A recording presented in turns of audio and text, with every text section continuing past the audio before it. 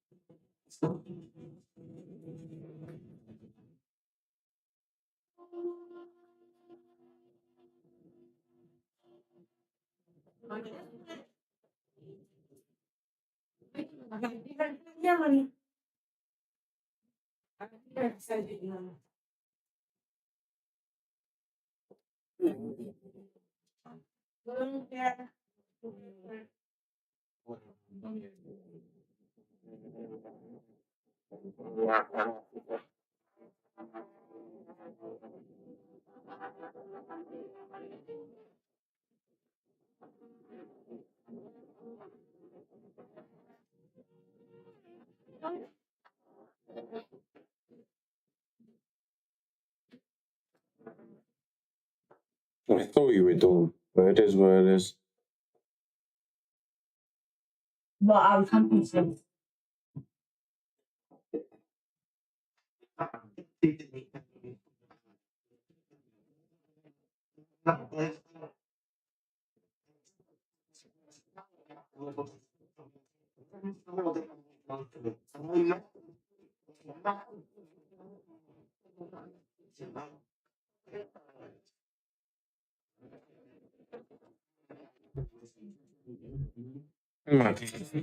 No.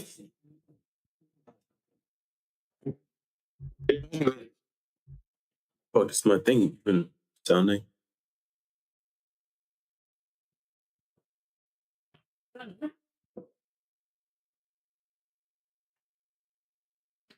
Yo.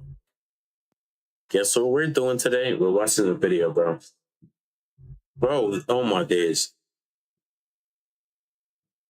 Like. Actually, what were you gonna watch? I'm not watching Shimi's University. Fuck no. I know I said I was going to watch it. But hell no, bro. Today, Pop the balloon, the members AMP of does AMP pop the are here to balloon. find love. I'm looking for someone that could go 50-50 with me. But instead of going on dates like a normal person, I'm a stripper. Oh, what club you work at? they're gonna ask surface level questions and pop some balloons. I'm looking for my sperm donor. Dude, this might be you. I'm all out. This is AMP Does Pop the Balloon. Hello, welcome back to the channel. I'm your host today, Sienna Hubert Ross, and we are doing Pop the Balloon with AMP. You're a handsome guy. Thank you. God, black Chill. excellence in the crowd. What's your name and age? My name is Agent Zero, Streaming University. Age? Age. What you mean by that? Oh, let's get to that What year were point. you born? Oh. Not the age of what you're looking for. 33 lunar years. Okay, amazing. And what are you here looking for? I'm looking for a gaming partner, somebody Okay. that could run the twos on Apex Legends. Oh, I love that. Okay, you know how you get Like about them your females. What's your name and your age, and what are you looking for? My name Duke. I'm 32, and I'm looking for a turtle sitter. No. He's not 32. He's in his 40s like last week. What can mean 30?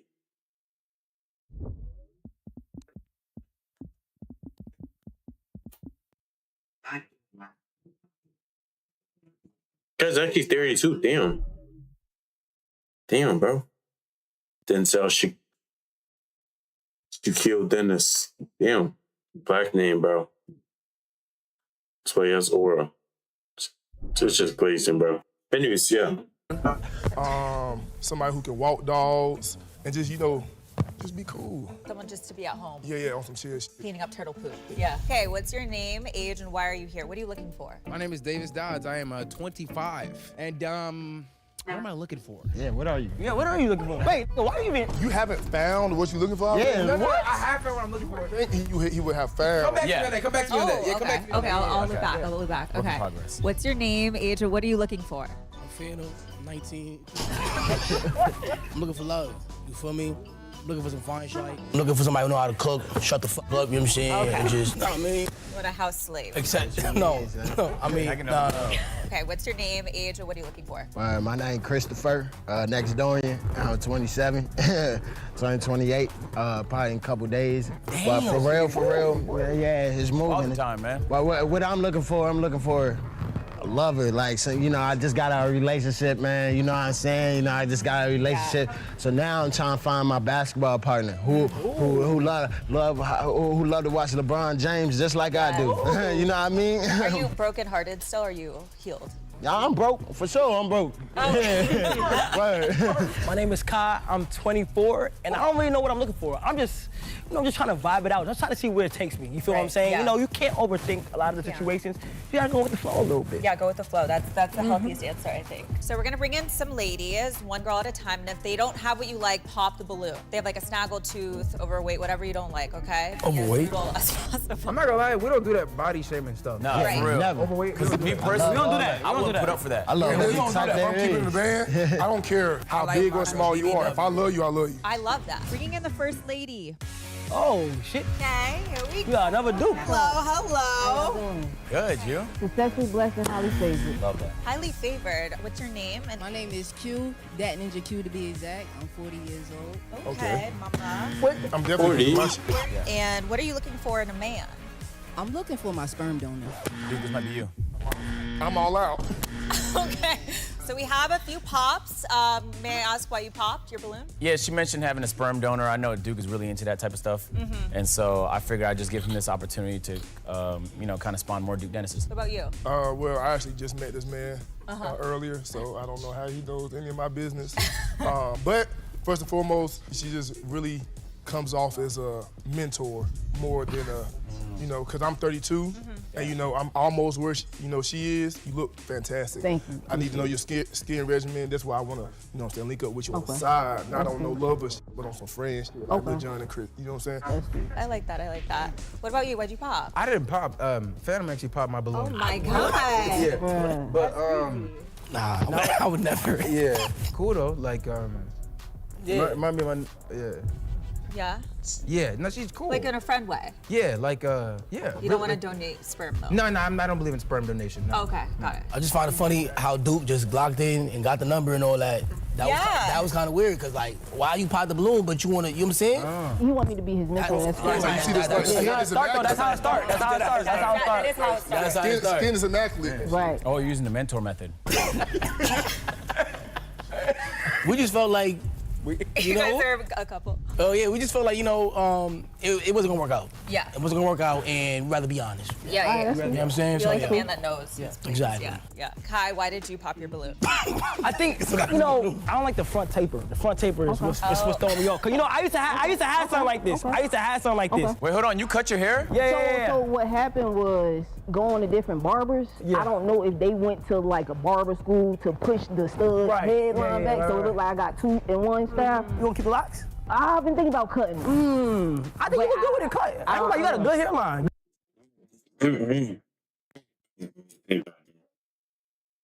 This is really sweet. I like that was it. about You want to donate some sperm? Oh, no. Definitely don't. No. Why didn't you pop your balloon? I ain't gonna lie. Like he talking about haircuts and all this extra shit. And I'm just like, she perfect the way she is, man. So my one question to you is, do you like sports? Hell yeah, I used to ball. Hey, I used to ball. okay, how many points you used to average? Shit, per game at least 25, 30. Oh shit. Okay. Okay. All right, question. Who your favorite basketball player? Me. Oh, Bron, no. motherfucker. Damn. No, Bron. I'm sorry. Oh. LeBron fan. Damn. Get No your sperm ass on. today. Get your Damn, back to could have been love. Bye. Have a good one. You're going to get sperm one day. I'm playing. Back to the clubhouse. All right, we're going to bring in the next girl. All right, now. Yeah, do like that. It's giving 401k. Hello. How are you? Good. What's your name and age? My name is Marmar. I'm 35. That's up to Duke speed right there. Why everybody keep putting them on me? I'm from Decatur, Georgia. Where's greater? Where it's greater. Yeah, absolutely. Okay, I see the chemistry, Davis. That's okay. You want me to pop my balloon? Just say that. Just say that. Just say that. You know what I mean? I work in entertainment. What are you looking for in a man? I'm looking for a YN to take me through there. Take me through. The white end? Oh, okay. Oh, I love that. Wait. Oh, because he's a little older. Only one balloon popper. I'm going to ask you. right. Why did you pop your balloon? Yes, ma'am. I'm a grown man. I don't fall into that category of YN. Yeah. YNs. Talk to him. I don't commit crime. So, it's just a conflict of interest right there. Right. So. You don't commit crimes, nigga. Didn't you just blow up a crib last year? Nigga, we just caught you at the mall. No. That was different. And what about New York? Yeah. At the mall, you wasn't playing the mall, bro. Hey, playing hard to go see, gang. We're on this fucking doing that shit. They definitely told on me. See, that's what they don't know. Yeah. He got paperwork on him. He's Oh and he is the police. Look, Kai is the police for This sure. is not a Oh, secret. nah, bro. So like that's why I don't like police. You're gonna do something by yourself so nobody can tell on you but Yeah, yourself. exactly. Yes, ma'am. But nice to meet you anyway, ma'am. Okay. Alrighty. So I'm going to have you ask a question to the guys. Any question you have. So I'm like Angela Bassett and how Stella got their groove back. If you were to take me on a first date, where would we go and what would we do? Where would we go and what would we do?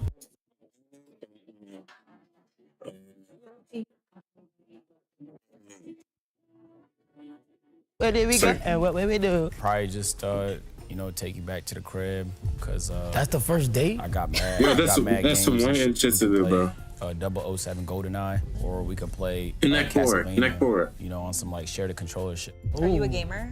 Gaming's okay. Okay, gaming's okay. Probably Magic City. For the wings, though. I ain't know about Magic City. All right.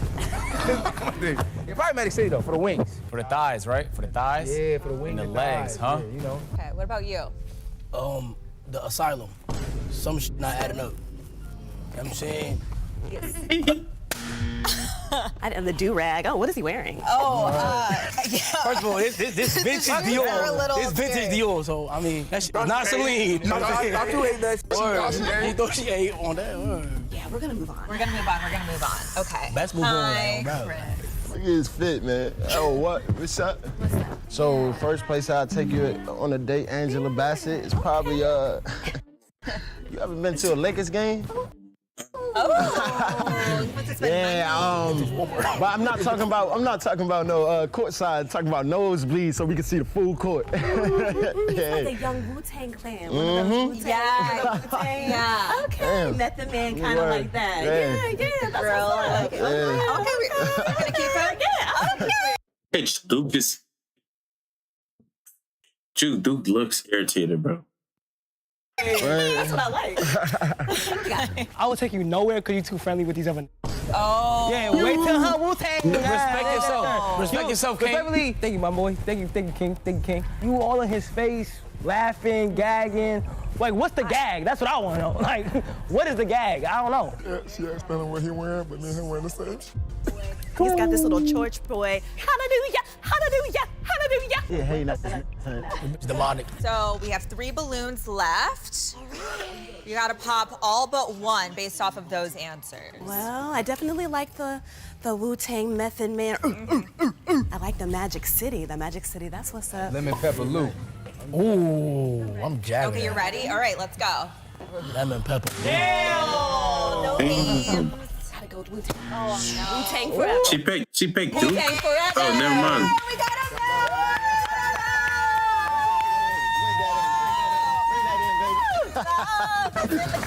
Go ahead, where we going? Where we off to? We're gonna go this way. Okay, all right.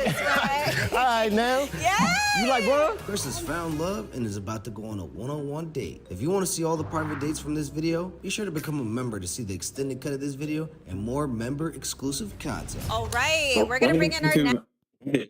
Gonna be some freaky shit on there. Not gonna be jack shit, bro. Like, let's shit. What we doing? Yo. Sub me in there, bro. Yo. What's her name? What's her name again? The lady with the mic? Yo. Hey. Just because I'm taking you,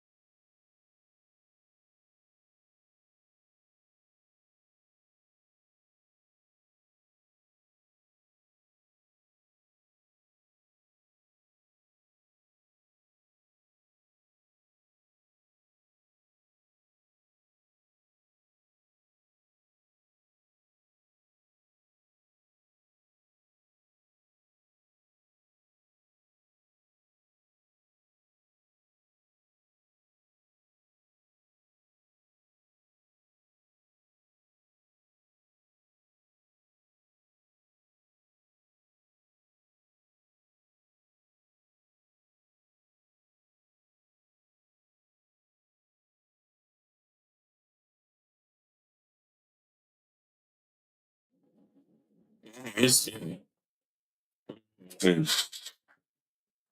Next lady. This Duke type. Yep, this is all you, bro. Nah, this is Asian. Can I ask your name and your age? playing in the snow. 25. Why she look like an actor? Okay. Oh, damn. Where are you God, you did a whole emo. from and what do you do for work? I'm from Tampa, Florida. I'm a stripper. Okay. Yes, and I'm also in school getting my master's in counseling. And what are you looking for in a guy? Someone who's hardworking. I really like businessmen. I'm a hard worker. Yes, and someone who loves dogs. I have a big black dog named Reaper. Do everything else, but no dog. Doggy, not dogs. Like I heard you. And what are some red flags in a man? Someone who's shorter than me. What is that? What? A red flag is someone that's shorter. Look at See what? Bad. She doesn't want someone shorter. She don't want nobody what? Shorter. Okay, we got some balloon poppers. That was We're mad gonna go to them and disrespectful. ask Like, we why had they to go pop. there. May I ask why you popped your balloon? It's just like I sat down with Dr. Umar recently. He told me he said black queens forever, snow bunnies. No bunnies never. Oh. That's kind of. It's kind of what? A little racist, Yeah. but it's okay. Exactly. Tell him. Oh, no. This is a good discourse. Oh, this This is is a you good. can have mine. This is all you. Became a TED Talk. Why did you pop your balloon? Height phobia.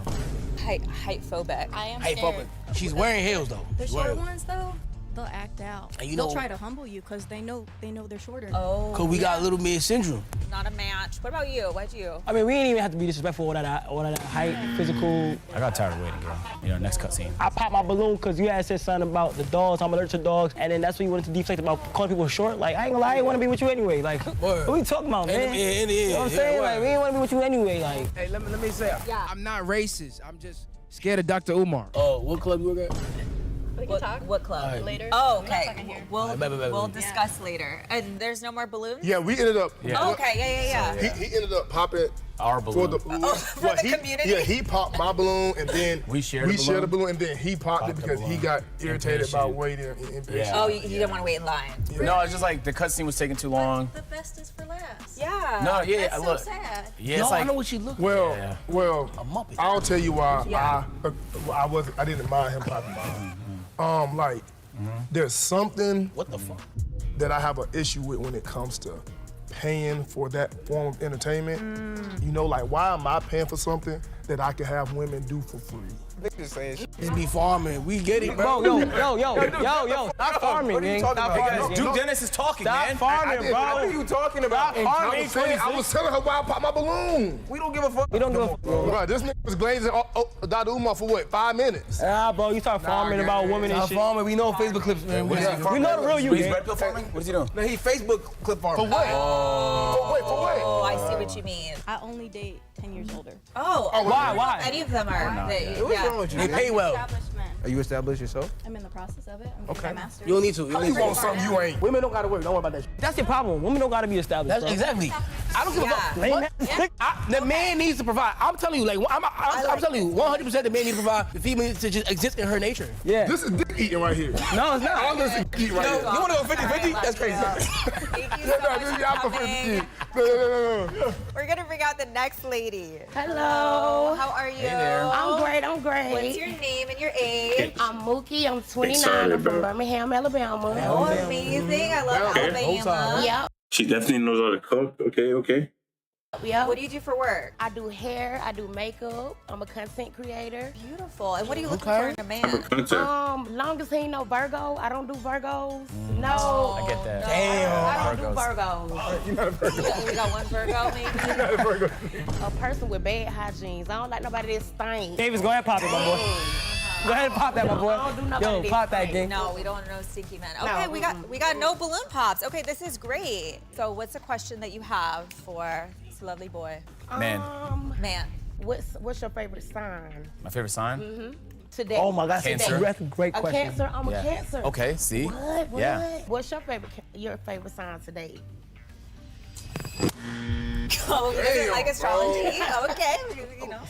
What's your favorite sign Nah, I'm big on today? I'm big on astrology. Probably asparagus. Yeah. Asparagus. That's not a sign He's though. silly. So what's your favorite sign today? I think today I'm feeling Leo. You know what I'm saying? Yeah, I am. Yeah.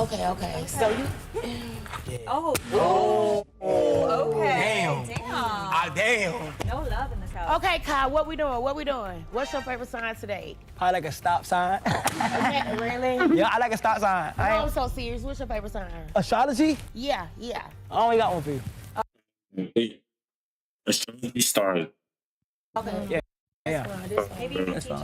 Yeah, I got him. I got you. Why do you like astrology so much? I was with a Virgo, and he was horrible. He was the worst of the worst, so that's why. Hey, what's your sign? I'm a Sagittarius. Oh, that's compatible. I like Sagittarius. They all right with me. Okay, maybe we got a match? Yeah, I don't know. Huh? We got a match? No. Yeah? You ready?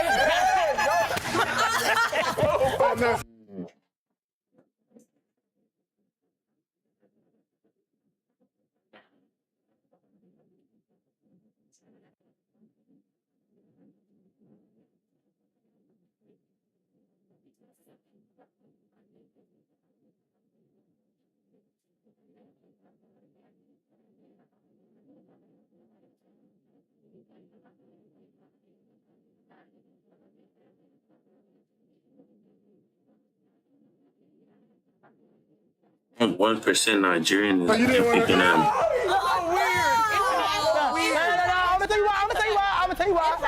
gonna tell you why. It's because, like, I think you're an amazing person. But I feel like you don't even know her. What? You don't know her. You don't even know her. From what I'm seeing so far. What sign is she? From what I'm seeing so far. She don't like Virgo, nigga. No, she's a Cancer. You wasn't listening. Cancer. What's her name? I don't know. Shit about her. Her name Mookie, nigga. Exactly. Was she a Cancer? From what I'm seeing, I think she's pretty cool. Exactly. But I think, like, to go down the line and ask everybody the sign question when we could have multiple questions, I feel like that was a little, closed-minded right there. You know what I'm saying? It was. Yeah. There's a rules. Maybe next time. Have a good one. Thank you. Okay, we're gonna bring in our next girl. Oh, no, this dude tight. No, this dude right here. My name is Maya, and I'm 25. 25. What do you do for work, and where are you from? I'm an What? entrepreneur, so I have a couple different establishments. In there, bro. And I live in Atlanta. What are you looking for in a man? I'm just looking for, a guy that's, I don't know, I'm kind of shy, but What's a red flag? What's a red flag for you? just someone that is not considerate, that's boring. Boring. Yeah. Yeah. That's real. So I'm gonna hand you this pin, and you're gonna ask each guy the same Yeah, so like what else is boring? Just staying at home all day? Yeah, LA. question, and then Always the same. hop on as we go. What's your type? Good question. Streamer? He is no type. Female. I like women that are considerate. That's elite pool right there. Oh, okay, that was good. Guys, can I talk or am I allowed to talk? Okay, then just say that. My bad. I like women who are open-minded and who. Is Asian Somalian or Ethiopian? It has to be one of them. Wait.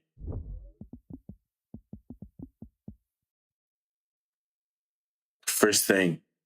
Yes, he probably is. No, the country. Oh, Ethiopian descent. Avivia. Or Harari. I didn't know all these. Probably did a whole background check on them. Shit, I knew it. It's either one of the two. Damn. Like to have fun. Like to have fun. You like to have fun? Yeah. Okay, cute.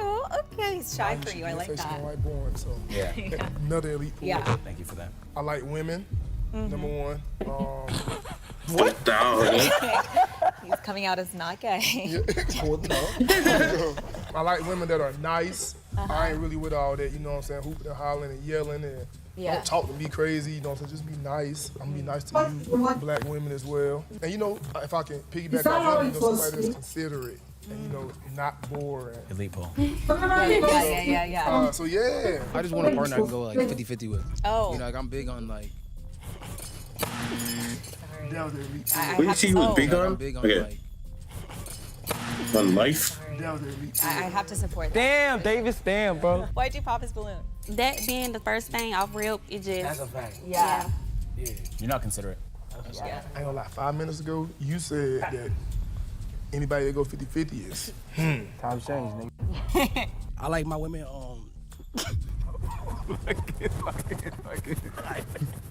I go lock in, bro. I go 25-75.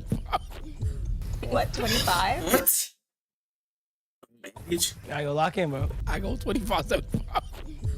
What, 25? 25-75, you heard? 25 to 75. Yeah. Got it. Okay, But you're not 75 my way, 25 your way, though. So chill. Hold on. 25? You can't do 25? No, I'm not saying I can't do it, but You can't do 25? What the fuck? yeah, I'm not saying that's a problem, but I'm gonna have to pop his balloon. Yes, it's a problem. Okay. You know, I think the 50-50, 75-25, that's just some little boy shit. That's some little boy shit. I don't know what the fuck they talking about and shit like that. But, you know, men should cover everything, you know what I'm saying? Like, we going out somewhere, something happen, I'm gonna provide, you feel what I'm saying? But in terms of my type, I want somebody who's like creative, you know, who can expand on my creativity, because, you know, one day I want to run for president, you feel what I'm saying? So, yeah. Would you support his run for president? Definitely. Okay, Q, we have a first lady. Yeah, definitely. He's gonna be the second president that can't read. Who you first? Oh, you put it. Okay, so pop all the ones that you do not like. I'm scared of balloons. I be dude. Hold on. We don't know yet. We don't know. Hold on. Do you have a question for her? What do you aspire to be? That's a good one. Cares about your dreams. I just aspire to be successful. Nigga, bro. Yeah, it's no goal. Just genuinely happy in life. All the answers you're gonna get, that was good. That was a good answer. Yeah. All right. Okay, I think we got it. So she's gonna be like a bag chaser, sack chaser. No, okay, sack chaser sounds crazy. Bag chaser, basically. Anything that gets you money.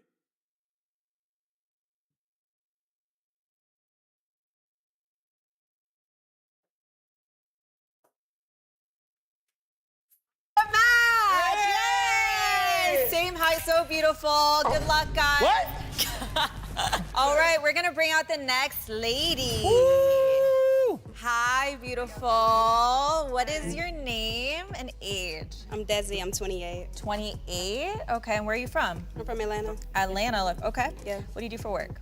I'm a model, muse. I work in the media and art world. What are you looking for in a man? Somebody to take care of my physical, mental, and emotional needs.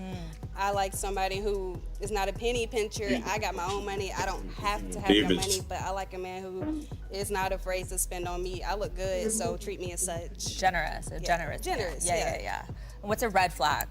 Poor eating habits, poor hygiene. We ain't got no pops. Okay. Oh, wow. All right. Well, why did you pop? Some would say I have poor eating habits. Like you don't eat I wouldn't good say food? that personally. You eat. Yeah, I'm still confused. How did he get from skinny as hell? No, to like fat as fuck to like skinny. Was he taking some Ozempic, bro? Vegetables? No. No, okay. Maybe not a long life. Okay, so I'm gonna give you this pin, and you're gonna ask all three guys the same question. I'm just asking a question, bro. I'm just curious. I'm not shaming, bro. Ozempic might be tough. I'm joking, but doesn't it make you gain weight quick?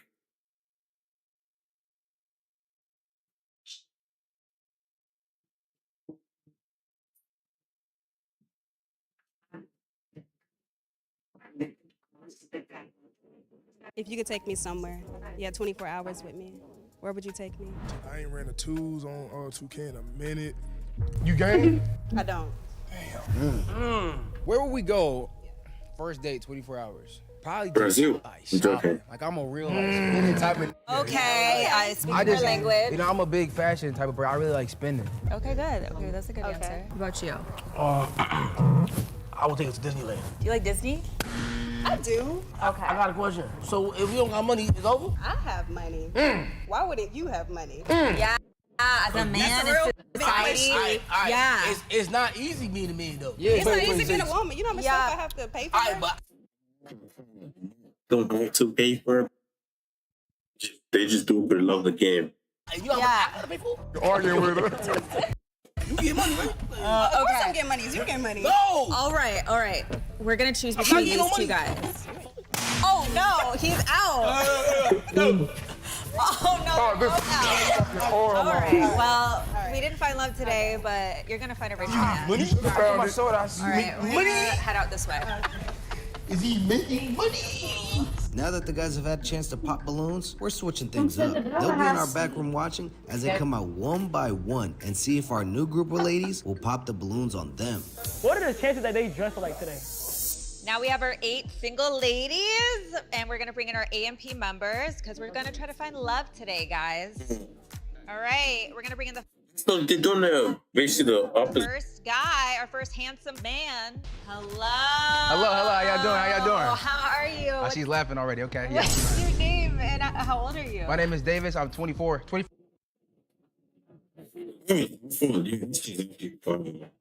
Damn, it's just tough. 5 now. Yeah. Okay. And she's taller. Yeah, that's a palm tree, bro. Oh. Damn, Davis. Where are you from and what do you do for work? I'm from Douglasville, Brazil. Georgia, and I do OnlyFans. No, okay. Yo, the one with the apple still did not pop. Yo, valid. Also, the first thing he thought of, bro. No, damn well. Let me count 1, 2, 3, 4, 5, 6. The 6th one definitely has one.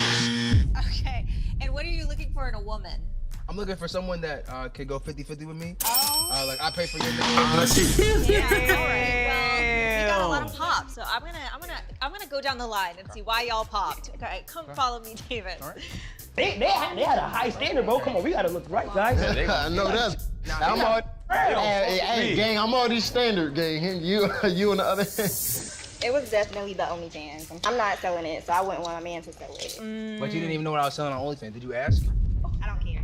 I'm selling a course to young black men on how to better their lives. There's no nudity, there's no pornography, nothing like that. So Okay, what is that? So I jumped the gun a little bit. Yeah. Oh, okay. I But the 50-50 would have got you. That's true. Why are you on OnlyFans doing 50-50? That's crazy. Okay, anyway. Who is this bum nigga? Why'd you pop? A couple of reasons. Okay. One, it's how you present yourself. Like, I mean, a suit is nice, but it's this suit with those shoes. That's one. Hey, come on. Reasonable. One of those Yeezys? I see an S. On the Balenciagas, bro. That has to be. Because they're like one of the only people who will style this shit like that.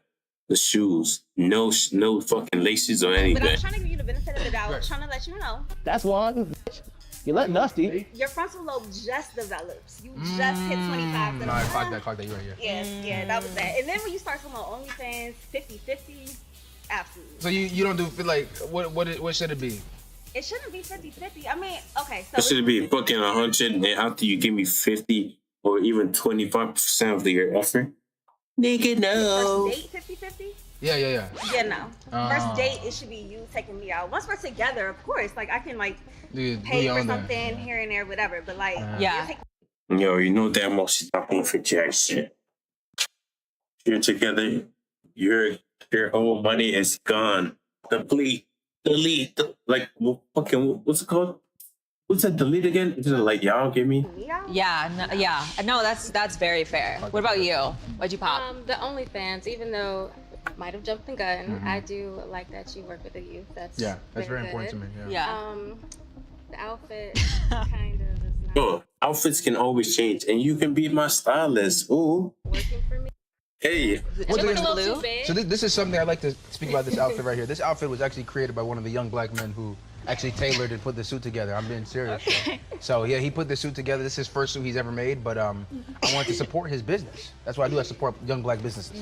Okay, he's a good black man. Yeah. Yeah, well, the 50-50 would have got me too. Okay. I did that before, so Yeah, I'm doing it we're not doing that again. We're not doing that. Y'all just don't want to pay for shit. No. Okay. Why did you pop? I'm not paying. For one, the collar is bothering me. It's like uneven. The collar. Bothering me. Nah, hold on, y'all. The 50-50, nah. Okay. Yeah. Yeah.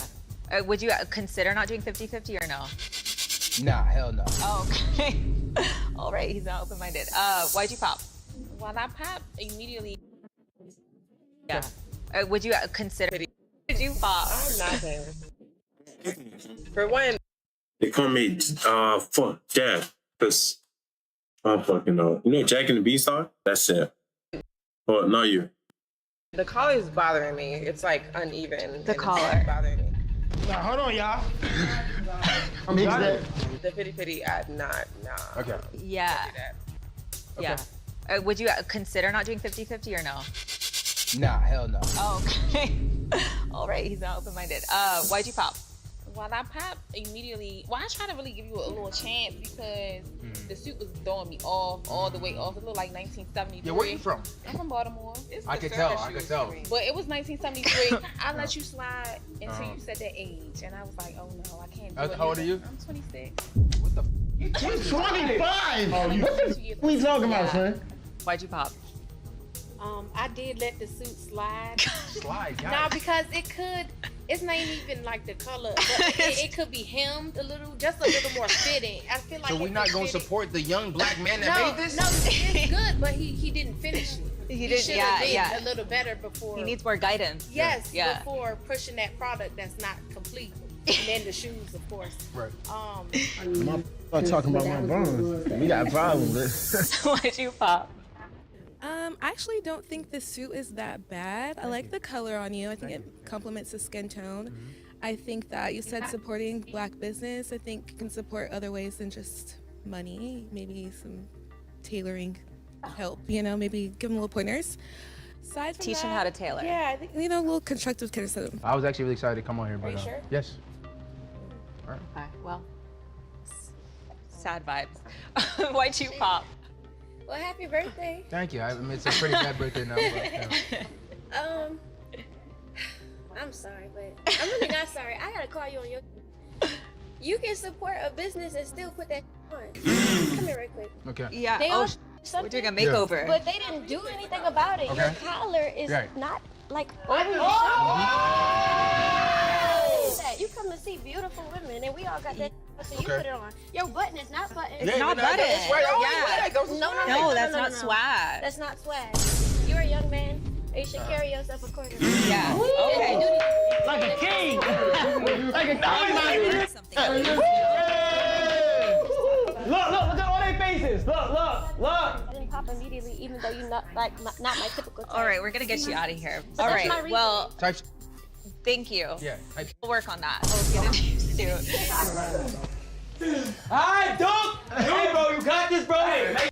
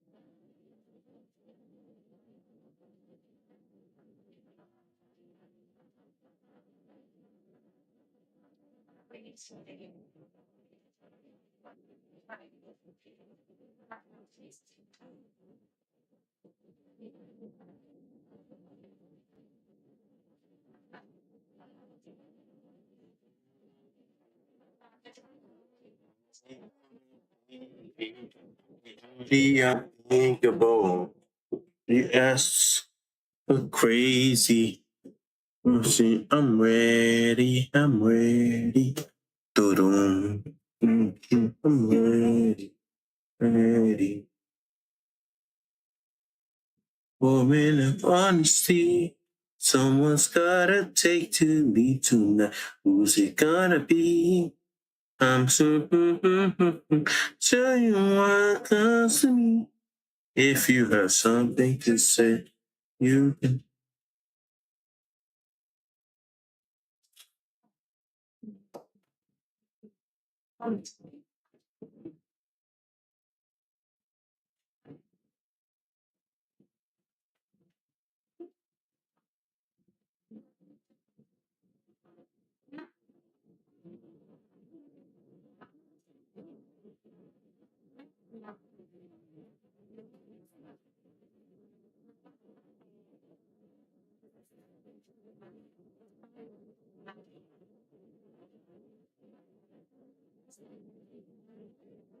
Hey, listen, look. make us proud. Make us proud, man.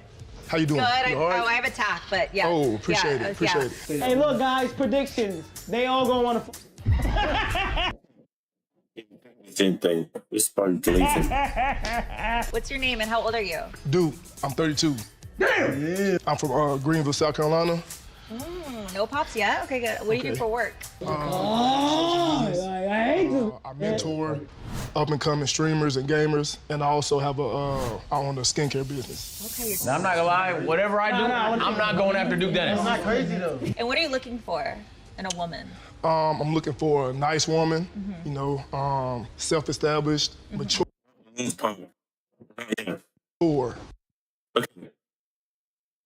None of them are popular. If he said he did OF, they're all now popular still. That's the amount of aura he has, bro. They're all gonna be like.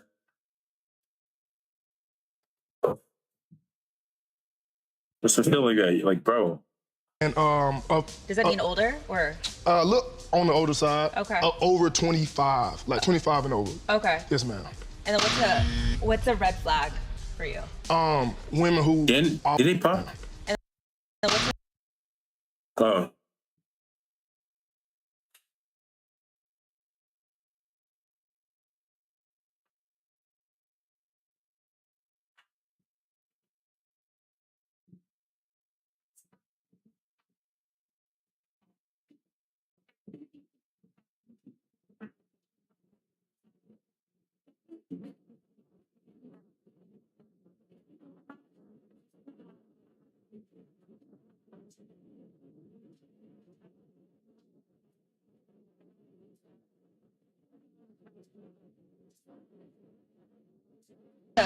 what's a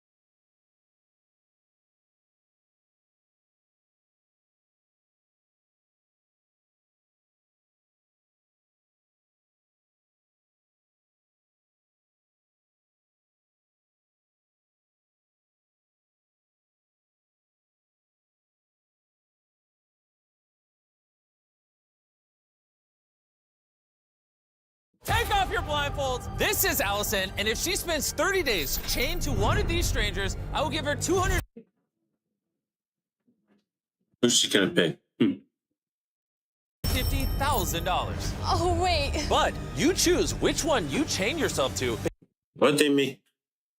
Did they just pick these guys off the street or something? Probably not. These are probably people they know. Based on looks alone. Wait, I get to pick? Yeah, you get a pick. Yeah, most likely, because like one of them might be a creep eventually. Could be.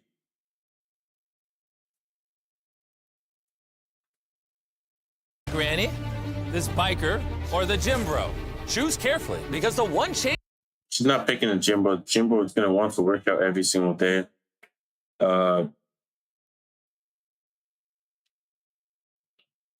Granny,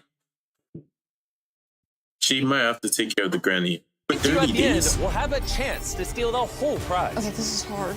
Only having that information, I'm gonna have to go with the middle biker. You don't even know his name. We'll have plenty of time to figure that out. $250,000 decision. Let's see if it pays off. Literally gonna be like each time, maybe each state the chain gets smaller or something like that. The chain strength. You're gonna be tight. The person like mega tight. All right, here you go. Hey. Seen these games before, bro. Bryce, my hands are sweaty. I'm nervous. Oh boy, this is gonna be an interesting video. This is where you'll be living. You got your kitchen. I don't know how to cook, but You know how to cook? I'm pretty good. No, I'm pretty good. You got your living room. love it. Any questions? How do I use the bathroom with this? Just go inside, put it under the floor, and there you go. Oh, don't do that. Oh, no. The only rules are you can't step on the red line outside or take off the handcuffs. I'll let these two strangers get to know each other. Hey, is it a bad time to say I wish I chose Granny? Yeah, I could be a backstabber. You have no idea. You know the gist. We have hidden cameras covering every inch of this house, minus the bathroom. And what Allison doesn't realize is this isn't the only stranger in this video she will be chained to. And they will all have a chance to steal the $250,000 from Allison. Things are going to get very interesting. Let's see how it goes. Which bed's mine? I want that one right there. Kind of an L because that means he's closer to the bathroom. I don't know. I'm sitting here at the dining room. Biker man, what's your name? Bryce. Wow. Bryce. Biker man Bryce. He said he can cook. I just hope in the end that we split. You know what I mean? That's what I want to happen. 100%. Would I not steal? Strongly leaning towards. It's gonna be every 2 days they switch. So like it's probably gonna be the other guy, then something like that. Know how it is, Mr. Beast. Played these games before.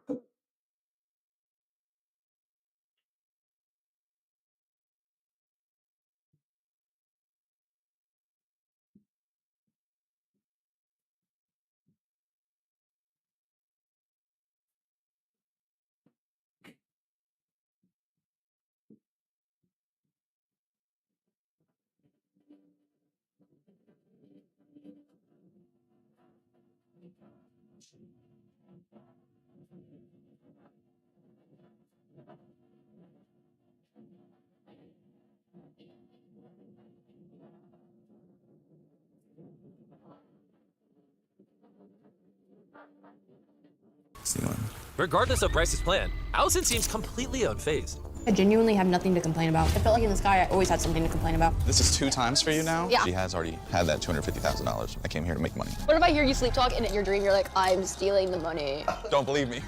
I feel like Bryce is trying to make himself seem super trustworthy so that he could steal the money. So curious how he would react, Allison decided to test him. Run. Out of context, 2 strangers chained together throwing. Is that actual real chain, or like is that like one of them? Probably is. At each other. Sounds bad, but seeing how they're laughing, I'm gonna assume it's okay. No! Oh, that was a good catch! At least they're having fun. Let's see if all of that changes in 2 days. You'll see what I'm talking about. $250,000 is a lot of money, but I still don't think I could do it. Yeah, I can sit here and say you're not gonna steal that money all day long. You could be lying to me, and I still have to hope. It is now time to change everything. Ayo, hey yo, what is that? A limo? Oh my God. I'll tell you when to open it back up. Jimmy? Why do you guys look like that?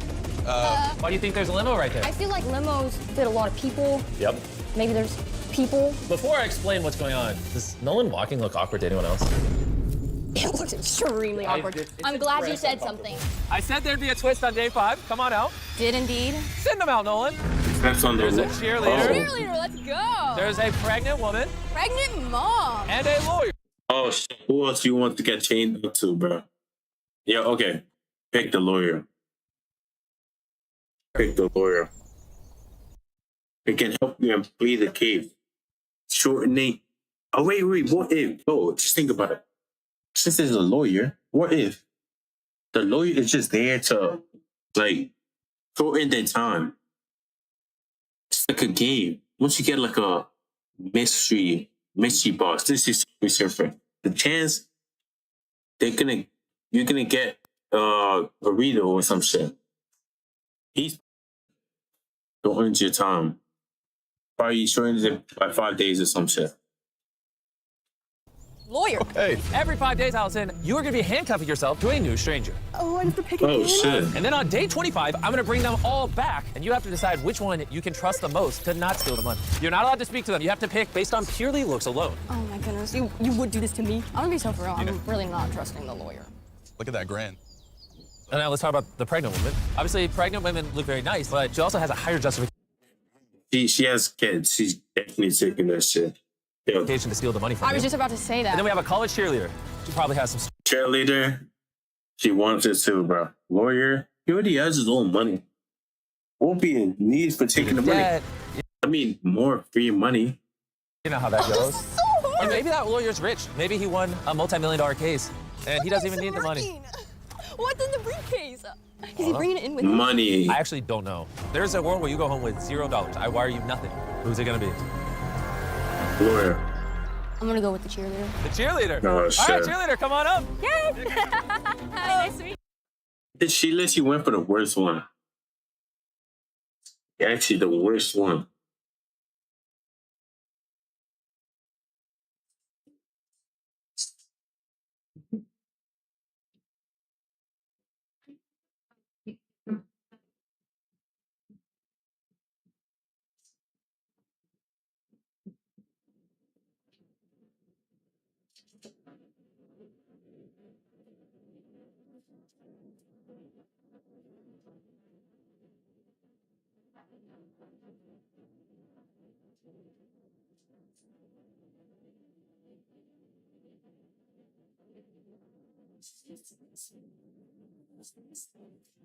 Hello, my name's Allison. I'm Skylar. Nice to meet you. We'll see you on day 30. Take care. Bye. They're gonna want to know, have you two ever met before? No.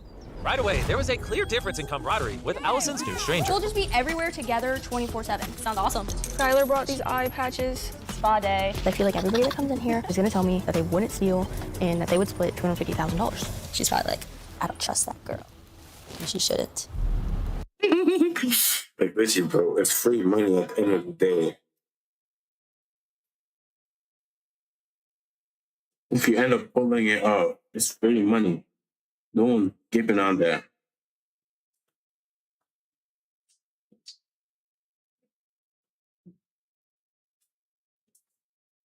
And with $250,000 on the line, Allison wanted to know if she really could trust her new stranger. I have a really good idea. Let's both stand right here, stand back to back, and run away as fast as possible. Why? Okay. Are you serious? Okay. I'm happy they're having fun, but so far, they haven't discussed the whole money thing. We haven't really talked about trust or anything like that. I feel like it's more been like a genuine just friendship girl time. You know, the game is for her to trust me. So I'm just gonna kind of keep playing it like I have been. Let's go, Pirates! And the girls were actually starting to open up to each other. So if you won the money, like what would you plan on doing with it? I would go to my dad and be like, I need to know how to invest in something. Let's say like I didn't make a big amount of money until I was like old. I don't know if my dad's gonna be or not. I don't know. If I wait too late, then like you wouldn't have that experience with your dad. Yeah. But it seemed like Skylar was almost getting too comfortable with Allison. I only like mint chocolate chip when it's green. Me too. Yeah. That's going on the pros list. She likes mint What's in the bowl? Is that peanut chocolate butter? chip when it's green. What am I tripping? Which caused her to make a huge mistake. One step closer to 250K. Wait. Damn. Oh my days. She sold the bag. 200 what these she sold. Okay, she can still pay it off. No, it was an error. I meant to say so and so, but the trust. We're like, but you took a fall.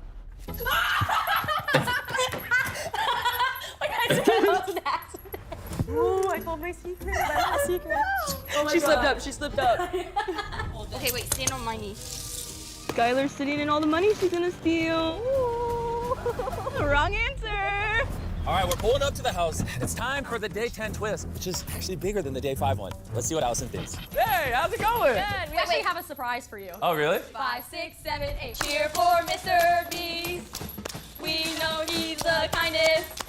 Onward to money. So be me. Okay. Oh, whoa. Okay. With the chain. It seems like you two are bonding pretty well.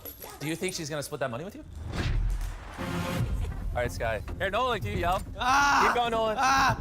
Keep going. If she picked you, would you steal the money? 250 grand's a lot. Well, you know, after 5 days of getting to know each other, I'm thinking I'm gonna steal it. Really? Yes. Oh, Yes. I don't know if I would trust this one. Allison, are you ready to meet your new strangers? Yeah, I'm ready. Send out the paint.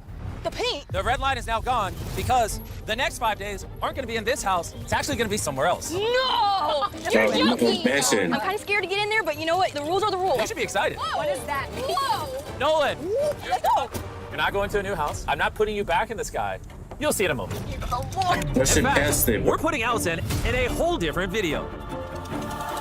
No way. You're joking. No. I see. Oh, the market. I look did not realize. Shut the fuck up. Yeah, I did not realize that. Hey, ended that video The already. grocery store. I know what's in the grocery store. Are you talking about the grocery store where 4 people have to eat all the food in the store for $1 million? Yeah, that one. That you might be joining for the next 5 days? No way. What? I hear the door opening. What could it be? I hear some chains. How's it going, boys? I brought you 2 friends. Hey. Hi. To kick this off, Sky, can I see your hand? Yep. While we're filming your grocery store video, we're also filming a video where every 5 days, Allison has to be chained to a new stranger. Wait, so you're about to bring in somebody else right now? No, it's going to be one of us. LD, it's one of us. All right, Sky, you are free. You can head out the grocery store. Take Hi, care. Allison. Bye, guys. Come on over, Allison. You can ask whatever you want. You're gonna be handcuffed to one of these 4 guys for the next 5 days inside this grocery store, which, while she's here, she can help you eat food. Let's go. Let's go. Anybody not want to be chained for $250,000? What time do you wake up? Okay, we're talking about $250,000. Not what time I wake up. I'm down with $125,000. Oh, because you wouldn't steal the prize pool from her? Absolutely not. You wouldn't? No. Honestly, none of us would. Does anybody yap? Does anybody a talker? I yap a lot. What's your thoughts on one? You've been really quiet. What are your thoughts? Are you okay? All right, Allison, I need to know, who is it? I'm gonna go Juan. Juan. Oh my God. Okay, Juan. Sorry, Juan. And there we go. You're now part of their team. Welcome home. For the first time in our channel's history, we are merging 2 videos together. The Beast Multiverse. I work blue collar, so I'm up at like 5 in the morning. Oh, actually, you guys have something in common. You both do construction. Yeah, I'm a heavy equipment operator. Oh, yeah, I good. tear down buildings like this. You tear down buildings, and he builds buildings. Let's go. Okay, this is great. Good morning.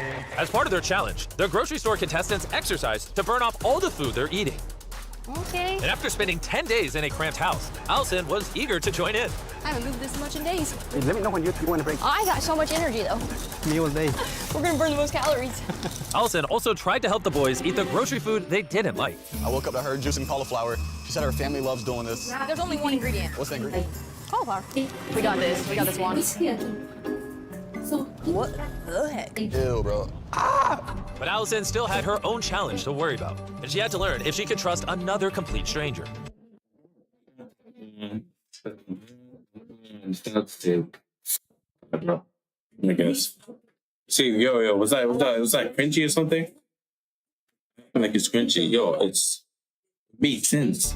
If you were to win the 125, It's like I think I saw this one this morning. 2 Asian meow. It's a new win. That's just cringy, bro. $1,000 or possibly $250,000 if you stole. I go tell you the Just truth. new Never win. I steal it. Sound Never stolen similar. anything? Never I steal it. No food, no money, nothing. How many kids do you have? I got six kids. Oh, This is all literally just for your family. six. Nothing. How many kids do you have? I got six kids. This is all literally 6 kids? Yo, Guys on some repopulation mission, bro. God damn. 6 kids, bro. See, okay. No, that's what he has to work on construction, bro. I mean, valid, bro. Repopulation, bro. For your family. Yes, that's all. That's kind of how I feel So too, no one because win. my dad was recently diagnosed with dementia. Oh, my God. Damn. Yeah, he took care of all of us. So my hope is I can go give back to them because they need it like more than I need it. I say you that. It's good. Very good dad. I'm gonna tell him you said that. Yeah, and I can give you one hug for you that, and you give it to him for me. Okay. Juan, he does not have a bad bone in his body. He literally loves everyone. No, he's in here.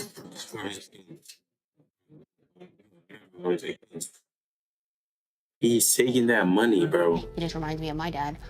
But he might not. But he needs money, though. Desperate times call for desperate needs. Desperate people do desperate things. So after Juan, I got more strangers to be chained to. How about the other two? I trusted them. Like, I don't think that they would steal, but the goal is to find the most trustworthy. Juan, that just means literally be yourself. We're a good team. Yeah, I like to work with you.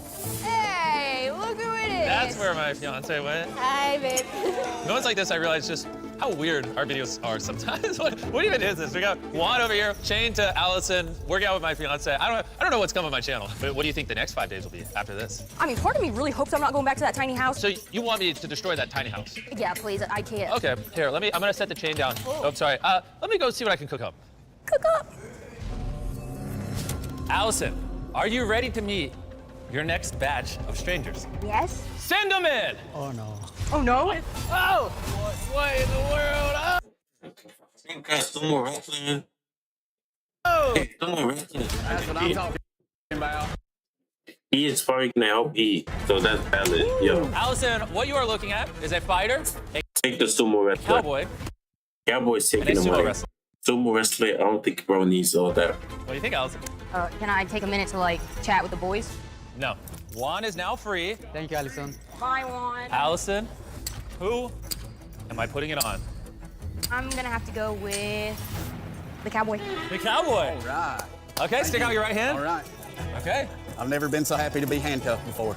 Any last words, gentlemen? What do you mean by that, bro?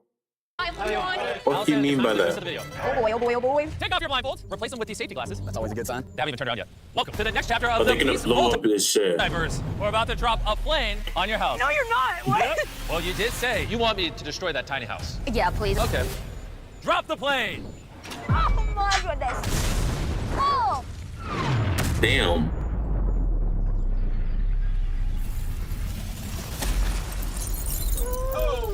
My goodness, that's the loudest thing I've ever heard. Your house is now destroyed, and that's your guys' home for the next 5 days. What just happened? You're actually joking. You ever lived in a plane that crashed on a house before?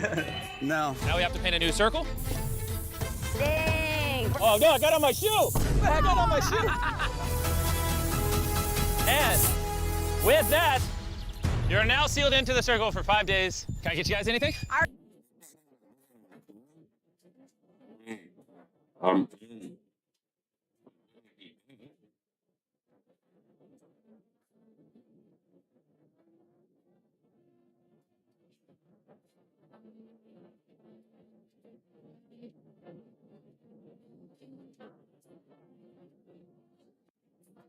You know he's gonna say no. Maybe an exercise bike?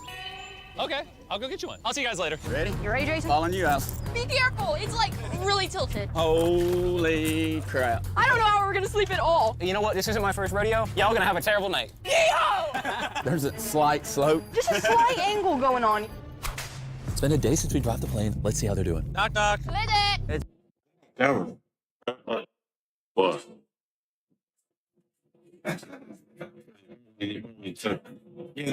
Jimmy, oh. Oh, welcome. Yeah.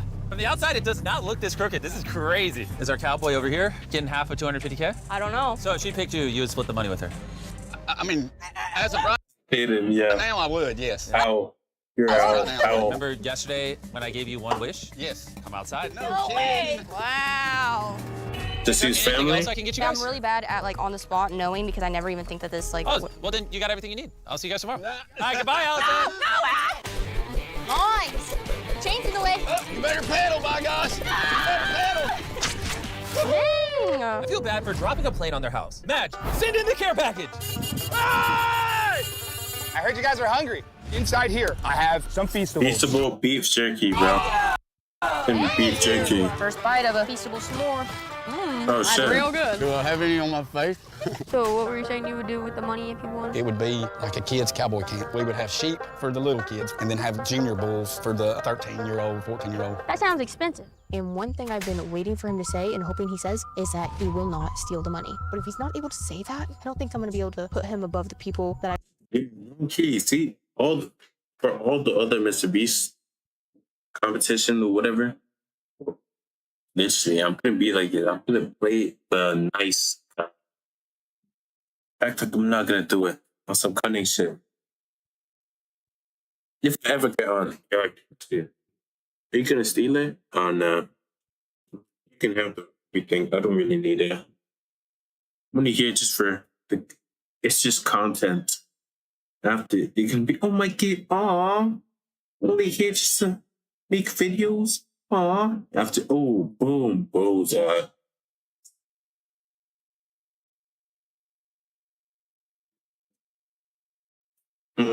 Oh, I thought you said you weren't gonna take it.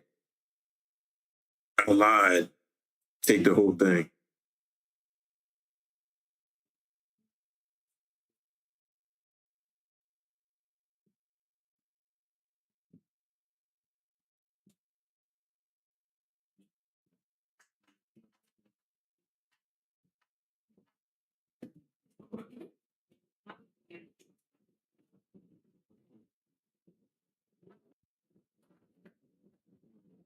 already been chained to. What would you do if you had a chance to win $250,000 or $125,000? We'll see what happens. Well, with the start of day 20, it's time for Allison to pick her last stranger.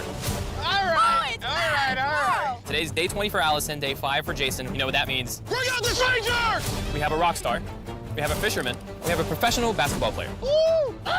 Great option. So Allison, who's it gonna be? Okay, I'm gonna go with Basketball the player, pro because basketball player. Yeah, smart. She doesn't need. Ready, let's get it. All right, Jason, you're officially free to go. Hi, Jason. All right, good luck to you. Eat some sushi for me. I will. You'll do great. Official. Oh, and one more thing, Allison. We figured you guys need a little more space, so we're gonna expand your parameters.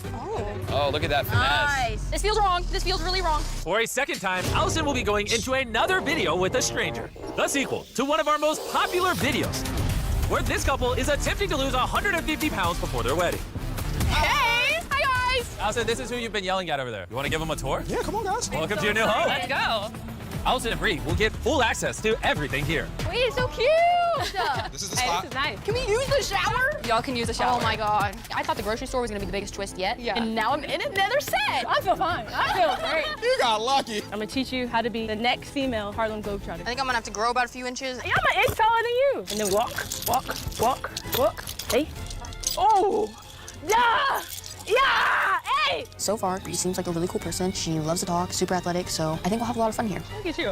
I know, period. Period, girl. You know, I don't know her that well yet, and she's already won $250,000. She's already won. At this point, she's gonna have to convince me to not take the 250. Wow, Bree is already going for the steal. The question is, will Allison be able to sniff it out? We did a workout this morning, and oh my goodness. Hey, just imagine she ends the game and everyone wants to steal it. I was dying. If you got money, what's the plan? These guys probably wouldn't. They're probably doing it for it now.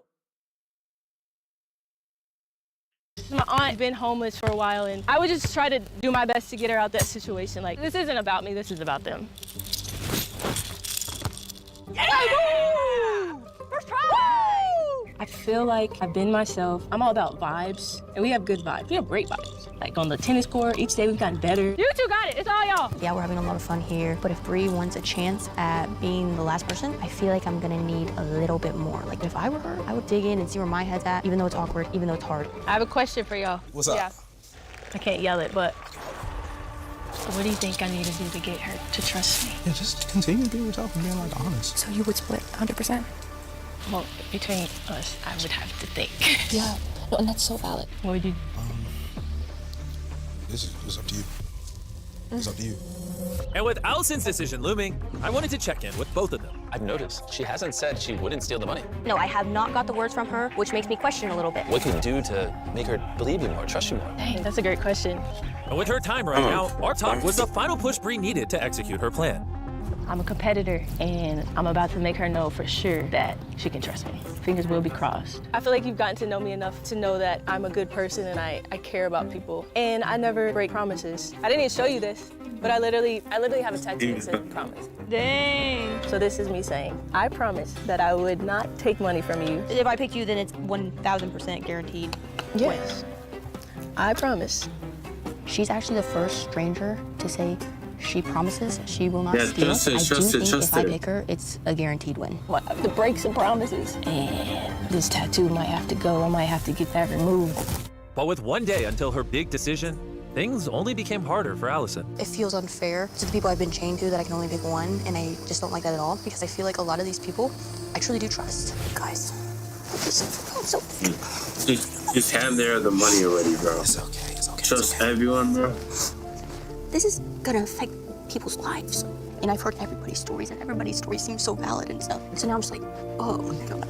Every choice you make will be the right choice. No decision is wrong decision, so I wouldn't worry about that aspect. Yeah. It is who you trust, like that gut feeling. I'm literally just gonna go with the flow tomorrow and probably be really freaking surprised. All right, it's the big day. Today's the day Allison decides who to trust $250,000 with. Oh. Just kidding. You'll have 5 days to decide. Oh, thank God. It'll make sense. After you follow me into the limo out front. Are you ready to make arguably the biggest decision of your life? I feel like from my reaction, you can tell the answer is no. Here's a blindfold, Allison. Oh, okay. Oh, Here's a blindfold. If you guys don't mind putting that on, that'd be great. Bye. Good luck. Let's see what she decides. What in the world? I'm a competitor. This is not a real place. This is a challenge. I made promises to her. I don't know, Allison, 250K is a lot of money. I feel like there's a right choice that is fair and makes sense. Definitely felt not a huge connection to her at all. We're definitely two different people. I'm so happy for her. I don't want to steal any money. I want to split it. This is hard. I feel bad. Yeah, oh, see, I knew OZ is splitting it. Fuck. Is that his name? It's Juan, my bad. Fuck. Yo, oh my D. Everybody, take off your blindfolds.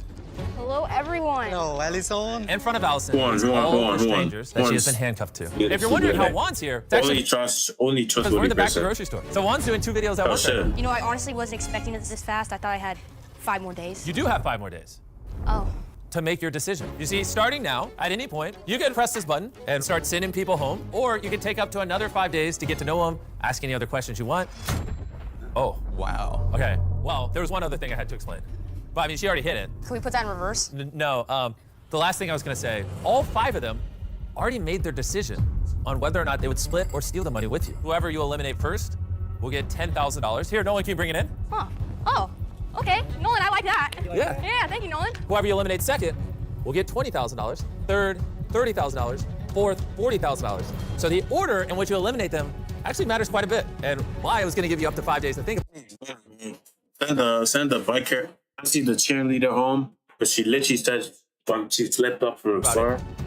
She's going home. Until she just- Bye-bye. Bye-bye. Hit the button. Well, I can't take that back now. Okay. Pliers. Thank All right, you. everything's happening quick. Allison just has no patience. The fun part is, too, when I cut them, we'll reveal what their decision was. That is fun, that is fun. Honestly, it makes me feel better knowing that every single one of you is walking away with something. I mean, at the end of the day, you guys were all here for only 5 days, and you're still getting something. $10,000 in 5 days, that is a blessing. So was 125. Or $250,000.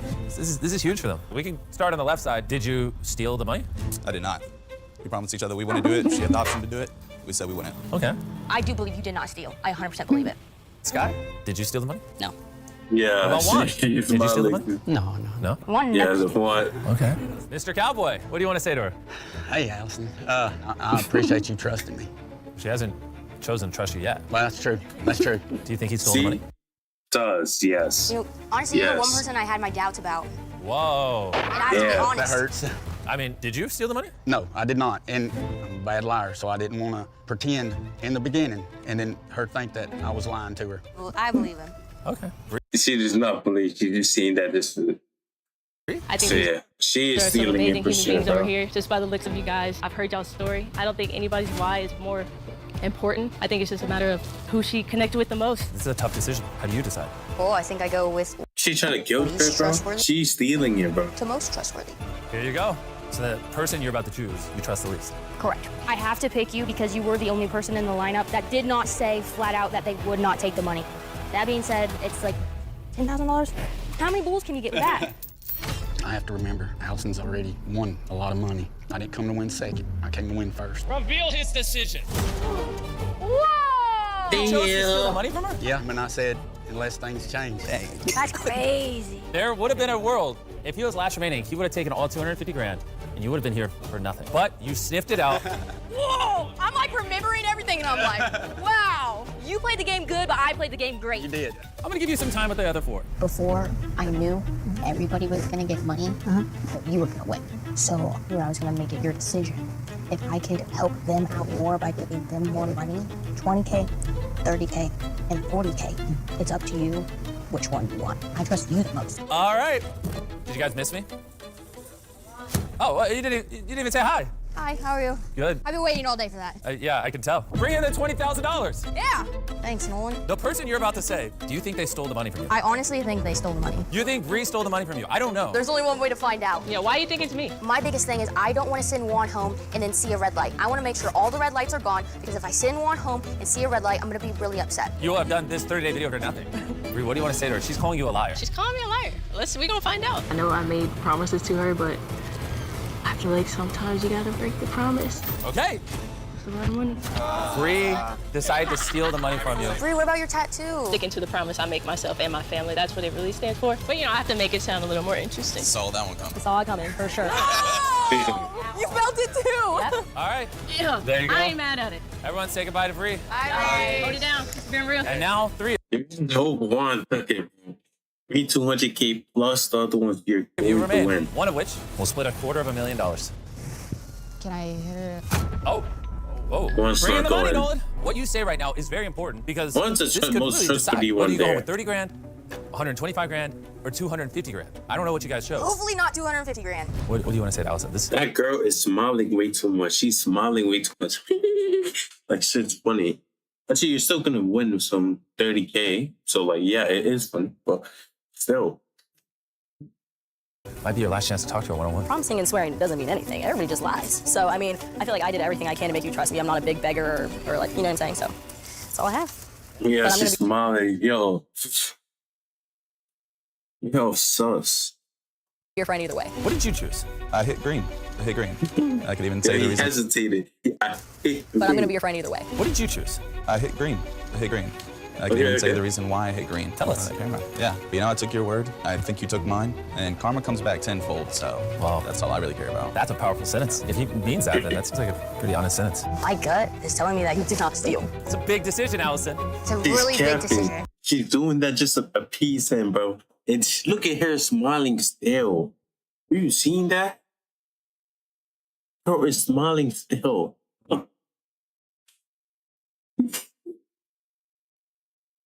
Some malicious shit. She knows And that after what we've witnessed, it like makes me a little smiling. uneasy still, because you never know what can happen. You never know what somebody's truly thinking. 250K. That being said, I still feel like I kind of have it figured Yeah, out. 250K, I'm comfortable bro. with what I'm about to do next, hoping that it's the right decision, and I really do think it is. What is she about to do?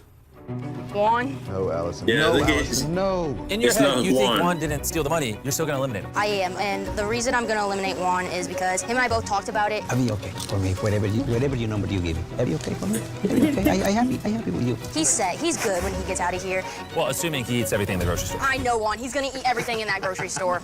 And now this is an act from Juan and I to help these two out more. So you didn't even want to win. You wanted to give them the opportunity to win? Yes, yes. I don't know if I've ever had someone sacrifice themselves like Juan is doing right now. No! They're literally yelling in the grocery store. Reveal his results. Green. You guys, the green light works. It works. It worked. I was a little worried for a second. Wait, why are you cheering? You just lost 125 grand potentially. I really hope not. I really, really hope not. I think I make good judgment. So far, Look at her still smiling, bro. I haven't been wrong. Yo. Look, smiling, looking at the camera, bro.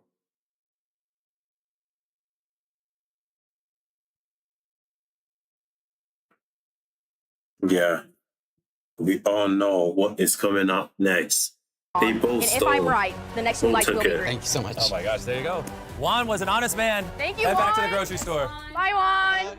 I think you just played probably one of the best of these games, to be honest with you. How did I do that? So different. I couldn't like speak it because she's here. She was so different. So different. And I could sense something was up. I'm like, why is she not being the same person? But you were the same person. Yeah. It's been over 24 hours and Allison still hasn't hit the button. Well, I had time to sleep the night through, think about it a little bit more. Guys, I have other videos to film. I didn't think this would take so long. I will feel better going home, knowing I took time to think about it and make a good decision. Regardless of who Allison sends home next, there is still a chance she walks out of here with nothing. Hey, bro. One of you is about to win $40,000, and one of you is about to win $125,000 to $250,000. But I'm curious. Scott, There she's smiling. Yo, that's two. She's years 250. what do you think? Looks pretty appealing. She's saying she doesn't Like literally. even want that. Well, I didn't say that. All right, well, we don't need this anymore. Flyers me. Oh, the pliers again. Oh boy. Allison, if you choose wrong, it could cost you everything. I was hoping there wasn't a wrong answer in the room. I'm not gonna say anything. There's no wrong answers, guys. There's no wrong answers. I thought long and hard about this. Obviously, we stayed a whole nother night in here because I didn't want to make the wrong choice. I wanted to make sure I was choosing wisely. And to be honest, I really think that both of these people will have a green light. So that made it a little more difficult. What do you do when you trust both of them and... Yeah. Oh. Okay. Nolan, I was in the middle of talking. Sorry. I think there's a light bulb that you should change over there. Oh, yeah. You want me to pick them? No, you should just... You've done enough. I appreciate it. You're a great guy. Bye. Yeah. It's not... Yeah, right there. Thank you. Trying to find a curtain Yeah, spot. yeah. No, you're good. Anyways. I'm dying to know. I I know want to you know are. who she's choosing. Go for it, Allison. I gotta dig deeper. Hey, yo. Just trying to remind myself what we're in it for. It is a game about trust. One step closer to 250K. Wait, 250. Sorry, Bryce, but I have to choose her. She's Oh my going, gosh. bro. Before you say anything, do you want to She's see what he going. chose? I do. Be honest. What do you think? Green. I think it's green. He Red, wouldn't be here if I red. thought it was red because I would have had Both blonde hair red. in his place. Both There's red. no world that this is about to be red. There's no world. Both red. Both red. She's Reveal smiling the too. results. Red. She's sold. She's not getting anything. I feel bad for her. No, I don't. Because I remember the last video, I wanted the other guy to win, and he was, out there with his ex and his other ex. Or his exes. The last install, I was like, yo, let me see some chaos happen, bro. So, guys, He's there is a so- world. And it's this one, the one we're living in right now. dead. You're joking! Is that real? Okay, turn the green light on now. No green light. Wow. You Damn. owe Juan an apology. That, I do feel Wait, better. no, actually, is this the part where he leaves? Do you want him to leave? Yeah. $40,000 in cash.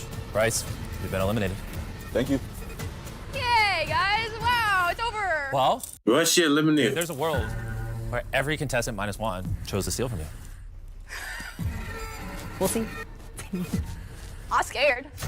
Every single decision has been in Allison's hands. So does she have to cut? Every 5 days, she chose who to pair with. Oh, now it's the other girl has to cut hers. She chose who went home in what order. Allison has been in control this entire video, and it all led to this moment right here. Allison, That's when that curtain reversing. drops, if Sky's there and the money's there, you're splitting it. Okay. But if there's no Sky and no money, you're getting nothing. Wow. And you wasted this entire time. Do you think every single person besides Juan tried to steal from you? I'm like really nervous after the last situation, but I still feel like she split the money. We're about to find out. I'm so scared. All right. He did not split it. She was smiling the whole entire time with some sus. He's sus.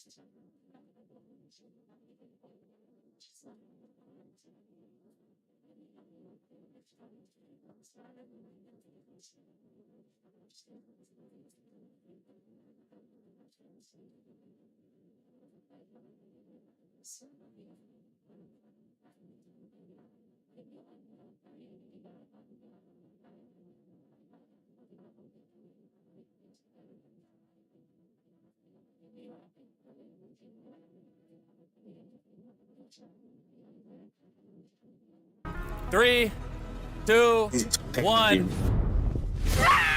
You got it! Oh my days, bro.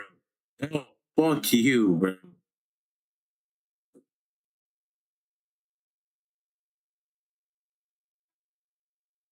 Like, bro, I wanted some chaos.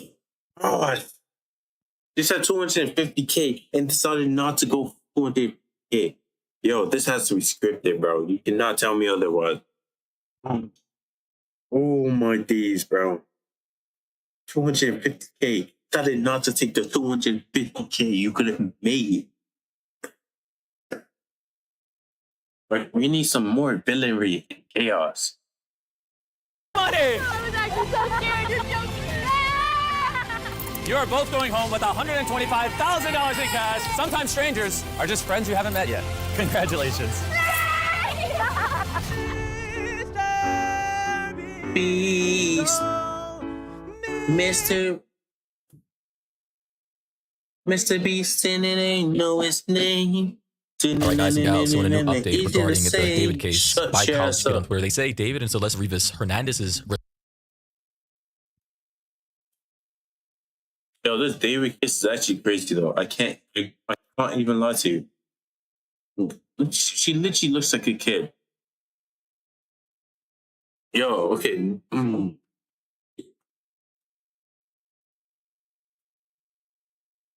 I want to hate, but I don't at the same time.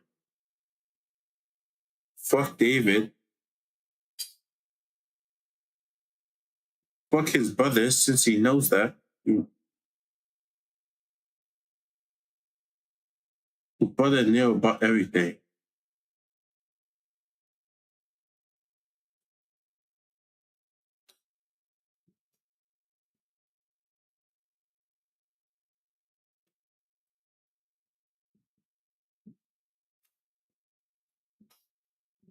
All right, guys and gals. If I'm not even, I want to hate so bad, bro. I want to be a hater, but she's dead. I'm not saying shit. That's weird.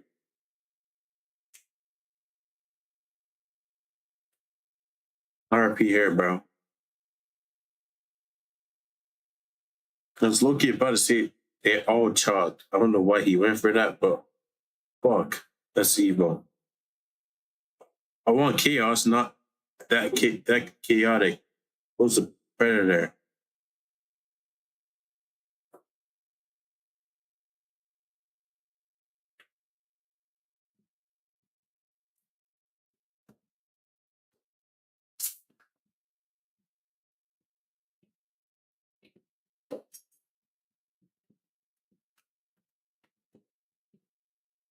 So in a new update regarding the David case by college kid on Twitter, they say David and Celeste Rivas Hernandez's respective parents knew about the relationship. Shocking, right? According to LAPD Detective Corey Farrell, David attended church with Celeste's family in addition to her parents giving her permission to travel to London with the singer, which we addressed in the last video. With this screenshot here of Celeste when she was much younger, she may have been around 10 with her dad right here, possibly the mother, siblings here, a baby, and of course, the one and only David Burke. And top comment here said, of course they knew. There was no way they didn't. She was on stream with him and all that, right? In front of thousands of people, as we all saw before. It was never a secret, yet they want to sit their funky ass in the courtroom acting like they said they need to.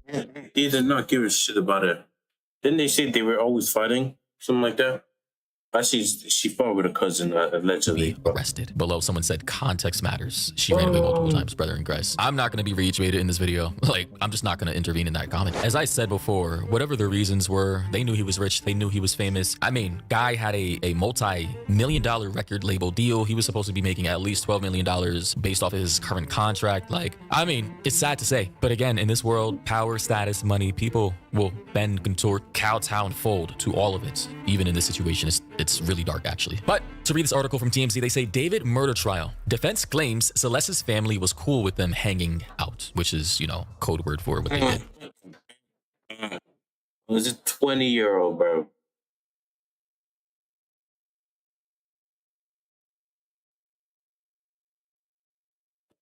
Na na na na na na.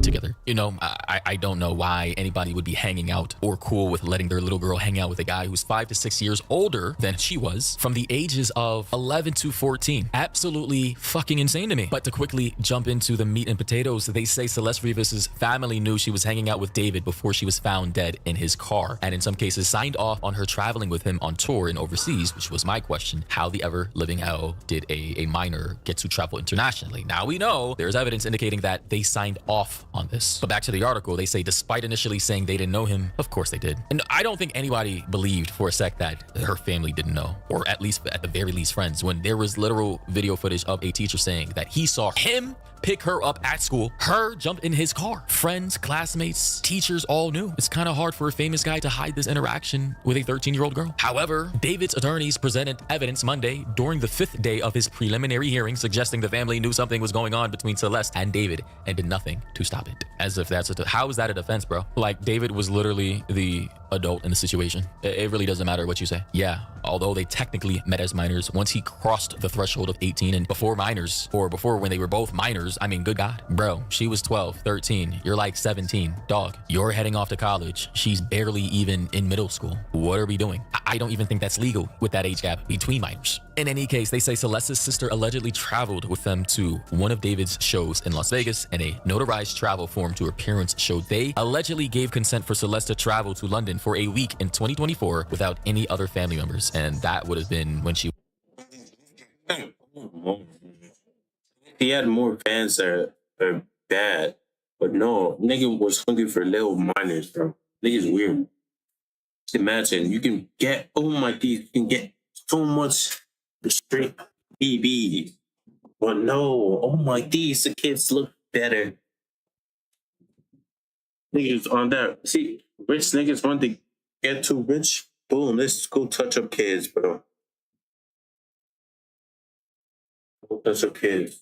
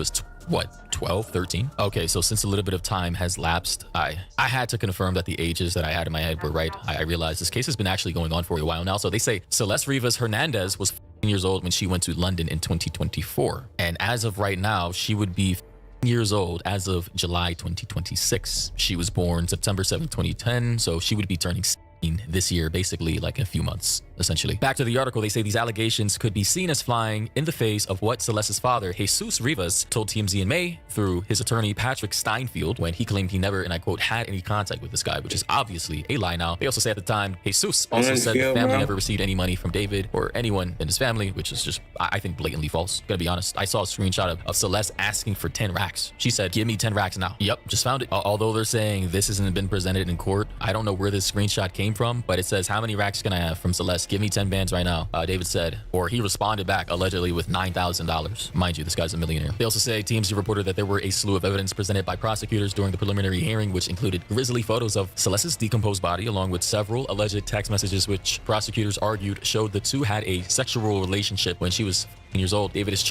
charged with Celeste's murder, with prosecutors alleging the singer killed her because she threatened to expose their illegal sexual relationship. He has pleaded not guilty. And that is a part of the story I kind of want to get into. You know, He not guilty is mad, That's actually not guilty. Madness, bro.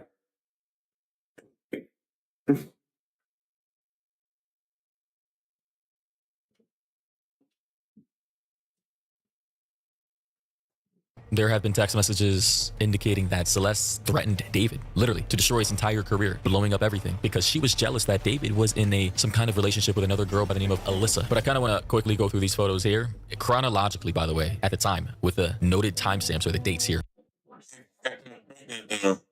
Not happening, though.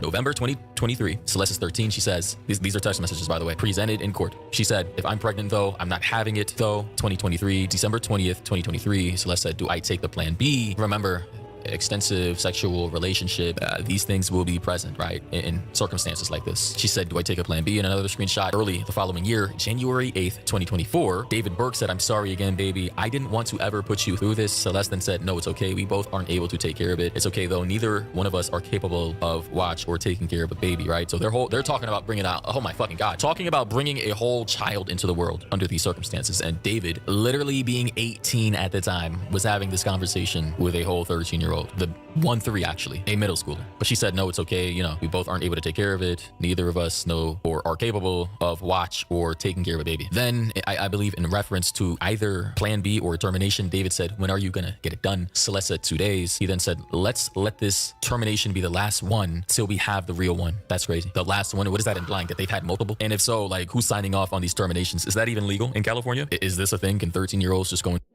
in? Yeah, probably. Determination. It's probably not an act one. They probably just get pills. So there's like pills you can use. Just take like 2, 3, and in clinics and basically do one of the most traumatic things any young woman can do to her body. Then later that year in 2024, Celeste said, what if the first termination didn't work? That's crazy. So they're talking about multiple terminations here, man. She also said March 2025, right? So damn, that was like a year later. She would have been turning 15 here, right? 14, turning 15 in 2025. She said, the way we are going, it's not happening. Maybe if things were different, all we do is have sex and just hang out, man. All we do is have sex and just hang out, man. I want more than that for myself. Yeah, the boundary setting is terrible. It's not even that. D, a lot more than just that. I don't want anything to do with you in person anymore, right? Having emotional relationship qualms with a guy. You're 14. The fuck is he? 19, turning 20? He probably, yeah, that's just crazy. Imagine doing this, probably being a 8th or 9th grader, and Buddy's a whole. He was 16, 11, and he was 16 when they met. So basically 4 years. Chatting and dealing with each other for 4 years, bro.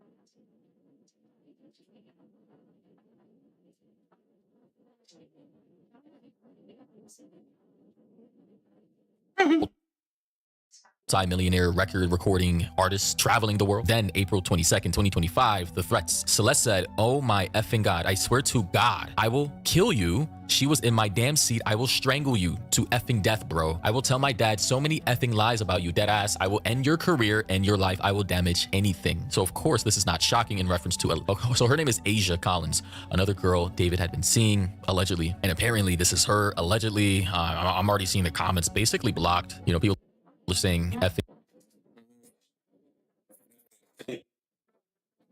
sick, everything hidden in plain sight, snake, you know, clearly she's a pretty young girl. I don't know how old she is, going to assume 20s, Gen Z. And yeah, you know, someone said, are we going to talk about all the videos going around or no? People are bringing up the David situation, and you know, people are saying I never laughed about her murder, WTF, nor did I defend him. When you release videos of you talking about things, people just twisted I do my job in this case by actually focusing on the important things. People like you want a video out of selfishness. It doesn't benefit the case or Celeste Rivas. Rivas is just...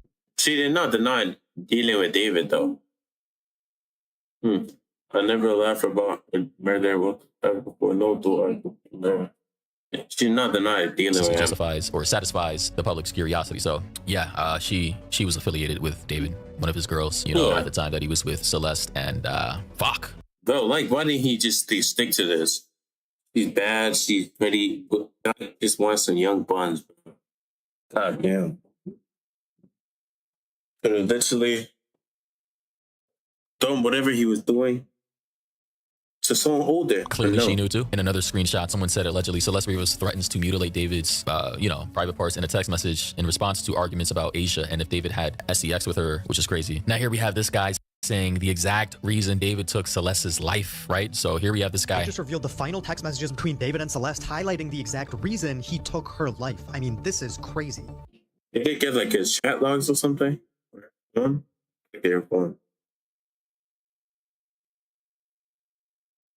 So today was day 5 of the preliminary hearing, and LAPD detective Corey Farrell took the stand, who has analyzed around 8,000 to 9,000 text messages between David and Celeste. And from bro, 8,000 to 9,000 text messages, dog. Like, how do you get yourself out of that one? But it seems like their last big argument stemmed from the fact that David was really close with another girl named Asia Collins. So just a day or two before Celeste's life was taken, she texted David. So there we go, the same girl we just saw, right? So I said allegedly before, but hey, you know, guys, I gotta for legal reasons, I don't want to get sued. I'm too broke for that, but yeah, same girl here. Bro, I said I didn't want to be friends with you if you wanted to be friends with her, referencing Asia. This then turned into a string of text messages with David saying, "You're turning this into something way bigger than it is," and Celeste responding, "Just tell me the truth, David," insinuating that he was cheating on her with Asia. This is crazy, bro. How is a 13-year-old girl in a love triangle with other adults at such a young age? She's 13, David's 18, 19, 20 at the time. This girl's likely an adult herself, and there's a fucking love triangle that a middle schooler just so happens to be involved in. That's insane. When Celeste started making threats to David, saying things like, "If I see you with Asia one more time, I will make anonymous accounts. You won't be able to avoid me leaking all the stuff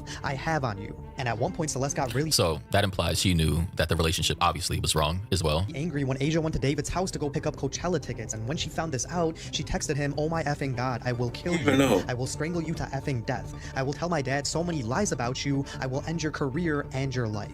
So of course she knew that what he was doing with her was highly illegal, wrong, and could not only destroy his career but his entire life. Now I'm not blaming her, of course, as she's not the adult in the situation. Basically all the responsibilities on her parents and David, as they are the guardians and the adult in the situation. But it does highlight that she was not oblivious to the dynamics of what was actually happening. And of course, David's defense is using all of this, saying she was making clear threats to leak all of this information to all of these people and even take his life, when this is just a girl who was clearly very upset and hurt by someone who she thought she was in love with.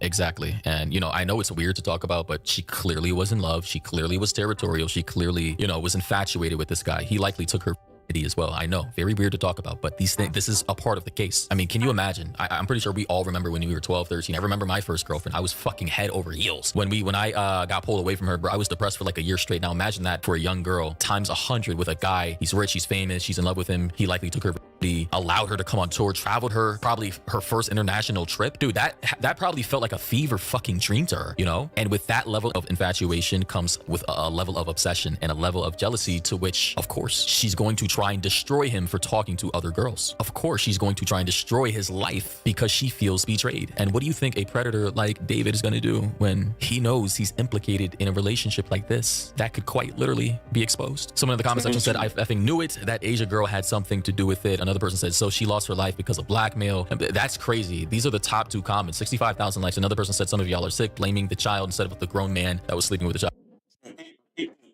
Yeah, way too much. I remember seeing this one. Oh, like it was this one. So this like lady. Basically, she saw a 20-year-old guy under her bed, her daughter's bed. I think he was 20, something like that. God, she literally saw him there because I think he was like cracking her daughter. Then after, bro, she shot him and killed him. People started blaming. Oh my days, why is she doing this, that, nigga? It's a kid, bro. Kids don't know better. Kids are retarded, bro. I think that's not really a valid word to use on kids, but I know who's blaming Celeste. Like, that would be fucking nuts. Another person said, this is why Asia blocked us all. Who knew Celeste? Another person said, the fact that a minor can just hop in an Uber, no questions asked. I mean, Uber isn't really like an Uber driver just trying to get paid, bro. These are like basically people, living paycheck to paycheck, mostly trying to scrounge by, for survival. So, hey, I'm not shocked. Messages from April 23rd, the day that Celeste lost her life, and the day that David arranged an Uber. See, these are the logs. If they delete everything, Instagram probably sent it to the police. To pick Celeste up from her home. At 5:07, David says, why do I have to show you everything I get? And she says, because I had your and me, and then tells him to get the Uber and gives him the... I had you what? And the day that David arranged an Uber to pick Celeste up from her home. At 5:07, David says, why do I have to show you everything I get? But where's he? Where's he reading? 1 minute Uber C D David getting in. 4 minutes he's there. And she says, because I had your and me, and then... Dude, what? Bro, I cannot see this shit, bro. Oh, my guy's out here blocking the whole shit. God damn, like, damn. Oh, move. Oh my days, bro. Bro, 4 minutes he's there. Like, bro, let me see this whole shit. Okay, pause. To get the Uber and gives him the address. Good. Bro, the fact that she brought up an like, that is nuts to me. I think, like, bro, the fact that she brought up an fuck is that, bro? Yeah. Hey, bro, well, just bro, to protect this girl.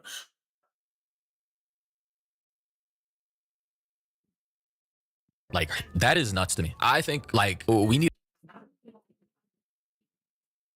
Yo, low-key, I can't lie to you. I swear this has to be like a common shit in a Hispanic household, bro. Because, bro, tell me why. There was this one time, this one girl who was a year younger than me, bro, she was telling me she was dating this one 20-year-old guy. She was like 16. I was like 17 or something like that. Guy was 20 years old. And I was so confused. Like, what is going through your head? And the 20-year-old guy, I knew the guy. I met him before. But I didn't know my guy was out here dating a kid. But I guess. Like, have a serious conversation about the culture we've obviously fostered to the point to where this was even out. They were both Hispanic too. I don't know if he's Mexican or whatever he's allowed to happen, man. She then confirms that she was picked up, and at 8:39 she says, I'm almost there. Open your door if you're home. And at 10:10 he says, gate open, door unlocked. And then at 10:31 he says, Uber said you're here. Where are you at? Now remember, prosecutors allege that in those 20 minutes between 10:10 and 10:31 he took her life and then acted like she never got there, saying, hello, bro, Celeste, you're blocking me. I'm gonna call Jen. You're scaring me. Where are you? Please just... Wow, that is... So they're saying at this time, around this area, is when he likely did the deed. String of messages. He continued this until around 11:40. Now the evidence does show that the Uber got there around 10:10 and David left his home in his Tesla around 11:30 to go to that Santa Barbara area.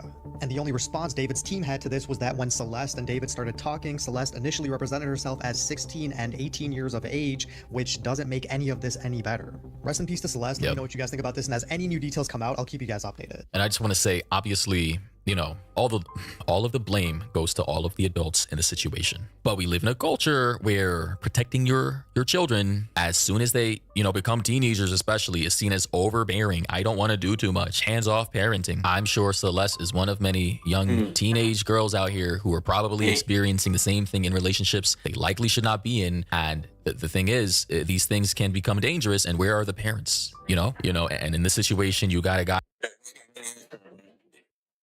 ran away from home for a reason. They did not give a shit about it. Wanted that bag, BAG, that big bucks, that V bucks, whatever you want to call it. Big bucks.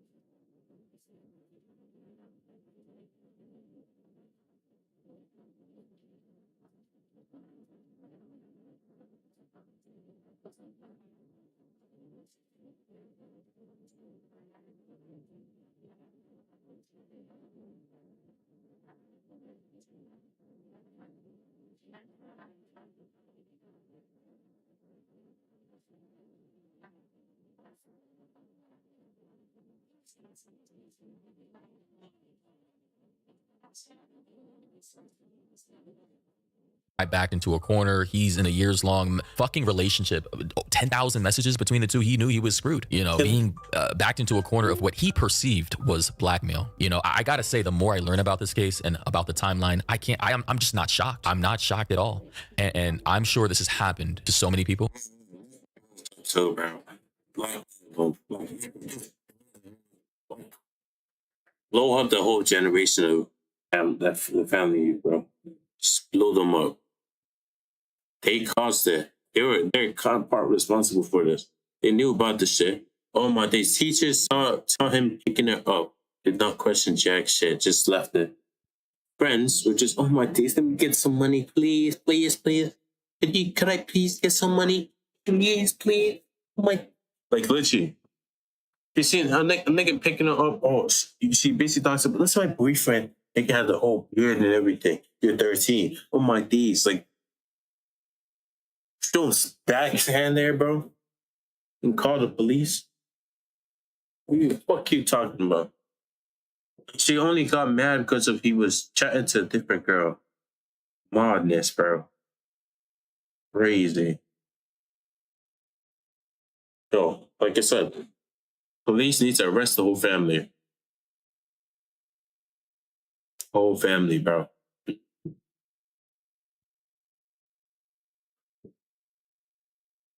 This is gonna be a different type of video, bro. And before I even hopped on here to record, I was literally ranting on my Instagram story about Her parents' game? Yep, absolutely. Yeah, I remember seeing this. I didn't see this, but he cracked. He basically they're cracking every single day.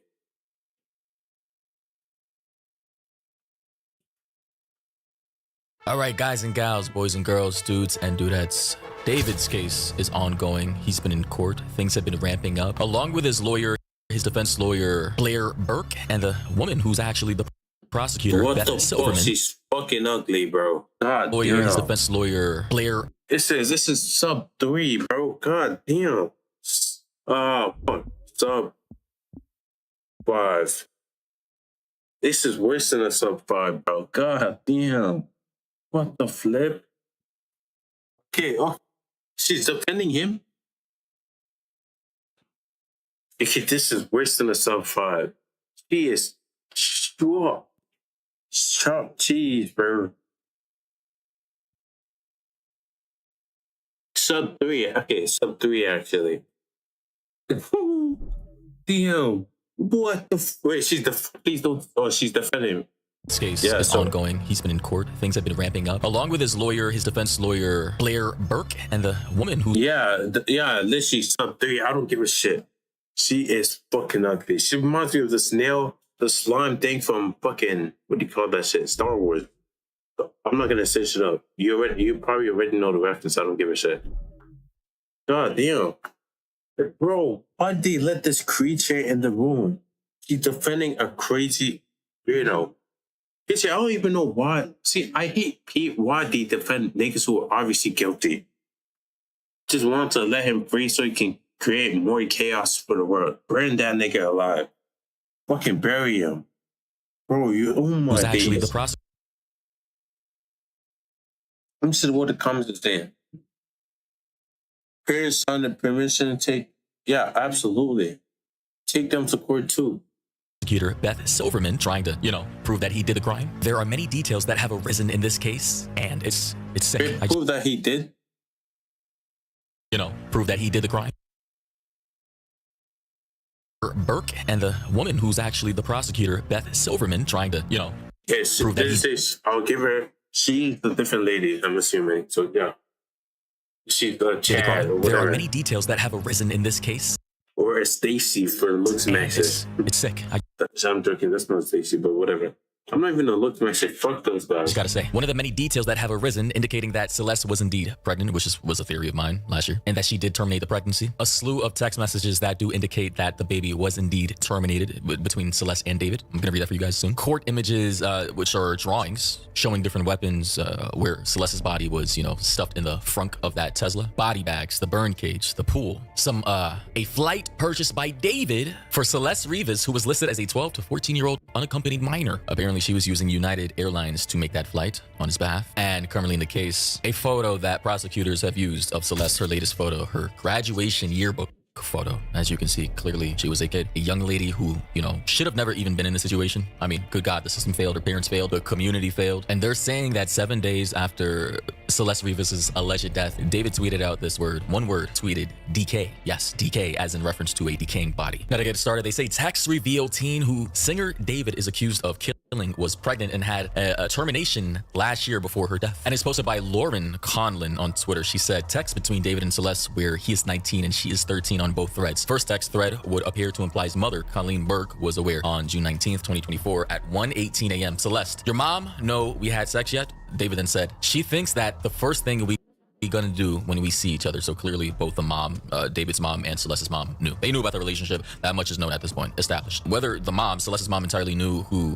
David was or his age was a mystery, but at this time, what was she? 12 years old, max here. It then says more appearing to refer to the termination. August 30th, 2024 at 2:08 a.m. Celeste said, realistically, I care about you. I terminated my kid first you, or for you, she said. She meant. David then said, it has to be in the right time with the least complications. Celeste then said, I still would have been there for it. David said, yeah, selfishly, but because it would have also been mine. Celeste then said, David, I'm going to have to lie to people around me, even my kid, for the rest of my life. Celeste then also said, I don't like talking about it because it gets me really upset, but I do it again. So this obviously implies that it likely already happened and they're talking about it post termination. In another string of alleged text, David said, I'm sorry again, baby. I didn't want to ever put you through this. Celeste then said, no, it's okay. Don't worry. Both of us are able to take care of it. David then said, I know, but still. Celeste then said, don't worry about it, my love. David then said, you so much stronger than me. I love you. Celeste then said, I love you more, my love. It's okay, though neither of us are capable of watching the baby. And I just got to say, obviously, I don't need to exaggerate my emotions about this. We all know it's disgusting. I just want to read this as clearly and concisely as possible for you guys so you understand what's happening. David then said, when you gonna get it done? So this was likely before it happened, and the thing I read before was after. Celeste then said 2 days. David then said, my mom said I have to ask this question. Don't get offended, but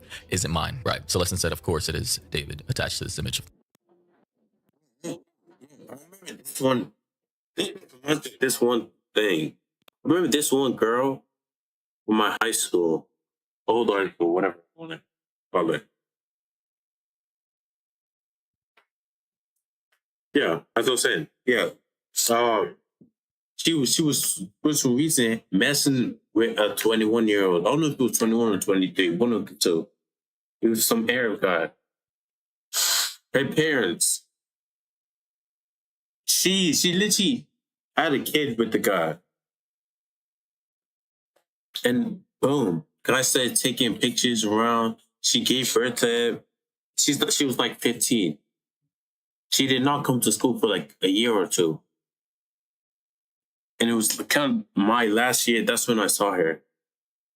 And literally, she was always trying to hit on everyone, even though we all saw the picture of she had kids. And I saw the picture with the Arab guy. She posted it on her story or something like that. And she, like, I don't know if she's ever going to see this. Probably not. She follows me on my other account. But, yeah. 15 and 21 is crazy. in Canada is not. Isn't that illegal? Well, it is what it is. It just reminds me of this case. It's kind of the same age, but one kept there. By kind of different. She was, turned 14 or something like that.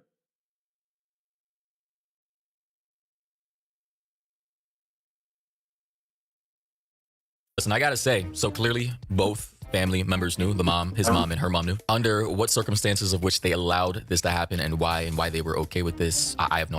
Yo, it's crazy. They arrested David, but Bill Gates is still up there.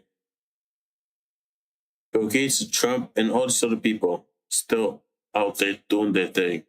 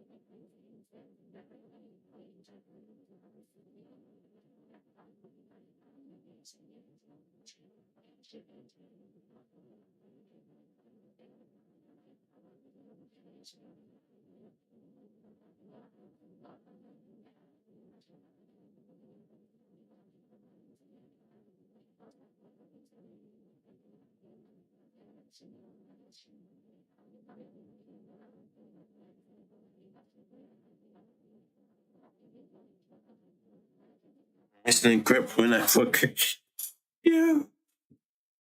I just reminds me of the agent song. That shit was so shit.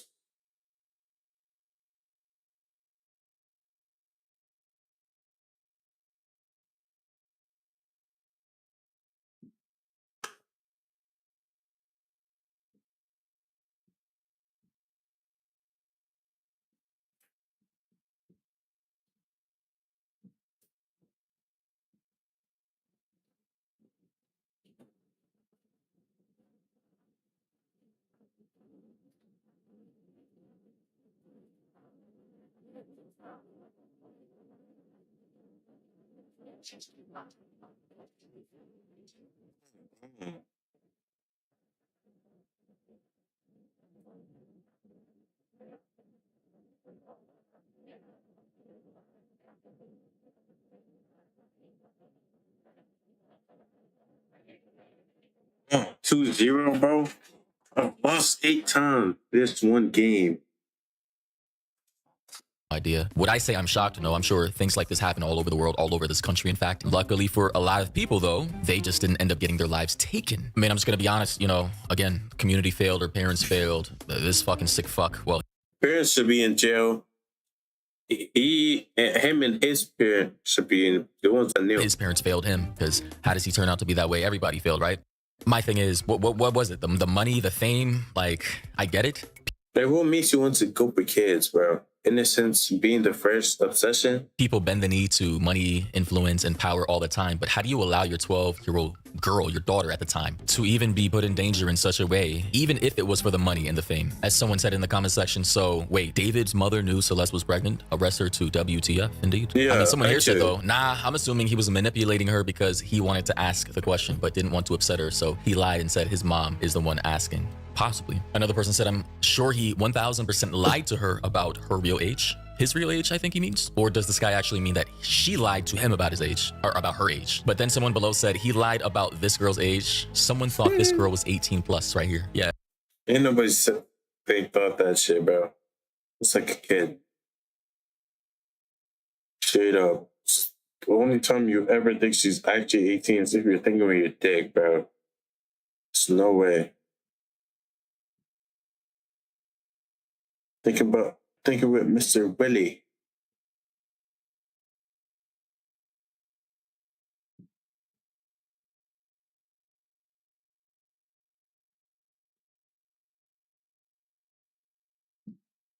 She could have Michelin grip on her.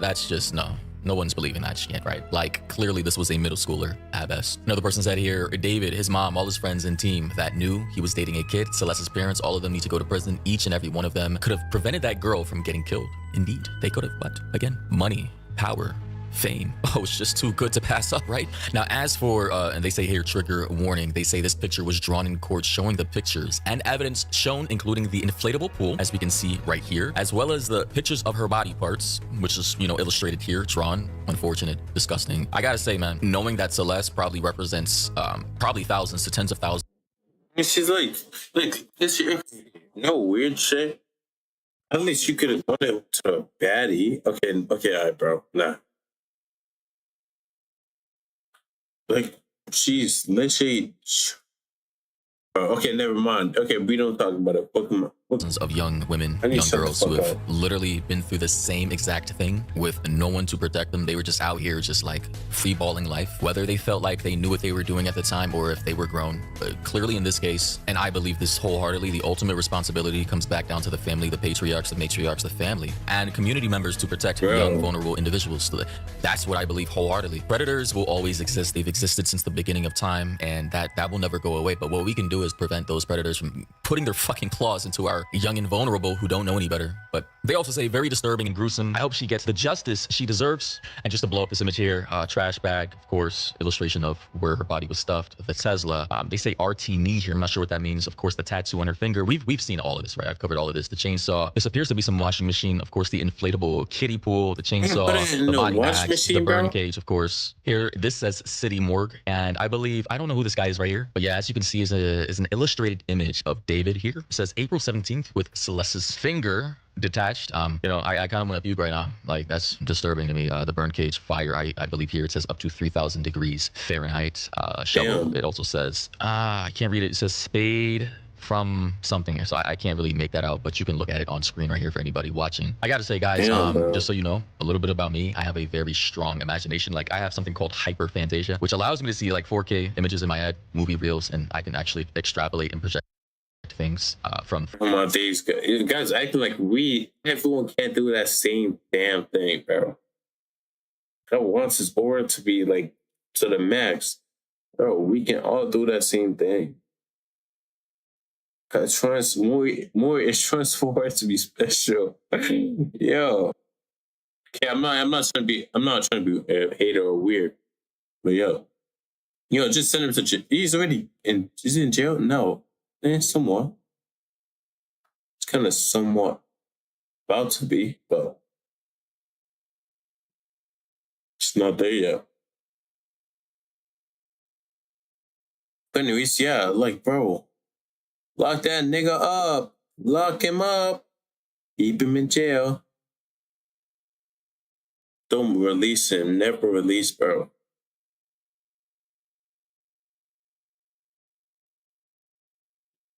Never release him.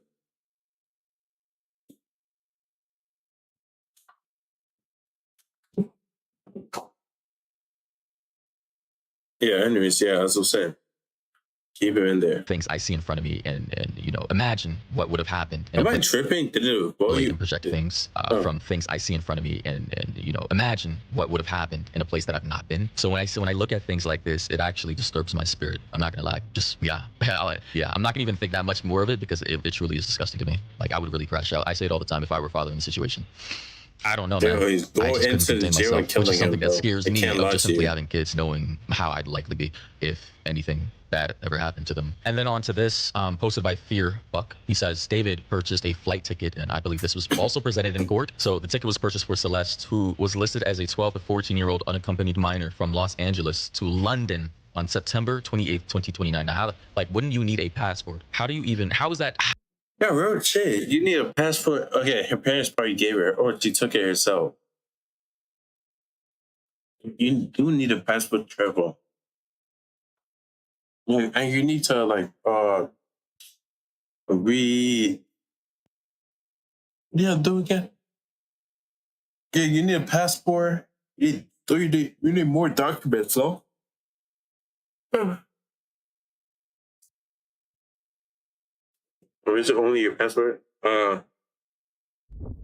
If you are traveling.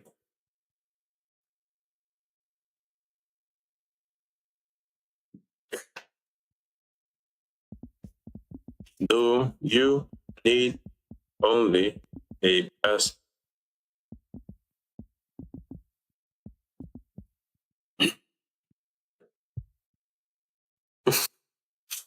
No, you do not always need only a passport. You need valid photo. Okay. Well, the passport is the main ID. We need visa, electronic travel authorization, trusted traveler, and on destination.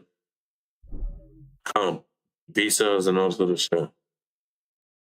How could anyone besides someone's legal guardian or parent even book an international flight? There's just no way that could even happen. They also say he also made over $2 million after he allegedly terminated Celeste. And of course, I have to self-censor because YouTube is just weird as hell with words, man. It's ridiculous. But as we can see here, they say, man, this is crazy to me. Purchase summary, fare, $686. Taxes and fees, $32. Unaccompanied minor fee, $150. One accompanied minor, $12 to $14, right? Trip insurance, $54.73. Total, $923.03. And this was booked from LA to London, apparently.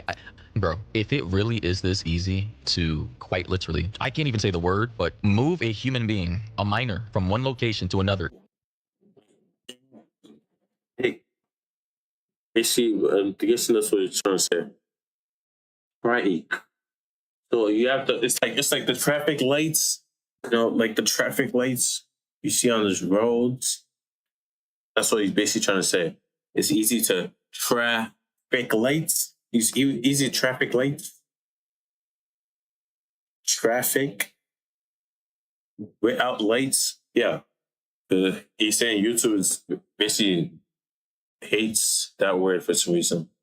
Internationally, without any safeguards whatsoever or confirmation of who's buying the ticket and providing travel, then I now see why it's such a big problem globally. I get it. I understand now. And of course, you know, the comments, fuck. I mean, you could read it for yourself, right? People are bringing up firing squads. You know, a lot of people are saying, how are the parents walking free with no consequences? Another person said, again, everyone knew around David about this little girl. She went backstage to his concerts. Of course, we saw all the images where his brother and his manager and his entourage was. They all knew about this little girl and didn't say anything about her. Hell will be hot for all of you. Another person said, what kind of absolute shiver-brains parents send their 12-year-old daughter to meet some weird adult man without meeting him first? Hey, that's the society we live in for thousands of years, actually. Parents pretty much vetted every guy that their daughter was going to be interacting with outside of the family. And now all of a sudden it's just like, hey, free for all, right? And that was for like actual adult women, much more fucking children. One guy said, y'all don't understand that this was full-blown high-level witchcraft that went on. I kept hearing theories about that, bro. As open-minded as I am, I don't like to dilute cases with woo-woo metaphysical magic conspiracies when it comes to things like this. Although I genuinely believe evil is actually present on Earth. Another person said, this is why you need to investigate the family, because how the actual F is an unaccompanied minor just going to London and the parents aren't asking where their daughter is. That is actually mind-blowing to me. Did she really hop on that flight and go to London, bro? Oh my God. And again, another, you know, the photo, the yearbook photo, there's just no way in hell that anybody could think that this young girl was 18 plus. He probably said, oh, he's her father. So you probably said, bro. But they have different names. You guys have divorce. You know, like, what the fuck?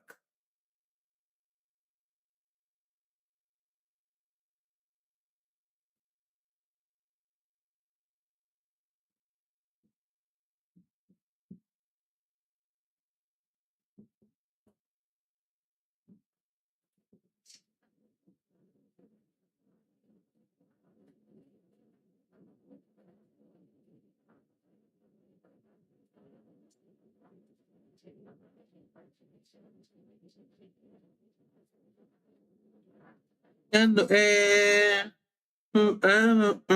It's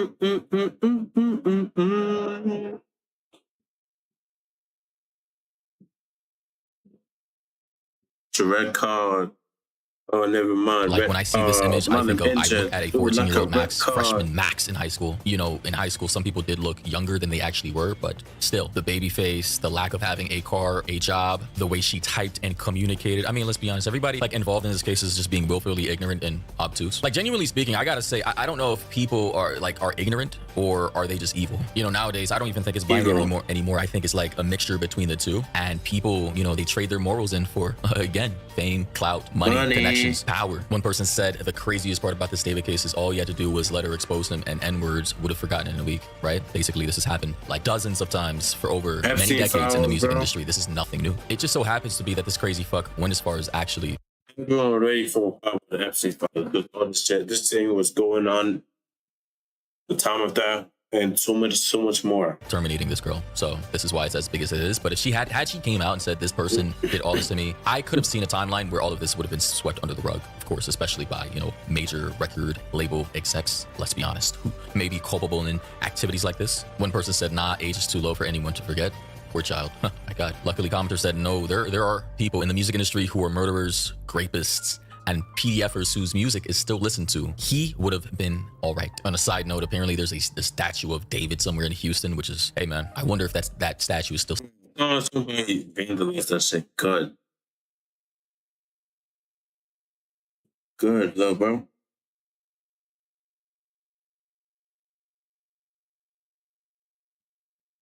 standing. Someone said that's hard if, bro, delete this comment, man. I know this was like 3 years ago, but bro, he follows me too. We follow each other, bro, delete this. Additionally, SZA's mixed up in this situation because she thought, bro, she saw this girl and thought she was 18 out. To be fair, this is a much younger photo of what she actually saw. So, you know, I don't want to... SZA saw her? Fuck.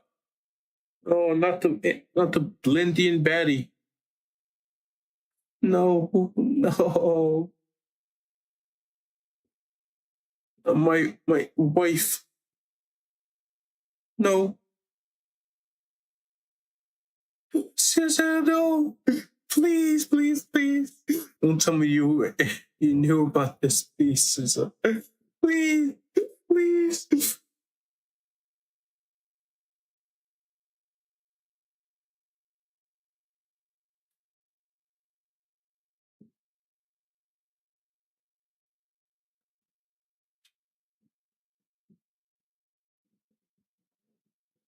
Like, bro. That says of anything crazy or weird, right? Because, hey, listen, man, if I do that, bro, that could put me in legal liability, but this is likely the girl she saw, which is Celeste, and how she looked on tour with David. Personally, I don't know. If her identity was concealed the entire time with glasses, a hood, a big ass hood over her head, and she was pretty indiscriminate or nondescript. I mean, let's be honest, she's a performer. She's seeing thousands of people, right? So that could be a thing. But they say David revealed to the police officers that he was on tour in Australia with SZA when police showed up to his house and confronted him about sleeping with Celeste Rivas, who was only 13 years old at the time. He met her when she was 11. They said, and I quote, "I just came back from tour from Australia. I thought she was 18, SZA said." And so yeah, again, crazy situation to be in. Someone said, "I thought she was 18. Then continue to groom and the R word of the young girl before killing her. They got to stone this N-word." So I don't know if they're implying that David said that or if SZA said that, but SZA apparently was well aware of this girl's existence. They also say SZA on tour with David in 2023. David got upset when someone asked who is the girl back in 2023, which was 12-year-old Celeste Rivas Hernandez, who he was bringing on tour and R-wording every night. And this is him with her on tour, as you can see. I think this girl, I don't know, kind of looks different here, but someone said, "Hey, who's the girl?" And then David said, "You are a fed." And then of course we have a screenshot here of SZA unfollowing David. Of course. Listen, again, I don't want to indict SZA of anything crazy. She could be completely innocent in the situation, but I highly doubt she had not seen this girl at least once, you know, at least. Another post with SZA and family members, David, the father, mom, little sister, and yeah. Anyway, guys, what do you think about this? Clearly, he did it, of course. Brother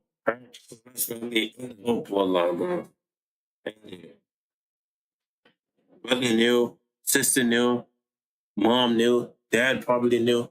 Oh my days, she's getting money, thousands of dollars. Oh my days, no suspicion. Where's this coming from? Oh, yeah. Everything slide. Oh my days. I told my mom we had sex. Yeah, it's not that bad. Hey, anything that brings some money come in. Oh my days, some money. Money. Oh my days. Oh my days. Like literally, bro. Like, and the whole family and the bloodline, bro. And it. God damn, bro. Oh shit, I didn't even see the message. My fault. My bad. My bad, twin. Like literally. Please have some decency. Always check on your kids. If you're a parent, check on your damn kids. Ask them questions and build some fucking trust.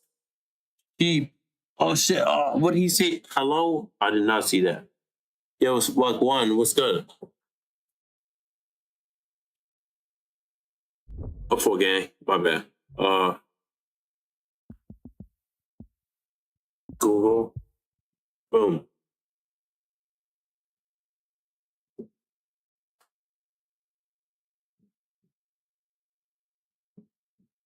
The fuck is this, bro? Yeah. Yo, what's up?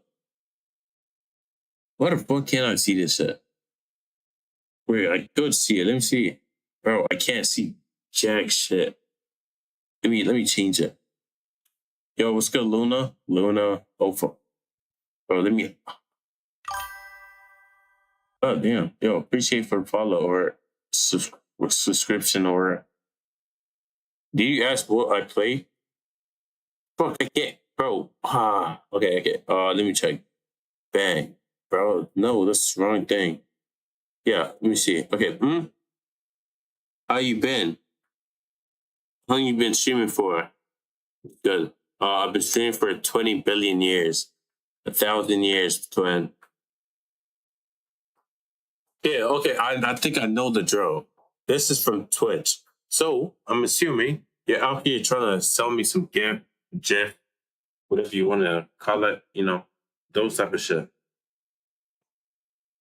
Low key. It's awesome. It's really chill. I've been here for a little bit. The stream's pretty chill. Yo, appreciate it. Love. I love you too. Like, appreciate it. Where am I from? I'm from Spain. Spain.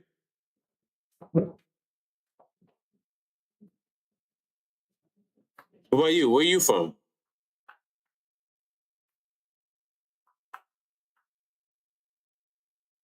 Where you from, twin? Luna, where you from?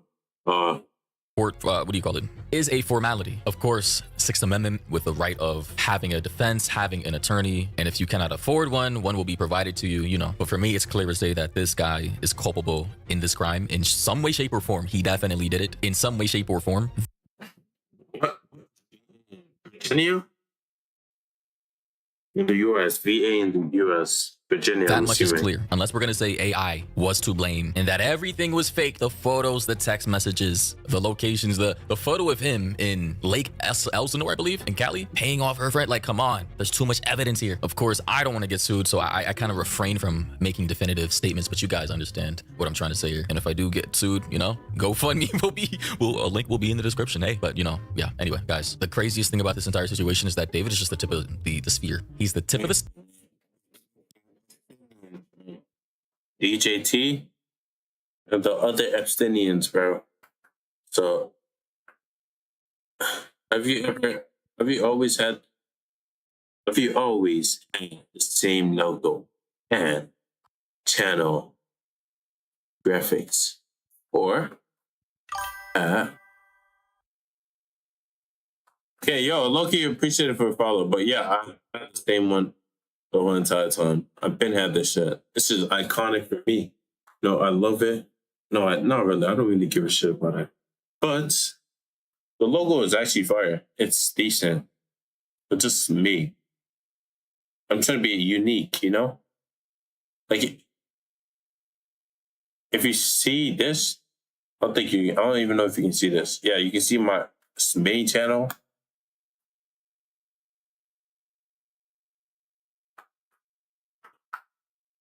Rick's graphic designer. Yo, Loki, I kind of do the same thing. I can't lie to you. But, yo, it's actually cool, though. Thank you so much for following. Thank you. Yo, appreciate that. Yeah, Loki. I'm not interested in them in the art. Appreciate it, bro.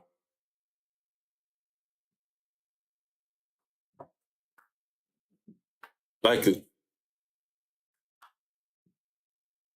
things like logos, banners, and stuff like that. Yeah, Loki. I can make like banners and like is it stream elements, something like that. And I have a friend who basically makes graphic design. Who's basically into that. So like, appreciate it. I you just add me. I don't know. Just probably like recommend you to like a friend. But let's go hop into the next video, bro. Just add my Instagram. Pelloyr. Basically the same thing. But what's it? Yeah. Yeah, be safe though.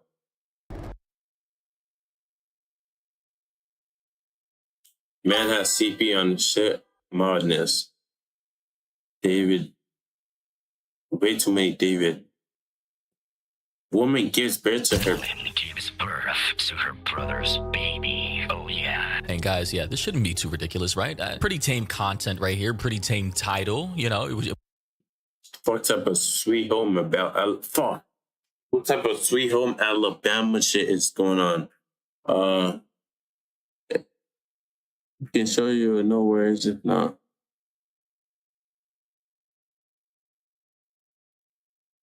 Talking about China. Nah, I don't really need you to show me. Appreciate it though. Thank you so much for the follow. Thank you so much for the offer. Thank you. Okay, I'm supposed to get no. I'm not getting on the ground. Shit. But yeah, thank you so much. Appreciate it. Anyways, to see this. This shouldn't be too ridiculous at all. October 8th, 2024, and officers from the... I'm basically out here reacting to a reaction of a reaction. But yeah, whatever. Yo, Loki, this is some straight Alabama shit. Telling me a man's basically found his sister attractive, bro. This is some weird. This is mod. Village Police Department arrive at a home in search of 3 individuals, a mother, father, and their adult son. Oh wow, looks like a swell family already. Hopefully the woman in question is not a part of this happy little The family. family are about to be arrested after a disturbing discovery was made at a local hospital some months earlier in the summer. An 18-year-old teen with an intellectual disability, the daughter within this family unit, had given birth to a child, and believe it or not, the baby's biological father was her own brother. Is this the brother right here? Are we really about to get into some sweet home Alabama The adult shit? son. Guys, I mean, whenever I see homes like this, hey, much like how you can judge a book by its cover, right? A person by how they look, like you can judge, typically outside of old people who can't take care of their yards, you can judge someone's home the way they keep the front of their yard and typically gauge what type of people live there. Not gonna lie. Look at this. I mean, everything just looks dirty. Even the door. What's going on? The doorbell's off. The doorbell's crooked. Holy shit. Like, look at that. Like, everything just looks like it's a trap house. Come here, bro. What the hell? Good. Yo, is that legal? Can you just drag somebody out their home like this? I don't know. I'm not along. I think shouldn't you like say we have a warrant out for your arrest? Maybe, I don't know. I don't know what happened prior to this body cam, but Hold on, just relax. Just relax, Nathan. Relax. So niggas fucking his sister. Mod tank, bro. Yo, appreciate it for the follow, whoever followed. Yeah, thank you so much. Or I don't know if you unfollowed. Gonna broke my heart. No. But yeah, it's actually crazy though. No. Fuck. I accidentally.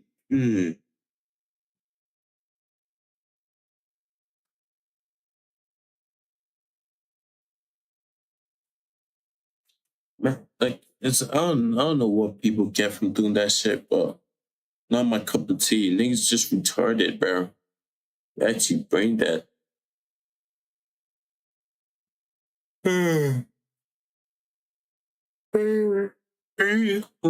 Alabama.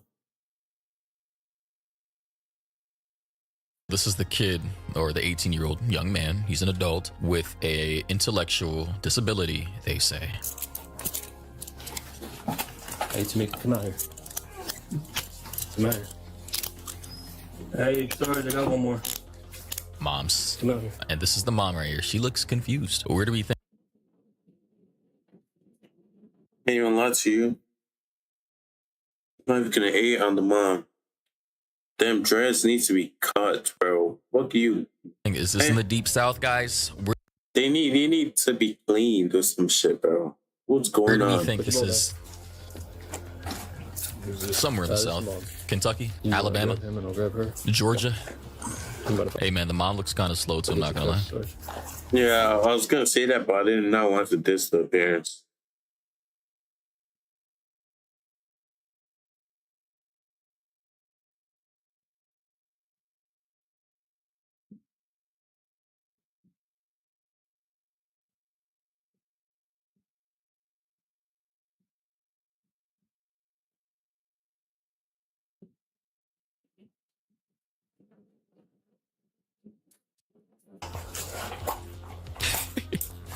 That's our uncle. What's up? You got an arrest warrant, so that's why you're in I got an arrest warrant? Yeah. You're Tamika, right? Yeah, 50 packs of cigarettes every day, man. The 50 packs voice, the cornbread arms, and the dilapidated workout machine in the front yard. Oh, yeah. Turn around for me, okay? I'm trying to ask how. For child neglect. Reminds you of who's the pedophile? Family Guy? Is it Family Guy? The gay pedophile. Like, it's always trying to violate Chris. Or once Chris violated him.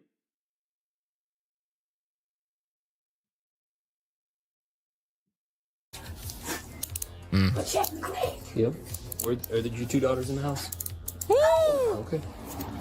Okay. So it seems as though the hospital identified, I don't know how they did this, but they identified maybe the sisters, they have intellectual disabilities too. And I want to know if there are multiple children in the house of hers that have intellectual disabilities, why that is. But yeah, clearly the brother, I'm going to Been doing the incest shit with Lauren, bro. assume was, you know, having activities repeatedly with one of. Where did he even learn how to do that shit from? She probably just checked online, bro.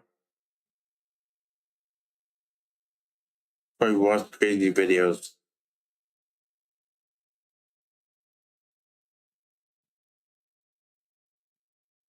We all know how kids get into that shit. It's actually weird. His sisters, and yeah, they identified that she probably disclosed that, you know, when they asked who's the father, and she said, oh, my brother. For child neglect. Yep. Yeah, ma'am. Headquarters, I got 3 in custody. Come on.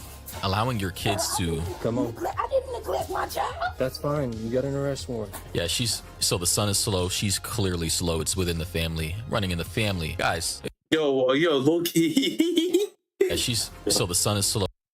Yo, you cannot tell me this nigga does not look like Killer Bean, bro. Yo.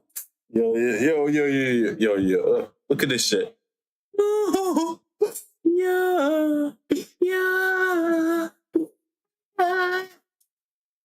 Where to? Look at this shit. Yeah. Okay.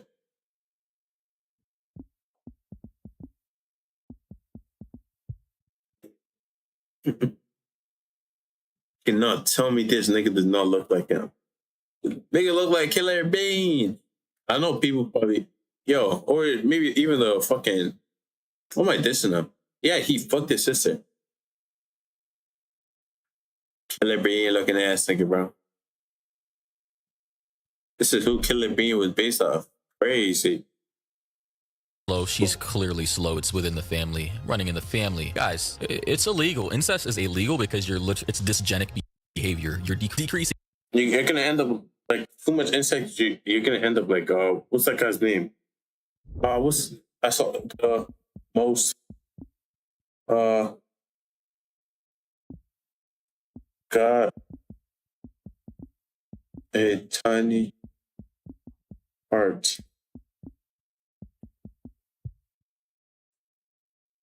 No, not this one. In history, one of these guys. I think is it this guy? This nigga, bro. Charles of Spain. This nigga, bro. And end up like this. This guy.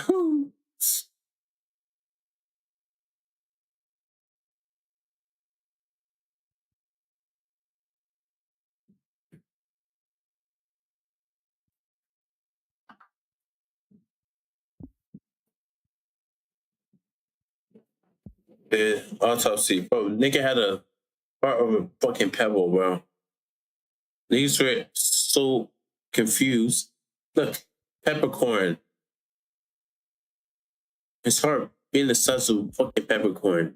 Peppercorn is fucking tiny as shit. Look at this shit. How the fuck could you survive? Your heart is so tiny. Like this shit. That size. How the fuck nigga lives long?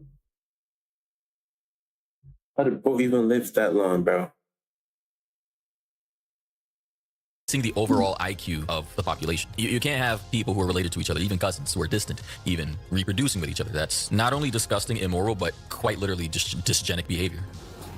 Mental cognitive disabilities decreasing like 2 standard deviations below that of the average IQ, which is 100. Physical deformities, the whole lot. Let me take a sip of water here.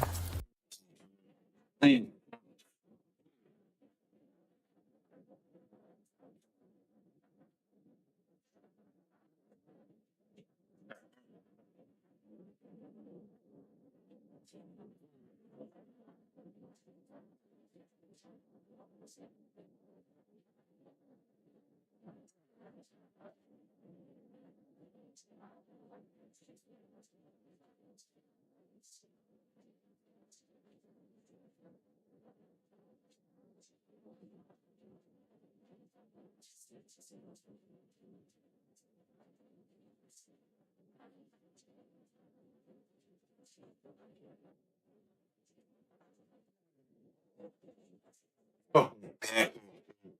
Because when you sit in the chair for like so long. If I sat here, look.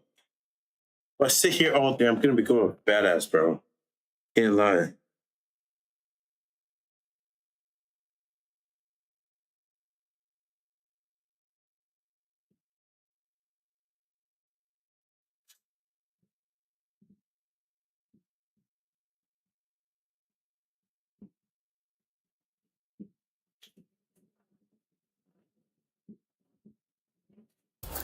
Because I'm gonna need it. Okay. Through the magic.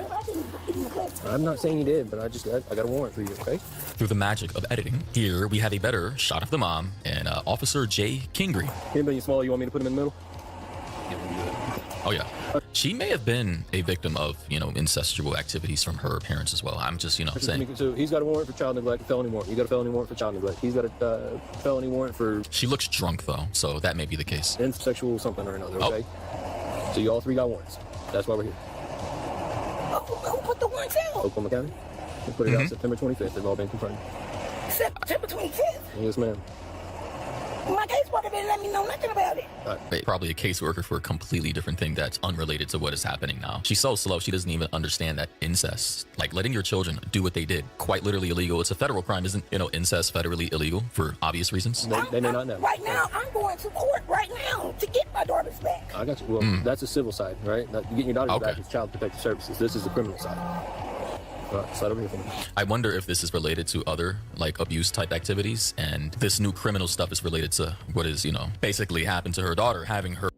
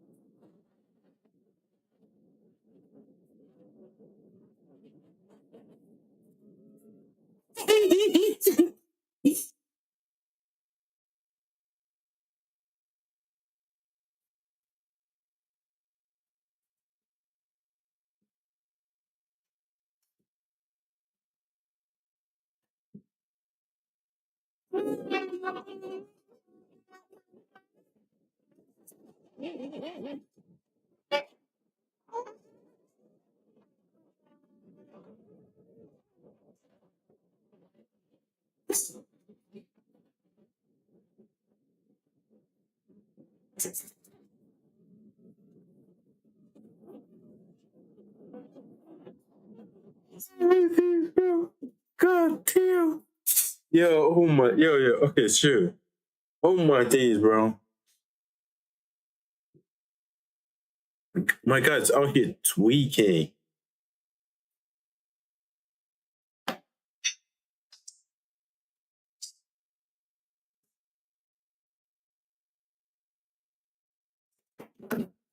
Her brother's child. Oh man. He doesn't even have shoes on. Yo, Lock Killer beating up, bro. Lock his mom and dad, everything. Like I said about David, burying the whole family. Even the sisters. Okay. Hey, Junior, scoot over, man. I gotta put your mom in here too. Is there enough space? I don't know. Bro, this is like Hills Have Eyes type shit. You guys saw that movie? Whole bunch of like hillbilly incestual freaks living deep, like in the mountains or something. They were cannibals too. Hey, get up and Here she is. Oh my God. Where'd you do that? It's in Medicine, they won't give you a county. You have to get that county. It's on the dresser. Where's the dresser? So if I walk in the door, where's it at? What you got? You see it? It's right there. Right as I walk in the door? Okay. Yo, I still can't stop seeing Killer Bean, bro. Right there. If you don't have a medicine, you won't have a heart attack. They'll give her medicine at county, okay? Oh man. Which one's the house key? Anybody know? The whole family's in there, bro. The mom, the son, the dad. Like, guys, this is why you don't. Yo, she has color. Look at her eyes, bro. Shit dilating. Yo, see, incest. Once you do incest, there's a chance you get like blue eyes or some shit. But damn, look at her. Oh no, yo, don't have children with like family members. Like, shouldn't this just be a natural instinct, like repulsivity to not do this? There should be like a natural aversion to participating in this type of behavior. But alas, here we are. These people can vote, by the way. They can influence our elections, our policies. Like, taxpayer money is going to these people, funding their lifestyles, by the way. Anyway. I came back too fast. I should have left you. I was on my way out to them. It's my child today. China. Yeah. What do you mean? Somebody's moving back to them? Come on down. It's down at the county. What county? Yeah, he says down. You know what's crazy to me is how like these people don't understand that what they did is quite literally disgusting and illegal across the board for like I think most civilized worlds or most civilized cities. For most civilized societies in the world, countries, islands, nation states, regions, quite literally illegal, disgusting and reprehensible behavior. Even one person in the comment section said that something tells me this isn't the first generation where incest happened. You can obviously see it. Another person said, if your son got your daughter pregnant, then you have neglected all of your children, man. Another person said, what in the wrong turn am I watching? Another person said, I honestly think the whole family suffered from some mental difficulties. Obviously, yes, that stems from incest activities. Here we go. $5,000 bond? Why you got the bond like that for? For what? He's gonna tell them. What the charges are? Yeah. So they're confused. They were talking for a while. I skipped over all that bullshit. But now the officer is going to reveal to them why they had a warrant out for their arrest, why they got arrested, and why they're heading down to the precinct. So parents got a child, and then he's got sex with an adult. He's an adult. That's an adult. Come on, pops. You knew your son or the stepson. I don't know the dynamic of this family was engaging in these activities. Like, you can obviously tell when there are a male and a female in a house participating in these activities. It can only be held a secret for that long. Like, you already know the vibes. Like, you can already tell. Has to do with that case. The investigators were. Oh God, he's just an adult. What? I've never neglected my kids. Ma'am, you're letting your son and your daughter procreate is quite literally neglect. Like, this is like top. How many inches is?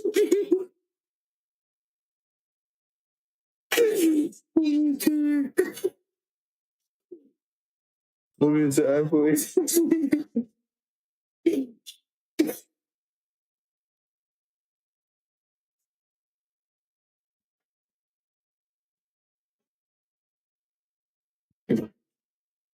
Yo, Rakai just searching how many inches is the vagina?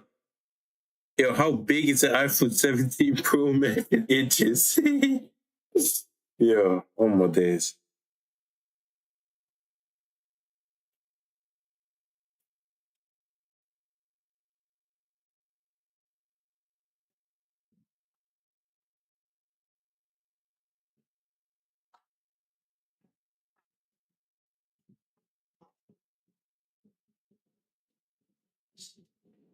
Three neglect in the world. But she's so, like, look at her. So slow. IQ probably sub 80 or some shit. I'm just the guy doing my job, right?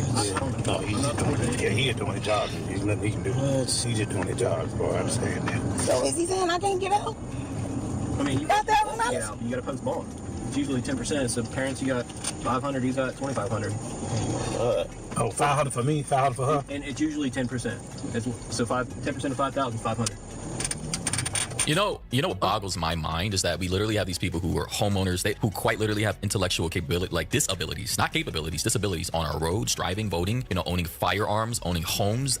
They're reproducing, they're in positions of power, depending on the context. Like, if you can't understand, comprehend, internalize the fact that incest is bad across the board, especially for your own children, why are we even delegating roles that can quite literally impact other people's lives and our societies to people who functionally are no better than toddlers? They're just in adult adult bodies. July 1st, 2024, Lieutenant Brett South of the Village Police Department was called to a hospital in Oklahoma by the Department of Human Services after the 18-year-old girl in question had, of course, gave birth. DHS became involved after hospital staff raised concerns while attempting to identify the baby's father. Right, because that is standard protocol in any hospital for documentation purposes for the birth certificate. Who is the dad? Who's the pappy? You know, this is something they all want to know. And assuming the girl, I don't know how old she is. Well, they said incest with an adult, so we would assume that she's over 18 as well, or at 18. She probably revealed, you know, whether she intended to do that or not, whether she knew that was a problem or not, that it was her brother. The teen initially stated that her boyfriend had got her pregnant, but nurses questioned the validity of her account. And right, who's the boyfriend? You know, like, where is he? Why is he not here? Feared she may have been a victim of abuse by a family member. When DHS investigators interviewed her, they received similar answers. They knew that something was amiss, so they requested assistance from the Village Police Department to conduct a more thorough investigation. Upon arriving at hospital on July 1st, Lieutenant South received the same explanation the others had been given. The baby's father was the teen's boyfriend, but just like medical staff and DHS investigators, he suspected she was withholding the truth. Right, because, I mean, most young girls, young women, pregnant, vulnerable, in a hospital, flooded with hormones, they're not going to be able to hold up alive for that long. I mean, good God, just to think that she was likely, I mean, I don't know if the brother was abusing her. It could have, you know, whether it was consensual or not between two adults, young adults, doesn't matter to me. It's disgusting, and you've now brought a child into the world who's likely going to have cognitive disabilities, physical disabilities, and the further you go down the line, like The Hills Have Eyes, the hillbilly wrong turn type movies, the worse it gets, the more dysgenic it gets. The natural state of reproduction for mammals is to be within a system that promotes genetic diversity, not genetic homogeneity, because that can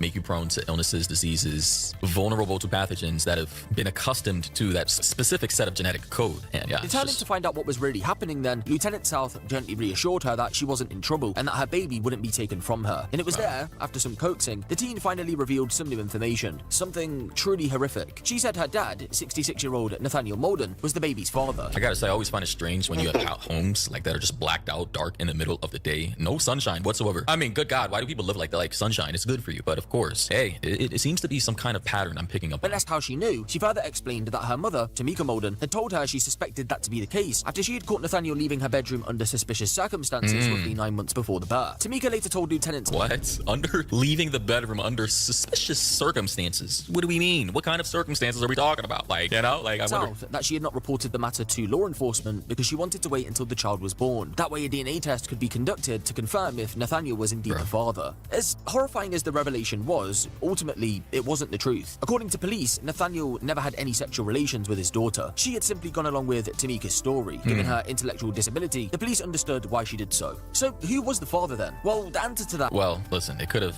Well, just because she wasn't pregnant by the dad doesn't mean they didn't, you know, that wasn't a thing. It just so happened to be the brother who finally...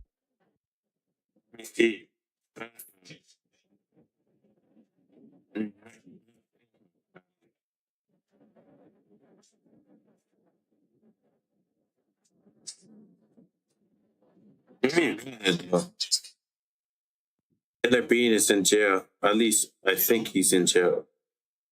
Going to jail at least. But you cannot tell me he does not look like Killer Bean. Nigga, it's literally Killer Bean 2.0.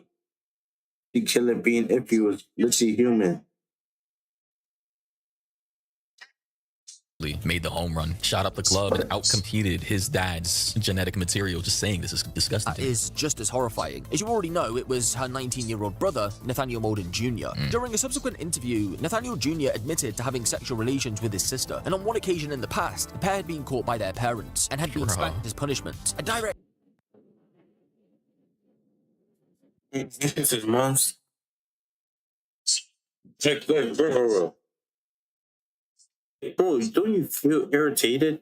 See, I know even the niggas who actually do it. The Sweet Home Alabama, the Alabama niggas or Alabamians, even though that's not even a thing.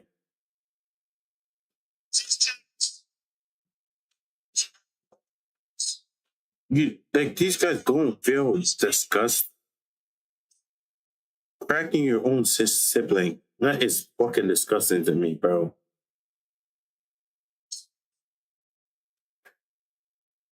Literally disgusting. Contradiction to his mother's testimony. Right, because she lied. Obviously, she was even trying to lie in the squad car. Maintained she was unaware of any relations between the children. Junior would also tell detectives that although they had a sexual relationship in the past, the last time they had intercourse was around 2 years before the pregnancy, when both were minors. Investigators later determined he wasn't being truthful, as the DNA results showed a 99% match to him. All three were also— God, they literally, they kept it in the family, quite literally kept it in the family. And I knew, the parents knew about this because it's quite hard for two individuals, male and female, who are, you know, sexually active to— Like you question your belly, who's the father?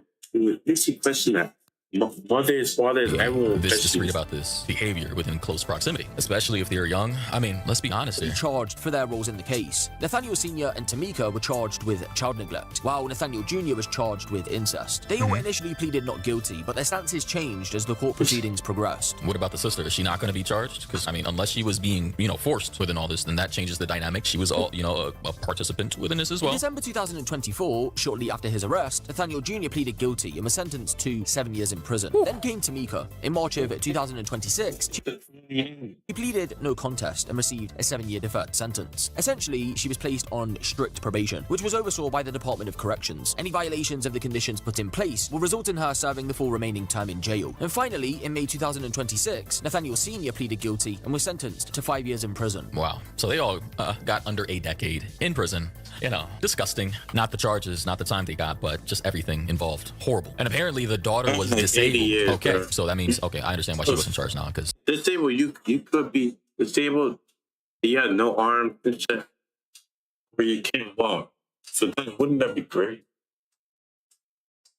yeah, disabled people in these contexts, they quite, depending on how disabled they are, they don't know what they're doing. But yeah, someone said the fact that the father was also under suspicion of abusing his disabled daughter is horrific. Then for the brother to have been abusing her too, it just shows how her life was living under these monsters' care. The mother doesn't deserve custody back. All of them deserve to rot. So yeah, even the daughter too, man. As the mother fucking, or just cook them, then drop them in the Amazon, some shit, bro. Put them in oil. Like, bro, incest, bro. Niggas who do that shit weird. Like a weirdo. Hey. Let's see Avatar, bro. Avatar 7 heavens. 7 heavens. Hey, babe. Bro, I can't lie. Why does this look like? Oh, what's that thing called? What's that called? Don't know about it's lucky about the guy with the spear, the old human, the caveman. Thing's called like caveman or something. No, it's a caveman and a dinosaur. They're friends or something like that.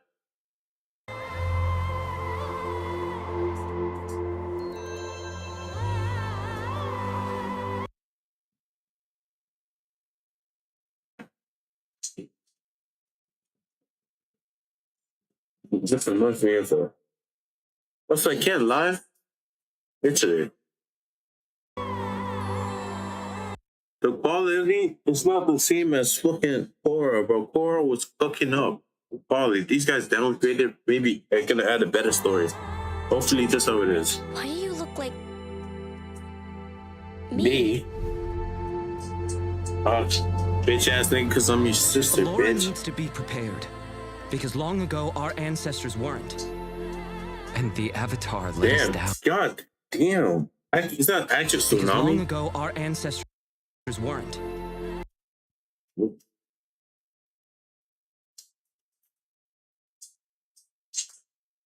Me getting hit by a wave of some. All of them dead.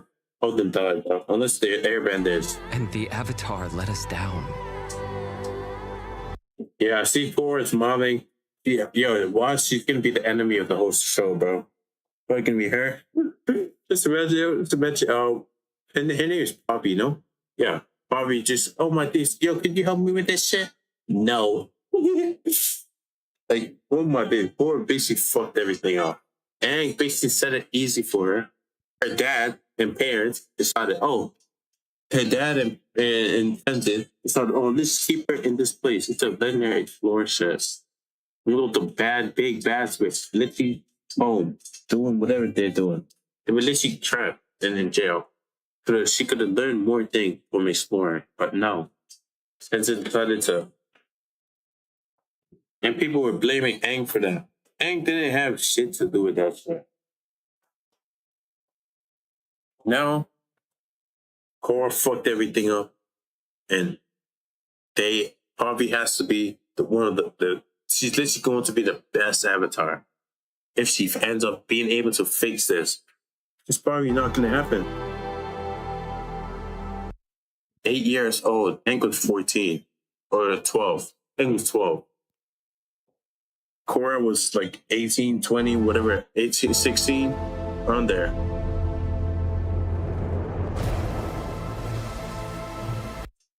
All the demons and humans hate her, bro. How they gonna know she's the Avatar, though?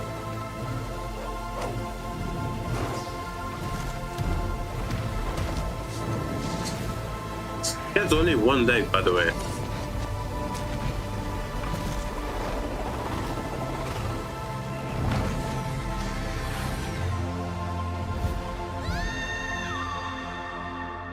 Humanity is not ready for the Avatar's return. And yet, it's the one thing this world needs the most.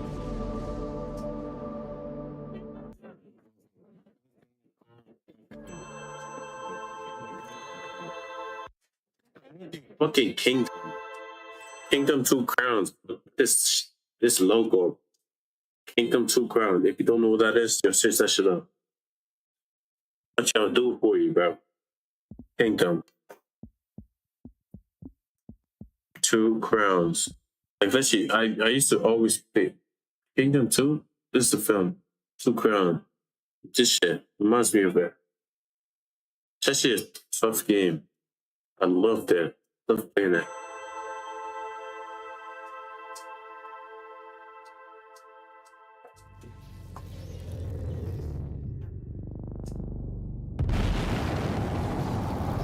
That gonna be Batu? That's Batu, bro. Or something like that. That's Batu colors. Damn. Yo, Loki, this is actually valid. Yo, this is just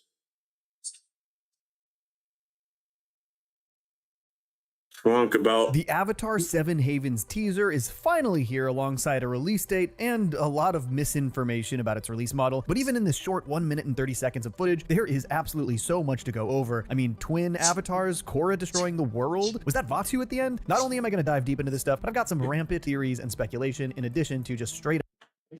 Isn't he only supposed to come once every like 10,000 years? From what I remember.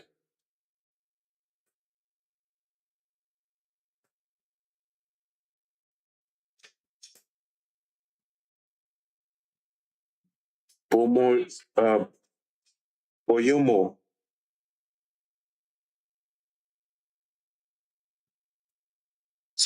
Oh, shit.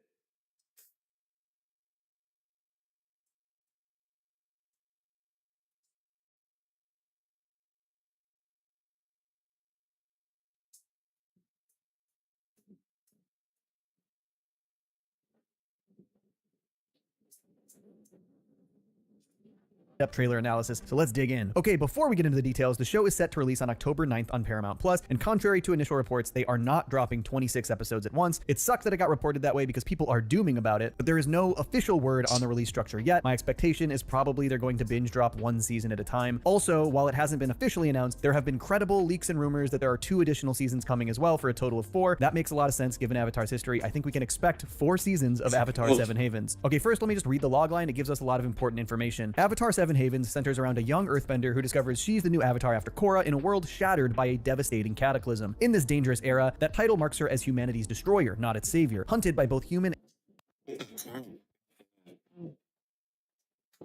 Name is tolerated. She controls everything. See, everything would have been good. Aang, they literally celebrated Aang.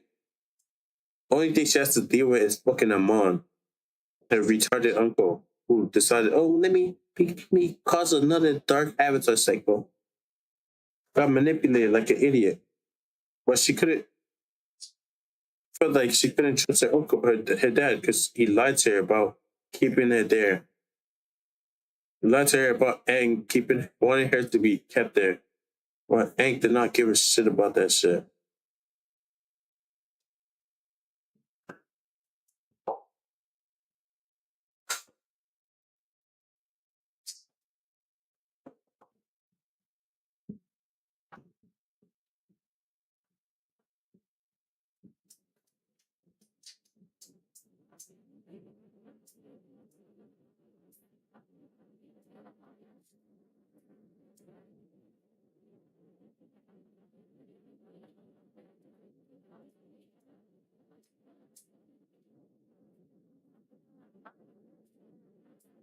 And spirit enemies, she and her long-lost twin must uncover their mysterious origins and save the Seven Havens before civilization's last strongholds I didn't even know she's the Avatar. collapse. So obviously, right off the bat, this completely changes the Avatar world as we know it. This series is basically set in a post-apocalyptic world, and the world blames Korra for the events that turned it into this storm-ridden wasteland. And the buck has now been passed down to Pavi, so she sadly lives on the run from both humans and spirits. Obviously, this kind of a major shakeup is going to be controversial for fans, but I really love how it places us in a very new scenario on just about every level. For one, the Avatar being more or less an enemy to most people is a huge dynamic shift. Two, the world being so dangerous and inhospitable will make all travels feel like they have major stakes, less law and order, lots more danger from both people and spirits, as it says. And also, I think it just sets a clear goal for Pavi in the series to try and restore order to the world, maybe to get rid of these massive storms and try to recreate the world as we once knew it. I've got plenty more to speculate about all of this, but for now, let's just get into the teaser. As it starts, we pan down from some really beautiful Aurora Borealis skyscapes to a desert. We see Pavi riding Geet, her cat monkey, slowly making their way across the desert. This immediately shows the harsh, inhospitable world, and also that Pavi has to risk traversing it to stay away from those that chase her. There are crystals coming out of the ground here, and you can also see that there are all of these strange cliff faces in the background that we will see a lot more of throughout this trailer. I don't really recall any area in either Avatar or Korra with that aesthetic specifically, and I feel like it was the cataclysmic storms that we're going to see later in this trailer that reshaped the terrain in this way. The Last Airbender shows that these kinds of crystals were in underground caverns. If the terrain was blasted away by the storms, it might leave those crystals popping up out of the ground like this. There's actually one shot in the shorter social media teaser that isn't in this main one as well. It's Pavi and Geet bounding towards the gates of Elora here. Next, we see Pavi, who is asking, "Why do you look like me?" as two separate shots fit Pavi and her long-lost twin Nisha's faces together. Then there's a shot of them standing across from each other. Obviously, it seems a big part of the series is going to be this pair not just learning about each other and how they were split up, but according to that logline, their mysterious origins as well. I think we can actually deduce a lot from just looking at them. Pavi is a bit more disheveled. We also see that she is an amputee and has a peg leg, and her clothes are much more worn from being on the run. Nisha's entire look is much more put together. She's wearing nicer clothes that seem to hail from the Earth Kingdom. Her hair is done really well. It seems like they're going to have had wildly different upbringings, and I'm really eager to see them learn to connect as sisters despite all of their differences. Next, we see a great shot of one of the biggest locations in the series, and presumably one of the titular Seven Havens, the city of Elora. Alongside the shot, we hear a voice say, "Elora needs to be prepared." I think the person saying this is likely Jay, the airbender who we saw on the teaser image of the series, which also showed him and Pavi in front of Elora. The design of this city is pretty outstanding. I love the look of the big palacey monument above the cliff, but these smaller areas are also very reminiscent of some of the inner workings of Ba Sing Se, particularly these big wall roadway things in the midst of all the buildings. We also know from the press releases that Jay and Pavi live in Enora, but based on what we see in this teaser, I think this might really establish itself as the case through these first episodes. I expect that this is Pavi getting to Elora for the first time when we see her go through the gates here, and that is, of course, probably where she meets Jay. We'll see that moment later in the teaser. Next, Jay says, "Because long ago our ancestors weren't, and the Avatar let us down." Okay, let's talk about it. This is definitely our first real look at that cataclysmic event hinted at in the logline, and it looks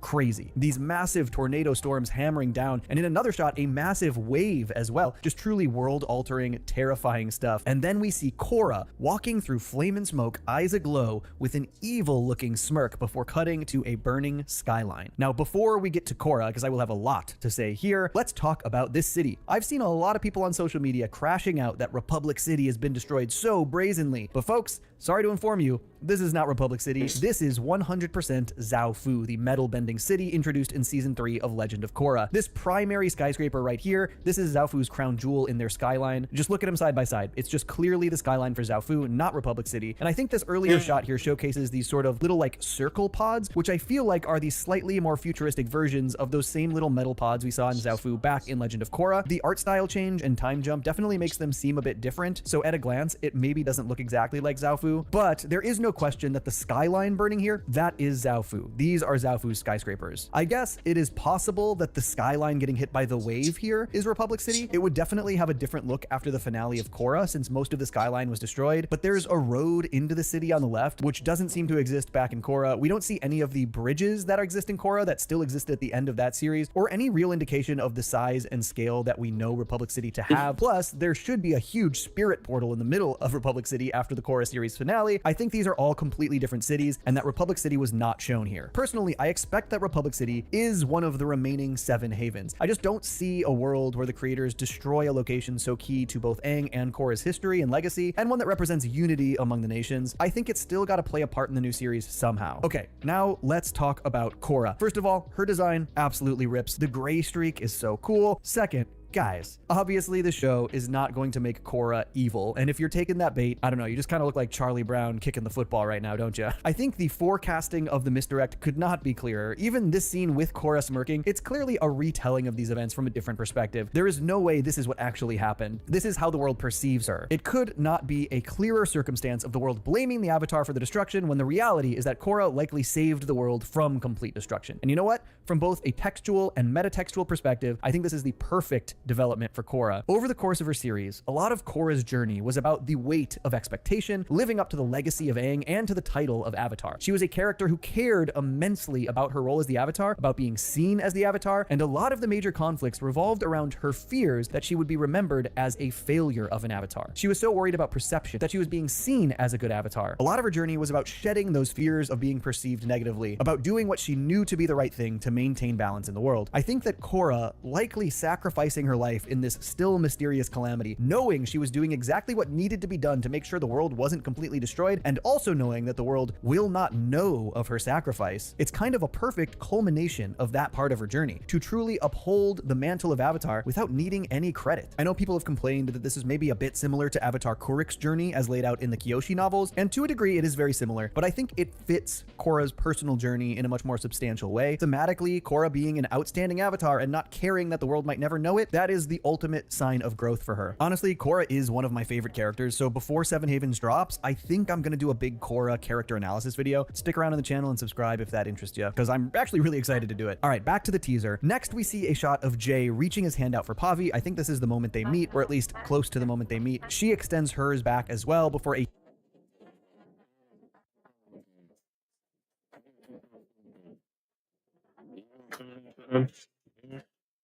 huge black tornado smashes down through the skylight above. Yeah, I did not see any of the demons or whatever you want, of the spirit.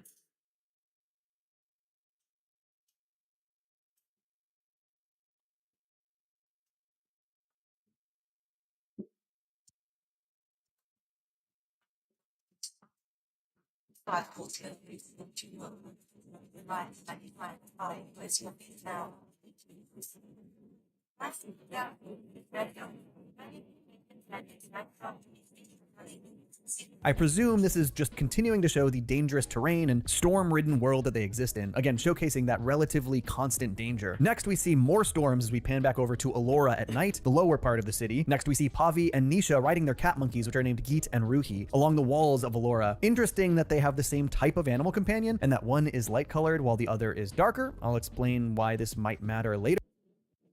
So she's gonna become the dark,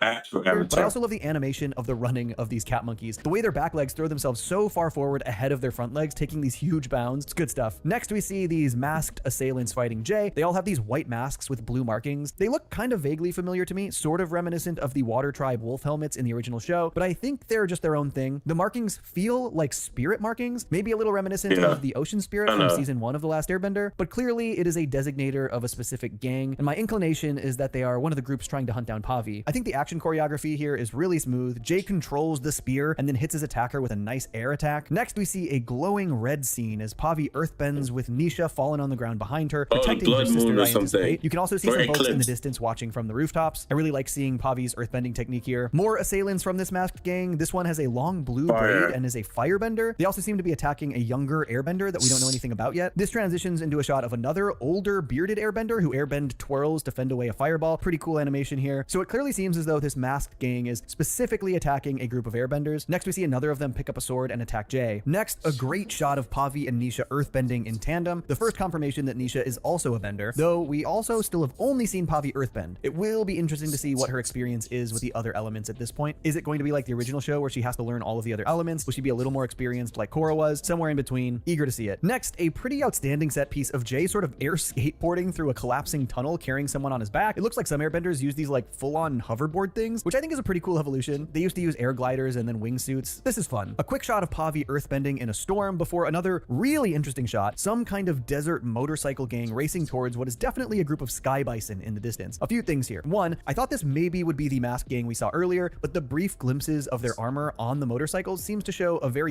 different vibe than those guys, very different design. So this is, I think, a separate way. It's not there. Motorcycles in Avatar.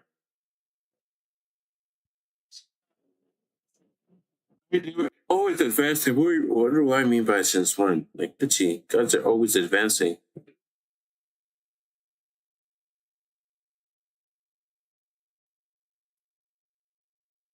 An advanced world. Mad Max gang of some sort. Two, it seems like sky bison probably can't fly as easily in this new world because of all of these storms, hence why they are walking here. Three, the sky bison seem to have saddles, so I expect that the group of airbenders we saw fighting for their lives across the trailer are probably all traveling together in this group. Next, we get a quick shot of Nisha running and hugging Pavi in front of that big Elora temple building. This leads into a quick shot of Pavi staring into a reflection in a sort of red crystal, which then flashes, and we get the maybe her sister is trapped in one of those, and she tries saving her or something. Storm, and what I think is probably a look at a flashback to Pavi's younger childhood. We see what I think is probably Pavi's family. There's an adult man and an adult woman. The woman has a braid very similar to Nisha's, and I think this here right next to the man is Pavi, and then there's a cat monkey over here. This looks more like Nisha's cat monkey Ruhi than it does Geet. There are only a few frames here, but they are in a huge storm with some major action happening in front of them. Then it flashes to the man carrying Pavi away as she reaches back with tears in her eyes. I think implying that her mother and possibly Ruhi were left behind. We also see Pavi had a brooch in her hair here. This is the same brooch that she now wears on her cloak in all of the other shots. But fascinatingly, in this seeming flashback sequence, we do not see any Nisha, so it implies this tragic splitting up backstory, but also doesn't give any real allusions to Nisha or where she was or where she's been. Outside of the fact that this woman, I am presuming to be Pavi's mother, does vaguely look like Nisha, at least in silhouette. Obviously, they're being very forward the whole long-lost twin angle, which also kind of makes me wonder if there's actually more to it than that. If there will be some greater reveal about who Nisha actually is or why she exists. Next, we get our final line of the trailer, I believe still from Jay. Humanity is not ready for the Avatar's return,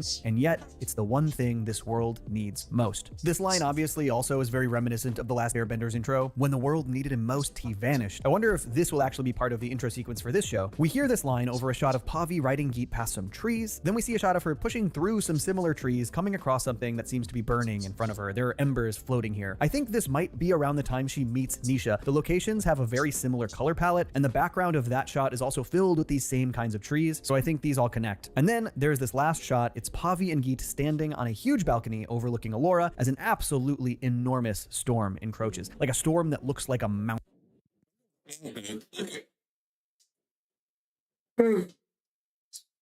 Every single day, it's a whole new storm or new thing is happening. I really like the idea that the world.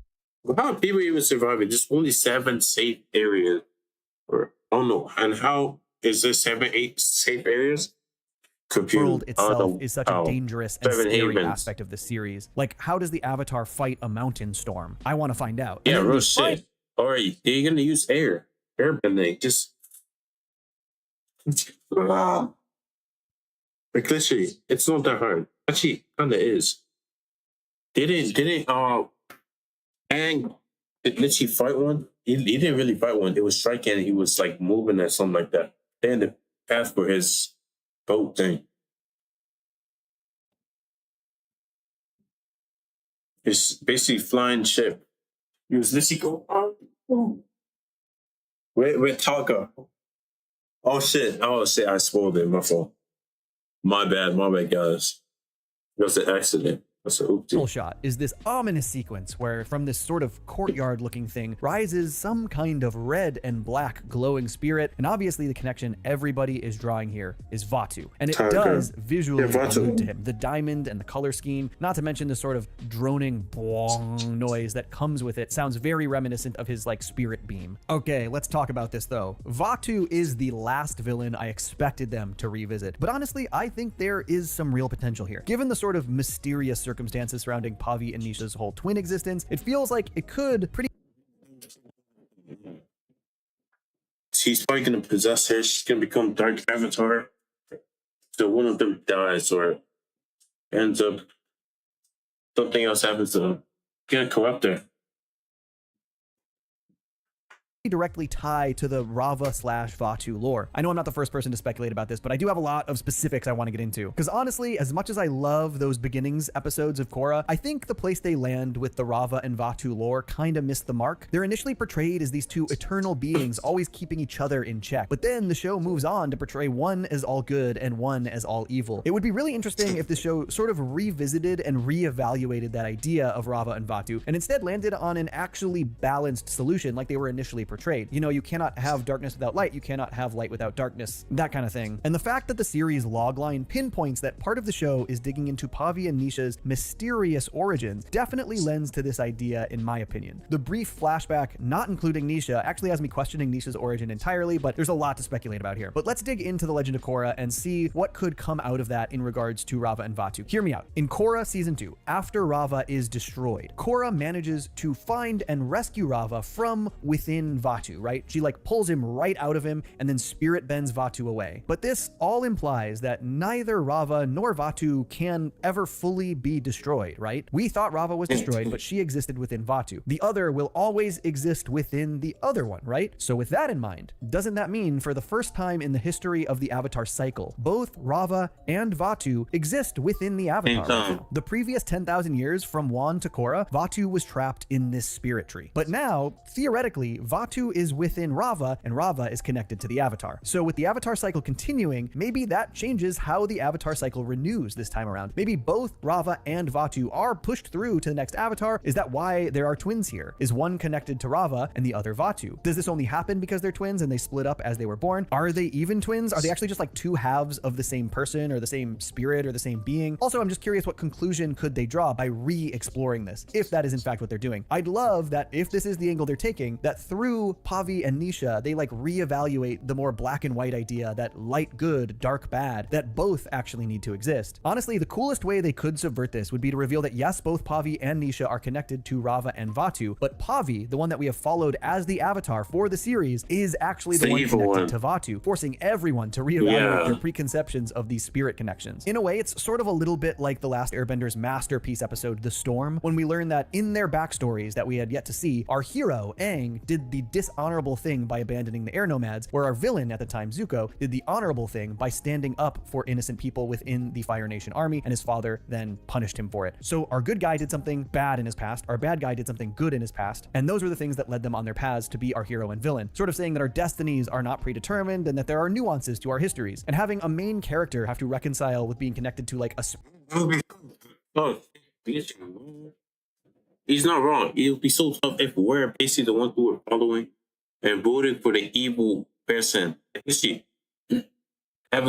gonna become. Oh, she's gonna be the actor. She's gonna be using all the good, all the shit. After boom, plot twist. She's Vaatu, and his sister is basically gonna be the one to fight. That is perceived as evil would be a cool personal journey, and I think could go a long way to maybe rectify some of those messy lore decisions back from Legend of Korra Season 2. Also worth pointing out, Pavi and Nisha's animal guides, one is white, one is black. Just saying, little Rava Vaatu connection there. I just hope this doesn't mean that the cataclysmic event was Vaatu like consuming Korra. That I think would be pretty disappointing. It's interesting lore, but I think still kind of does Korra dirty. In my opinion, the cataclysm event has to be like a true monumental once in many generations threat that Korra handles as well as possible. Despite knowing that the world will see her as a villain or as a destroyer or might blame her for it, she makes the right choice for the future of the planet, the selfless choice. All that being said, it is totally possible that this is not Vaatu at all, and that all of this is just wild, rampant fanboy speculation, but I do think that this little bit at the end of the trailer doesn't really make sense or work as a tease without the Vaatu association. And it felt designed to create lore speculation, given that it seems like Vaatu without outright showing Vaatu. Season 2 of Korra featured a ton of these beautiful auroras in the sky as well, particularly when there were aspects of the spirit world bleeding over into the real world. And throughout the trailer of Seven Havens, we see really similar imagery. The opening of the teaser was this aurora in the sky, the ending was the Vaatu illusion. And as Korra fought Unavatu in Republic City, that is when we saw this aurora imagery the most. Regardless, this entire premise leaves so much intrigue. Like, what even is the timeline here? Obviously, Pavi should have been born as Korra died, but there seems to be a much larger amount of time between that is implied here. Was there actually like an entire other Avatar cycle between Korra and Pavi who all hid themselves from the world because of the way the world treated them? I like that there are not only lore and timeline questions, but interpersonal questions for our main characters. I'm really eager to see how things from the Avatar world we knew carry over into this sort of Seven Havens post-apocalyptic world. The mix of technology seems really interesting. There are just these remnants of the old world pulling from different places. Look, as you maybe can tell from this video, I adore this franchise. I cannot wait to talk more about this show as it releases. I'll definitely be covering every season as they come out, and you can actually also expect me to cover the Aang movie this weekend. That's coming out in like a day or two. And I think between now and October, I want to try to get at least 1 or 2 other Avatar videos on the channel, including that big Korra character analysis I mentioned before. But I also want to hear all your thoughts on the Seven Havens teaser. Does the premise intrigue you as much as it does me? Do you think I'm on point or way off with any of my speculation? Let me know below in the comments, and I'll catch you next time.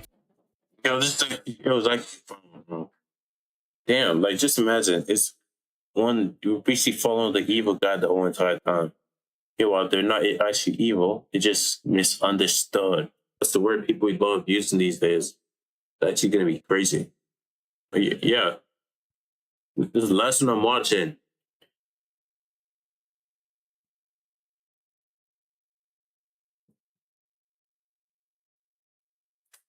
Last one I'm watching, bro. Yo, Spider-Man Brand New Day is coming out. Shit, it's gonna. Please don't misspeak. The trailer. I don't think I watched this. Hi, my name is Peter Parker. Peter Parker. I have something to tell you that's gonna sound crazy, but it's the truth. You're the Spider-Man. Can't tell anybody about this. You gotta keep it a secret. Okay. Bro, why the fuck is this shit bugging, bro? Like, Brody. Bugging your head? Yeah. Hi, my name is Peter Parker. I have something to tell you that's gonna What is sound going crazy, on? but it's the truth. You're the Spider-Man. Can't tell anybody about this. You gotta keep it a secret. Okay. Thank you. Everybody good? Yeah, Spider-Man! We used to know each other. We were together.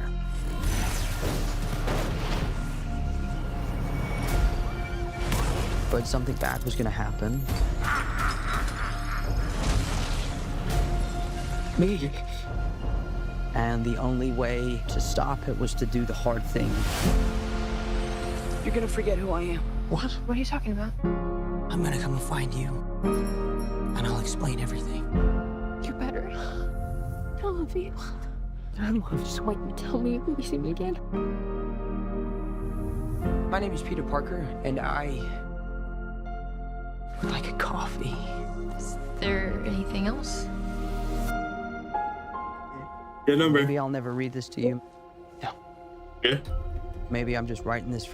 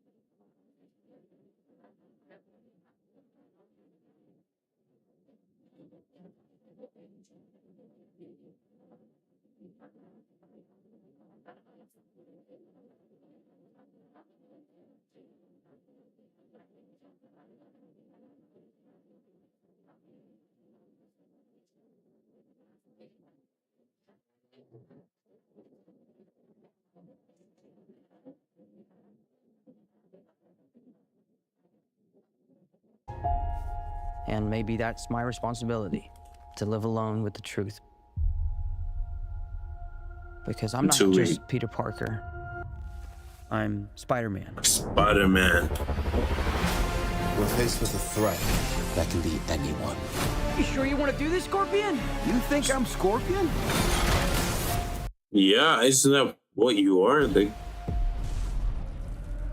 that looks like Scorpion. No banner. Only Hulk. Yo, Loki, you need to bring back the old Hulk, bro. One that gets hits, each time you hit him, becomes stronger and more muscular. Old one was CGI, but he was stronger than this one. This one's shit. Zero. Damn. Yeah. Yeah. Damn. Or emoji. Yeah.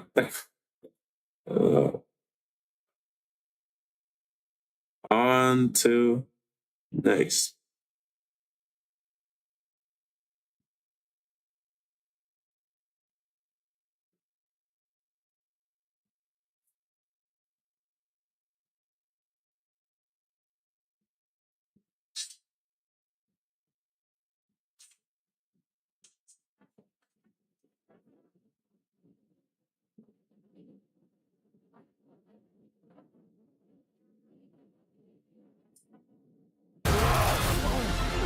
I'm sorry, but you're in danger. What? I promised you that I would keep you safe. Please, you just have to trust me. Come on.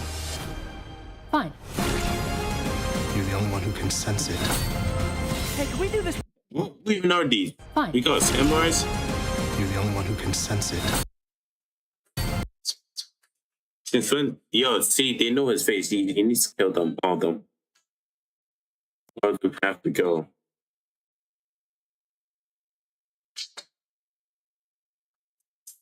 Already saw his face. They can be the next victim, bro. Hey, can we do this one at a time, please? You're the only one who can defeat it.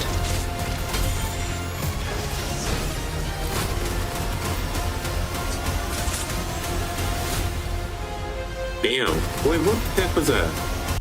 Where's the one he was... Which Spider-Man was the one he was basically turning into...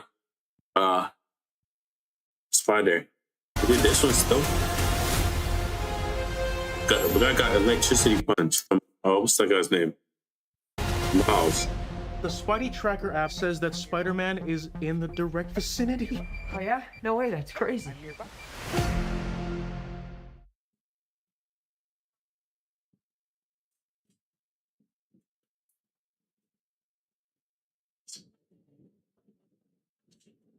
A Neuralink is this device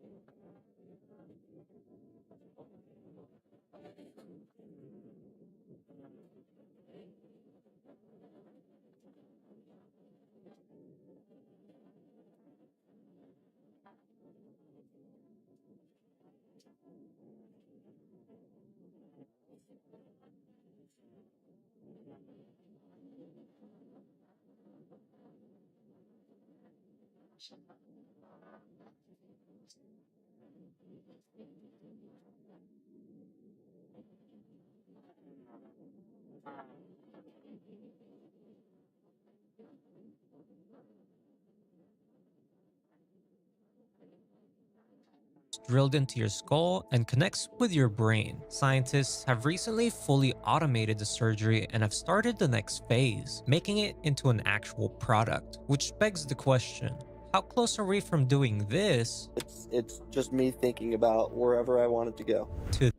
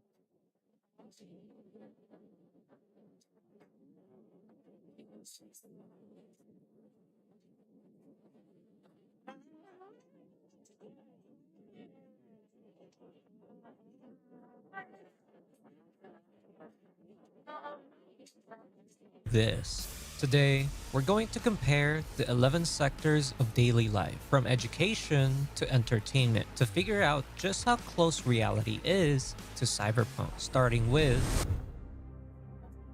a career in our reality is traditionally a path towards financial stability, personal growth, and eventually a comfortable retirement. It's a forgiving system because you can develop a specialized resume but still have the ability to transfer some of those skills across different industries, like pivoting from basic web development to cybersecurity. Even today, as we face the increasing amount of AI automating our jobs and a pretty rough post-graduation market, there are still new companies.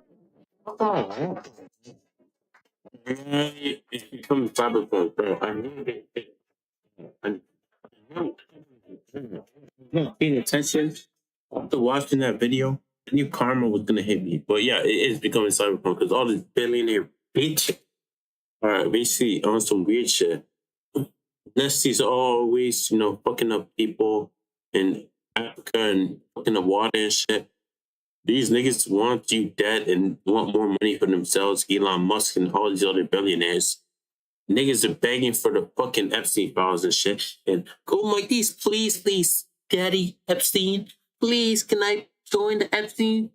Can I get to the I did, please? Like, and niggas, they basically eating that shit up. Like, bro, what the flip happened? It's just weird. Weirdo shit. Yo, appreciate it for the follow. If anyone follows, I don't know. But yeah, I'm just gonna end this shit. No, I'm not ending it. No, just continue watching more. Yo, our world is becoming cyberpunk. Why do you think that? Because it's cyber. Yeah, that made no sense. Neuralink is this device drilled into your skull and Neuralink already came out, bro. connects with your brain. Scientists have recently fully automated the surgery and have started the next phase, making it into an actual product, which begs the question, how close are we from doing this It's just me thinking about wherever I wanted to go. to this? Today, we're going to compare the 11 sectors of daily life, from education to entertainment, to figure out just how close reality is to cyberpunk, starting with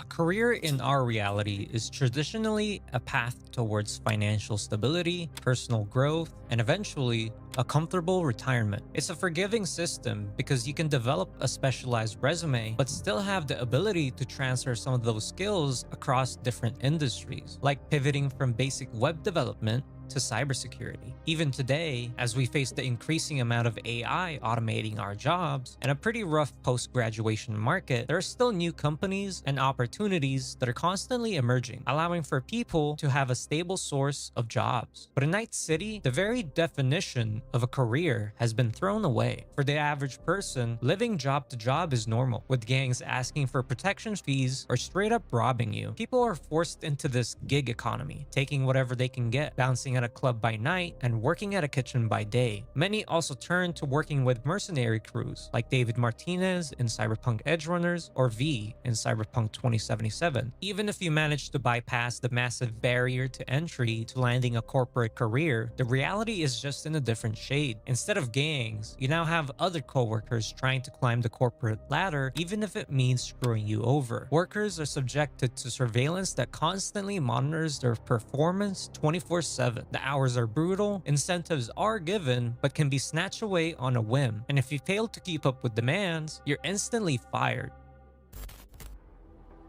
Healthcare in our world is designed around a single concept: healing the sick and injured. While how they work around the world may vary wildly, like the universal healthcare of the EU to the notoriously high medical bills of the US, there is still that single underlying expectation. When you call an ambulance, you can rest assured knowing that professionals will arrive and do everything in their power to save your life. In Cyberpunk, that promise has been replaced by a dystopian alternative. Trauma Team. At a glance, it paints a thrilling picture of the future. SWAT-style medics descending from flying AVs to extract patients from an active war zone. But this isn't a public service. Trauma Team runs on an expensive subscription model. They offer varying tiers of coverage, and unless you have the VIP package, which only the wealthy can afford, you'll be provided with the bare minimum. Lower tier subscribers might get their bleeding temporarily stopped, but every additional minute or bullet fired on their behalf incurs expensive fees. If your account drains to zero, they literally abandon you to die. Because Trauma Team packages are so expensive, the majority of Night City's population is uninsured. Standard public hospitals do exist, but they're usually underfunded and are just as corrupt. Saving a dying citizen just isn't profitable enough in their eyes. We see this tragic result clearly in Edge Runners, where David's mother, Gloria, is scanned by an arriving trauma team, gets declined, and is left bleeding on the asphalt. She's eventually taken to an underfunded hospital where she unfortunately died.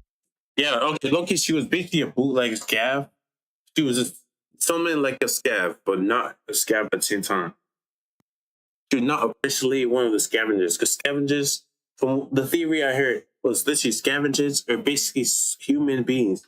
See how they cover their faces? Because they don't want to be seen. They have regular laws. They just take sandevistats and organs from people. They not sandevistats, take bio whatever. Or your implants. So this, because like she literally dealt with Maine. Maine literally knew her name, Gloria Martinez. Where's Gloria Martinez? When he literally came to the house, she sold things to him before.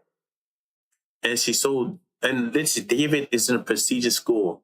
She was working at Athlon just for that. How does she make all the money? Because that school probably costs a lot. May, and she was about to sell thing to Maine for a certain price, Sandy for Maine. That would have been so good, bro. Like literally, something else. Likely because the doctors saw no use in trying to patch her up. For the average citizen, this means relying on shady Ripper docs, a back alley surgeons specializing in cybernetic modifications. Housing is a right to own land. When you purchase a property, it becomes your private domain where, as long as you don't break any laws, you have complete control over your own space. You can build your own personal life, free from a landlord, however you want. In Night City, the concept of home ownership is basically gone, replaced by a corporate-controlled rental market. For the vast majority of citizens, the standard living situation means renting an apartment inside a towering mega building. These colossal structures are designed to pack in as many bodies as possible, offering little more than shelter. They're completely devoid of any amenities that you would expect and are often included with failing infrastructure and open crime. But it's that idea of not even having the ability to own land which is truly horrifying. Whether you live in a mega building or a high-end corporate apartment, you own basically nothing. Run out of funds or miss a payment by even a day, the eviction process is entirely automated and instantaneous. But we are kind of seeing this in real life, specifically in China, where you can't actually own land. The only thing you're able to do is own a residential lease or a commercial lease, usually ranging between 40 to 70 years. The food that we eat comes in a wide variety and personal choice from home. Yo, low-key, from another theory I heard, in Cyberpunk, they literally eat human meat. Some of the things in there is unknown.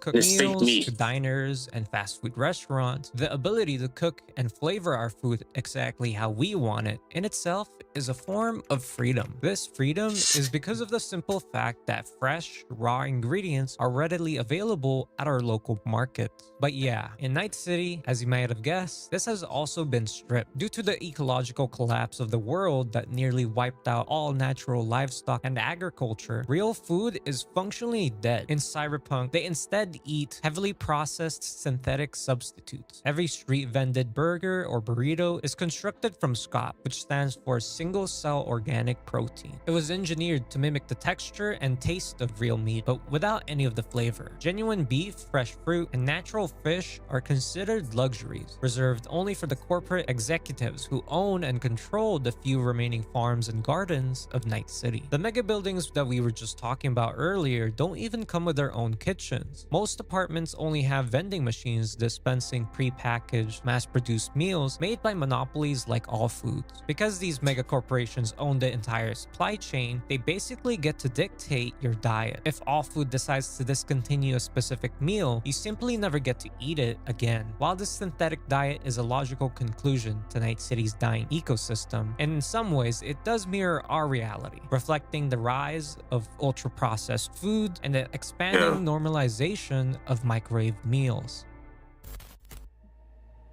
Entertainment is pretty vast in terms of variety in real life. Whether you're watching a video essay on YouTube like right now, or going to a live concert, or just simply going to the local park to play a basketball game, you retain the freedom to choose how you engage with your boredom. While most people have turned to social media, it's nothing that you're unable to get away from. But in Night City, entertainment is weaponized to be a hyper-addictive escape from reality, designed by corporations to dull the pain of daily life. The most notorious version of this entertainment being brain dances, or BDs. BDs allow users to directly download and experience another person's thoughts, emotions, and physical sensations. While mainstream studios churn out sanitized versions of BDs, the underground market thrives on XBDs, raw, unfiltered recordings of violence, torture, and even death. The sensory overload is usually so extreme that editors like Judy Alvarez are required to scrub and modify the neural feed just to make the experience not fry your brain. But even if you want to take a break from these experiences, escaping this digital era is basically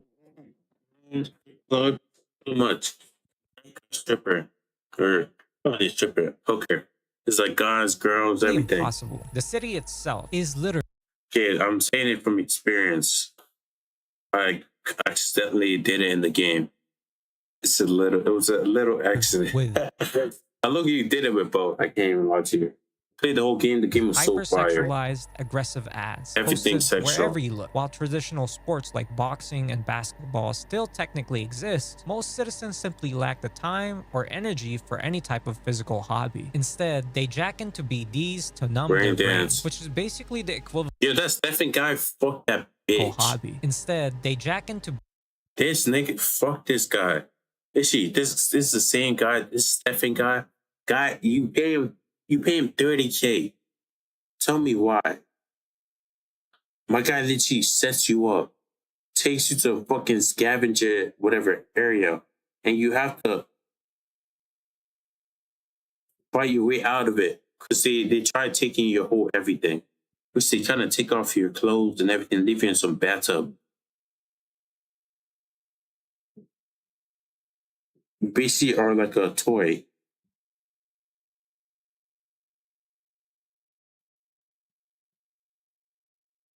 Get treated like a toy, bro. BDs to numb their brain, which is basically the equivalent of doom scrolling through social media at 2 a.m. Education in our reality is what people see as the one pathway to escaping poverty, one that allows you to secure a stable career and develop intelligence to become a smarter person in general. Even if modern universities today serve as a proof of your hard work for corporations, students still undergo a process of genuine intellectual growth and learning. In Night City, instead of books, traditional learning has been replaced by skill shards, which are these data chips directly inserted to your brain that instantly injects protocols, languages, and training. We see this when V slots in a military shard and instantly becomes familiar with how to handle a firearm. But while the idea of bypassing the learning stage might be tempting, skill shards only teach the how of something, and it completely removes the why. This why is a fundamental concept that improves critical thinking, because when you don't know why something exists, you never question if it was a good or bad thing. With critical thinking being removed, it creates a system that intentionally raises a population that is highly skilled, yet intellectually dumb, the perfect, monotonous labor force built for a factory. Religion in our reality gives a sense of spiritual comfort. Whether you're born into a specific faith or you find one later in life, most religion often provide a moral compass and the promise of a peaceful afterlife. It serves as a reassurance against death, offering us solace that a higher power is watching over us and will receive us when we pass. In Night City, however, old religion has died and has been replaced with digital versions. When I played it, there was this one thing. There's literally this one thing. It was literally, fuck, what do you call it? Got you worshiping some lady they did some ritual on. They did a ritual to bring rogue AI into the world, which they successfully did. I think it was overpowered. I think her name is it's Janice or something like that. It was the Maelstrom boys. They just did some ritual and brought a rogue AI. They were worshiping that rogue AI. And there's the guy with the blue eyes. Said he's an alien. That guy is rich as fuck. The crash of the old net, which is what our current internet is, vast amounts of human history and knowledge was permanently deleted, including most religions. In the void left behind, factions like the Voodoo Boys have constructed spirituality around the very technology that destroyed their world. To them, cyberspace is the literal spirit world, and the true afterlife is what lies behind the black wall. Behind this black wall exists rogue AIs, which are entities that evolve so far beyond what we can comprehend that they are no longer viewed as rogue software, but worshipped and bargained with as literal digital gods. Instead of praying for salvation, the Voodoo Boys are actively preparing for a digital apocalypse. Their ultimate religious goal is to breach the net's high security and merge themselves with these omnipotent AIs, believing that uploading their consciousness is the sole path to achieving immortality.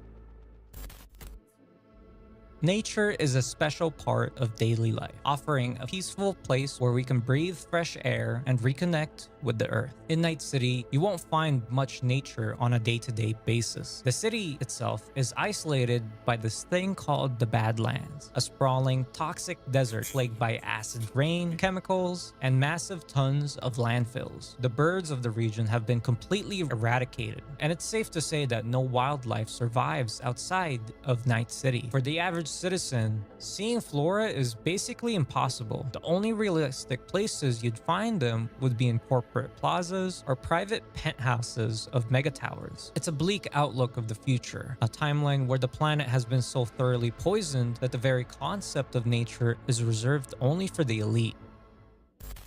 In our reality, a healthy economy is a hard thing to balance. Small businesses work on the belief that hard work and genuine innovation will carve out better margins of the market, which means that everybody is forced to respond, including even large companies. It relies on a functioning ecosystem of small and large businesses, consumer rights, labor laws, and a government capable of regulating the market to prevent monopolies. In Night City, the economy has devolved into a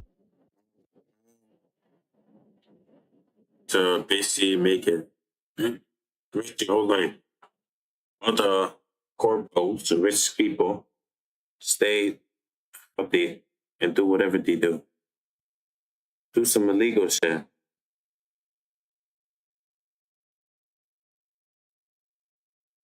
Basically do illegal shit to thrive. Dystopia. Mega corporations like Arasaka, Militech, and All Foods operate entirely above the law. If officials attempt to restrict corporate interests, the corporations can simply retaliate and force the government into total submission. True small businesses cannot survive in this environment. Independent vendors are systematically crushed, consumed by conglomerates, or bled dry by local street gangs, demanding heavy extortion fees. The free market is dead, leaving behind nothing but the illusion of choice. Whether you're purchasing a firearm or another meal, the product comes from the exact same monopolies. In our reality, politics is built on the foundation of democratic representation. Citizens vote for officials to maintain public services, pass legislative laws, and hold leadership accountable for the What's the other thing called? I know there's another organization. Arasaka and Miltech are both evil, bro. Let's pick one side. What is it NASA or something? Is NASA? Whatever. Oh, let me say shut up. Organization. Besides.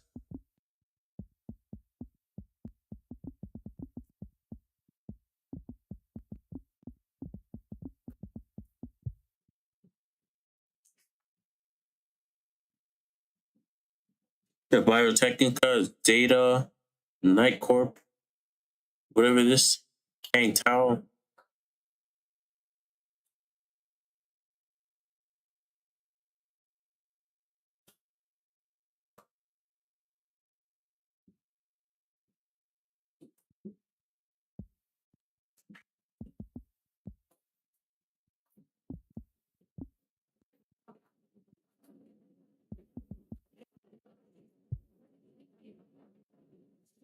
Noosa, I think Noosa.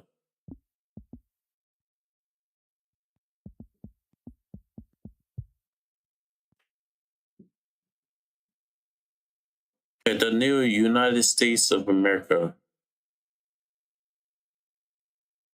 Yeah, whatever. All those guys were evil, bro. Evil. Overall betterment of society. As mentioned before, the government of Night City has little power in Cyberpunk. The local governments basically operate as PR departments for mega corporations. The mayor and the city council hold zero actual power. Every policy, election, or law is strictly dictated by corporate interests. And any public official who attempts to resist this is bribed, blackmailed, or quietly assassinated. But the horror of Night City's politics goes much deeper than just bribery. The political members are actually being manipulated by shadowy figures like Mr. Blue Eyes, a person who possesses the terrifying ability to literally rewrite a person's memories and personality. And we see this with candidates like Jefferson Perales, which create the perfect puppets. While literal mind control sounds distinctly dystopian, it's not that far off from our own reality. Modern voters today are already subjected to massive data harvesting, psychological targeting, and algorithm manipulation that subtly rewrites how we think and how we vote through ads and what we see through social media. So how close is reality to becoming cyberpunk? In some aspects, we're still pretty far off. We're not really surviving on synthetic scop, we're not using brain dances, and we haven't really developed any digital religion as of 2026. However, there are still a lot of foundations of a cyberpunk dystopia. 2070 something. 2077. Not the whole thing. It started in 2020. I think. This whole thing is 2077. That's just fucking years later. The whole shit is happening.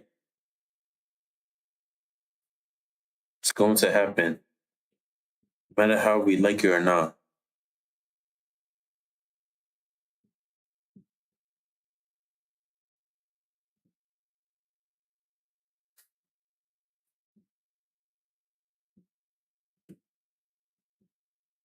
Already being laid out in real life. The concept of a career offering lifelong financial stability is rapidly deteriorating. The dream of home ownership is basically impossible for the new generations of graduates today, and mega corporations are consolidating. There's guys that literally in BlackRock and Blackstone, whatever you want to call it. Already have all the houses overpriced in there. After boom, making everyone have to pay an expensive amount for it. Into massive monopolies. That's owned like over billions. I wouldn't say trillions. Millions of homes. That's owned. In these different systematic ways, we're actually closing the edge between real life and cyberpunk. Ultimately, I think that we are living in the early stages of a cyberpunk reality. We don't have full body cybernetics. Our AI is still Not very yet. much in its early stages, but the groundwork is there for a cyberpunk reality to happen. Look at it. Look at it. Okay, what did fucking what's his name? What did he say? Johnny.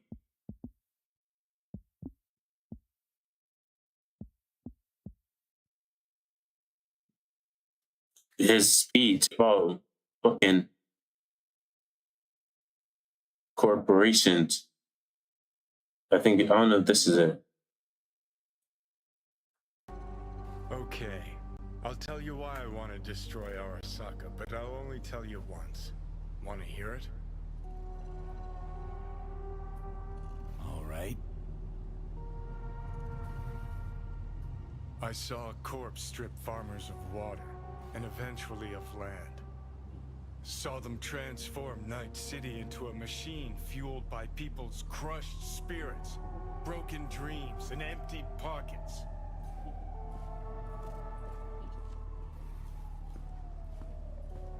Corps have long controlled our lives, taken lots, and now they're after our souls.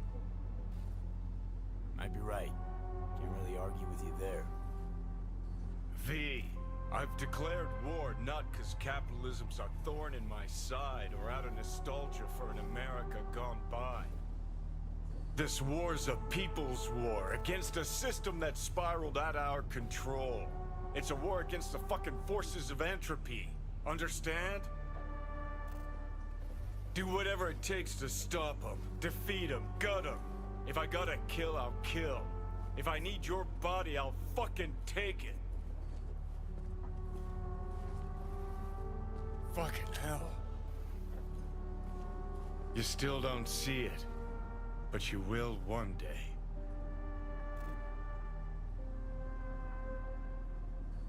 Damn. Right. B, let's explode PlayStation right now. Yo, don't be me hearing this. I just wanted to go up to a building and put a nuke in it. Like what? I don't think he did it. I think that was fucking whatever his name is, Morgan Blackhand. He got killed on the roof.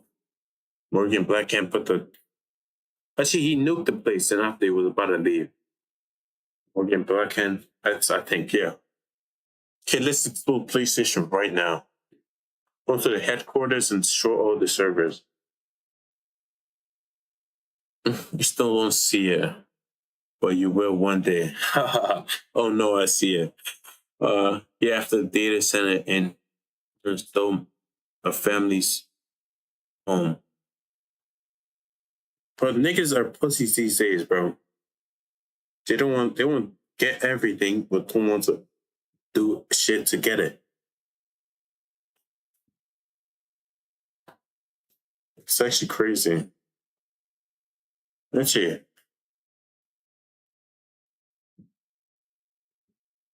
maybe they want me to take the risk. I will take the risk.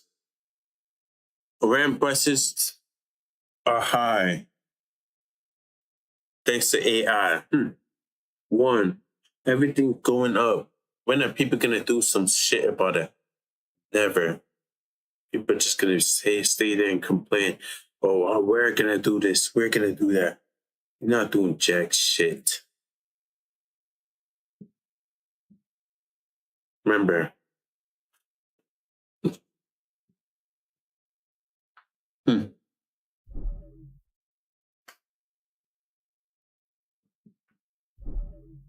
Yo, watch this, but I don't know if I'll get banned. Nope.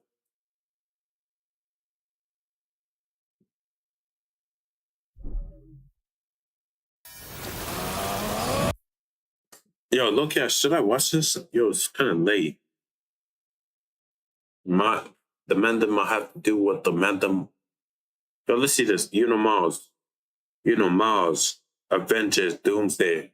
See this banger. See how good this banger is.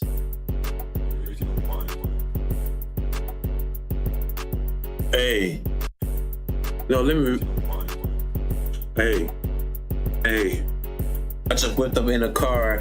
Give me real for everybody looking at me like I got a shower. If a they trash, I'ma smack my mama. If a they trash, I'ma smack my grandma. If a trash, somebody getting robbed. If a they trash, I'ma quit my job. I just saw my neighbor eat a corn on a car. This shit forever, I would never stop. All the fake ID, my new name, bought. At the top like a slide, I ain't slide down. I wear glasses, so I'm Bobby Brown. Why the fuck my first name is Brown Bobby? The way that I'm kicking it, I'm eating wasabi. I don't even understand how to say Joe. Now I gotta. This nigga said, I don't know how to say G.I. Jones. This nigga said, anyways, yo, let me see the comments. It's not bad, it's just terrible.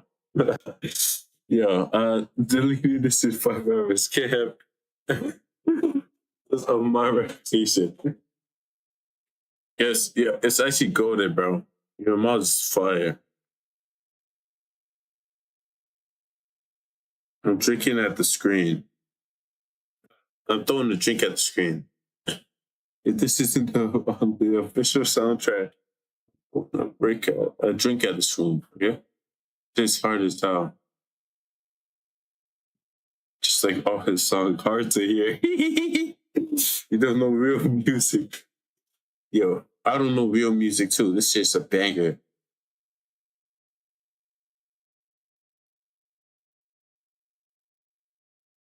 I'm eating wasabi. I don't even Wasabi. Joe. Now I got a fake action figure. Joe. Sonic Hedgehog. I gotta go. Avengers Doomsday. If Avengers do they trash, I'ma smack my mama.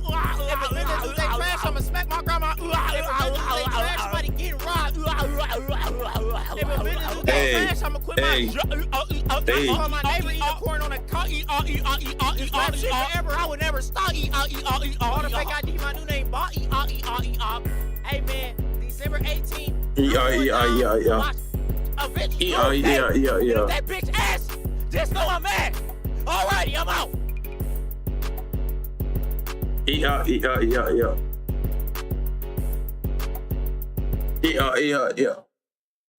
Yo, look at it. It's a banger. Cannot lie to you. We definitely don't know real music. That's why we don't like. We love, you know, Mal. We crave, you know, Mal. Oh shit, I accidentally. Wow. Yeah, as I was saying, we crave, you know, Miles. We love all his songs, all his soundtrack, everything. We crave it into our soul. Like, we love it so much to the point. It's like,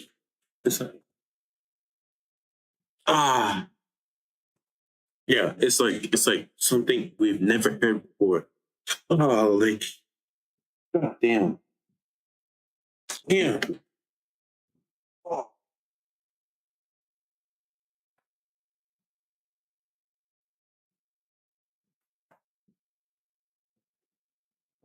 Yeah. Yeah. Like I said, we crave, you know, Mom. Because you know, Mouse. Yeah, what tough that is? Is that Aura? What's that Aura chat? Chat. Is that Aura? Yeah, I think that's Aura, bro. But anyways, yo, let's see this. Avatar versus...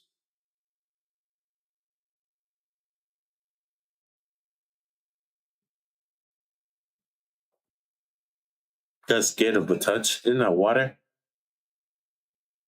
Actually, I'm not seeing this. I'm seeing this maybe tomorrow. Okay, might as well see it.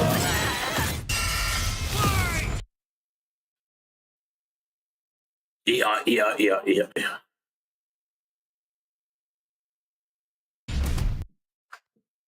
This episode's sponsor, DraftKings Casino. Big news from the casino! lived in harmony, united by a master of the elements, the Avatar. This Avatar reincarnated as different people for centuries, all with their own struggles. And man, was that true for our boy Aang. Not at first, of course, thanks to his master and guardian, Gyatso. As a cheeky little air nomad, Aang traveled the world causing shenanigans, all while learning to control the winds with airbending. Based on the real-life martial art Bagua Zhang, airbending is the most spiritual of the 4 bending styles, focusing on evading and diverting attacks through circular motions. With even the smallest movement, Aang can create tornadoes, run like the wind, and block hypersonic explosions. The perfect style for a twinkle-toed goofball like Aang. He even invented his own technique, the air scooter. How does he not fall off that thing? Add in a glider staff for flight, and the sky was the limit. But you know how it goes. Everything changed when the Fire Nation attacked. Their conquest spread, war was inevitable, and Aang was the only one who could save the world. Yeah, he wasn't happy with all that, and being forcibly separated from Gyatso. He was just a kid, so he froze up. Like, literally, he accidentally froze himself in his adorable Sky Bison Appa for 100 years. Until he was awakened by the Water Tribe siblings Katara and Sokka. Time wasn't kind to Aang's people. With no Avatar to keep balance, the Airbenders, Aang's entire culture, were wiped out by the Fire Nation. Oh, that's rough, buddy.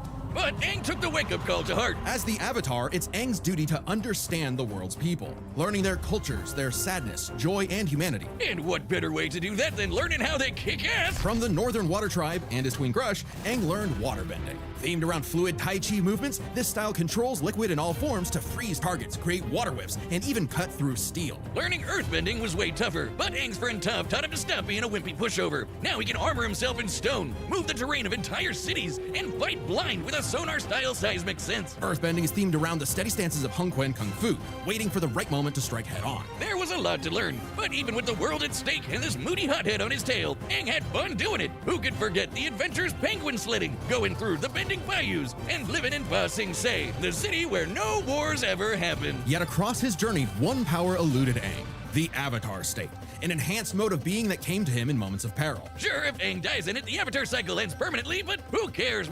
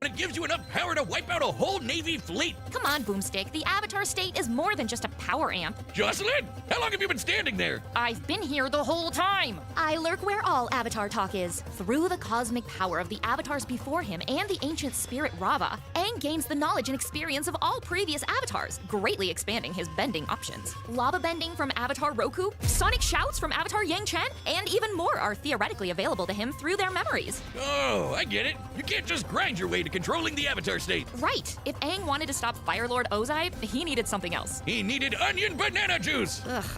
Yeah, technically, I suppose. Gross. Specifically, Aang sought the guidance of Guru Pate. Mastering his power meant clearing his chakras, emptying his mind of earthly attachments. Seems simple, but this also meant rejecting his feelings for Katara, the person he loved most. When he had to choose between the world or the girl, Aang followed his heart and it didn't end well. He got better. Aang was determined to understand.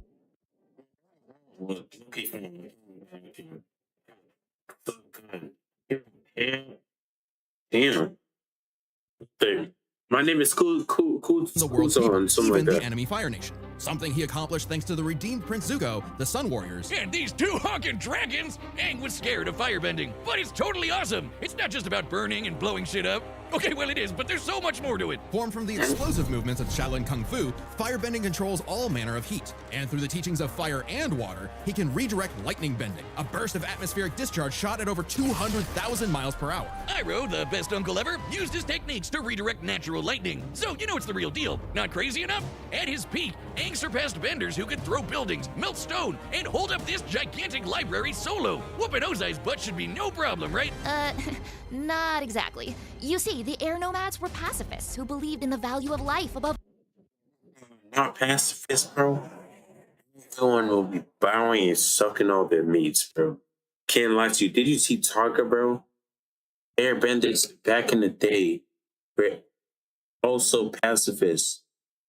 Tarka's people basically let themselves die.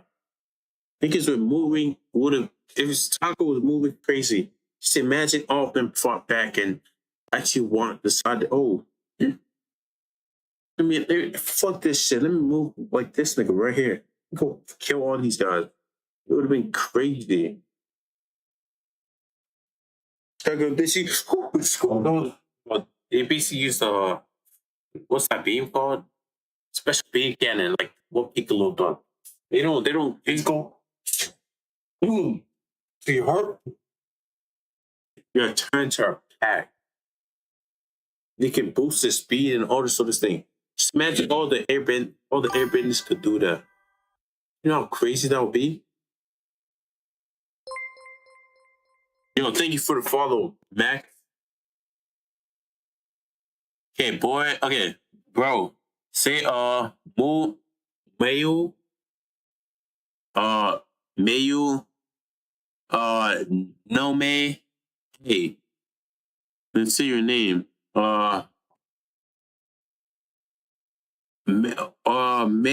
Mayu, Oine A. Pelloyr. Is that, did I just say it like, I want to get like, fucked? Like, look, what does that mean? Nome, okay. Mayu, Nome A. Pelloyr. Yo, I probably said come fuck me or some shit, bro. Okay, Mayu, okay, Portuguese translation. Google Translate. Mayu, no, Portuguese. Portuguese. Mayu, M-U. Fuck, why is my M not working? My M is not working for some reason. Fuck is going on, bro? M.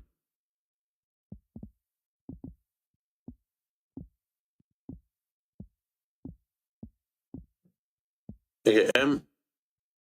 U. Mayu. Okay.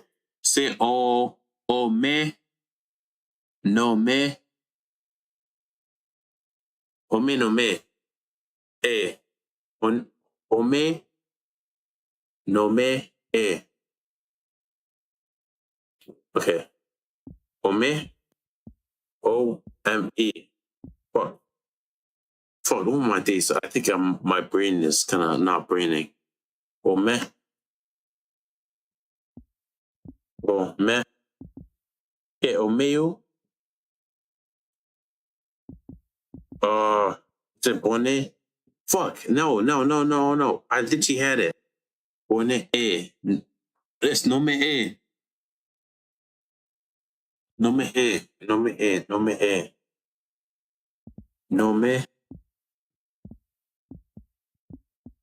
A. Oh, my name is Pelloyr. Okay. Oh. Omeu, no me A. Hello. Yeah. Oh shit. Guys teaching me some Brazil or some Spanish. That's not Portuguese. That's not Spanish. Oh my days, I'm tripping. Okay, type Meio no me E. No. Oi menu no me E. Oi Hi, my name is okay. Oi meno nome é Pelo. Oi, meu nome é Pelo. Okay. Oi nome Oi, é meu Pelo. nome é Pelo. Pelo. Oi, meu nome é Pelo. Oi, meu Oi, nome. meu nome é Meu Pelo. nome Pelo. Oi, meu nome é Pelo. Oi, nome. Oi, meu nome é Pelo. Oi, meu nome Pelo. Yeah. Oi, meu nome Pelo. See, look. I might have to switch to Brazil, bro. I might have to switch languages, bro. I need to add Brazil to my Google Translate. Like, damn, yo, are you Brazilian? Of all, being the last airbender, Aang didn't think his people were truly gone unless he went back on their teachings, meaning he really didn't want to kill Ozai. So, what, he's just a coward now? Mr. Fire Lord is about to burn down the entire Earth Kingdom! Not at all. Are you even listening? Aang was simply at odds with what he wanted and what the world expected, so he needed to make a choice. Right. In his greatest challenge yet, Aang discovered his true self, making his spirit unbendable and finally mastering the Avatar state. Making him as strong as avatars who That's become... awesome. I low-key forgot to thank you so much. Thank you for the follow. Thank you. Boom. They say thank you in Brazilian and fucking Portuguese, bro. Thank you.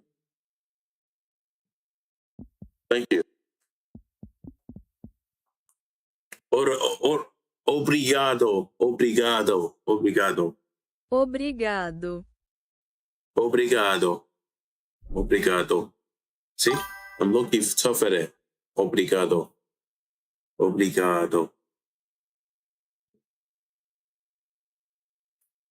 So basically Afro Brazilian. I'm Nigerian, but I'm born in Brazil. Hey, yo, that's lucky fire, bro. Sui for Ronaldo. Ronaldo's on top. Brazil is not Ronaldo. Oh my days, I'm slow. No, Vinny is there. Vinny is Brazilian. Neymar. See, I'm low-key LARPing, bro. Yo, Vinny is low-key tough. Okay. What part of, like, what type of Nigerian are you? Like, where are your parents from? In there.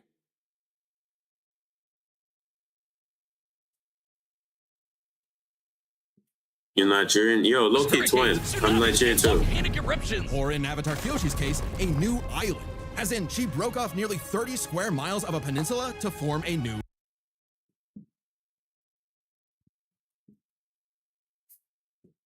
Obrigado. I'm gonna low-key start using it. Ronaldo is from... Yeah, Ronaldo from Brazil is 9, not 7. Ronaldo from Brazil. Since when was that shit? Ronaldo. Brazil. Discovered his Ronaldo, true Brazil. Self, making his spirit unbendable and finally mastering the Avatar This state. guy? Making him as strong. Bro, I can't lie to you. Ain't nobody know this guy, bro. Yo, what the flip is going on with his hair? I mean, he's trying to be unique. Ronaldinho, isn't he from Brazil too? Ronaldinho. Yeah, he's Ronaldinho. Yo, Ronaldinho was actually tough.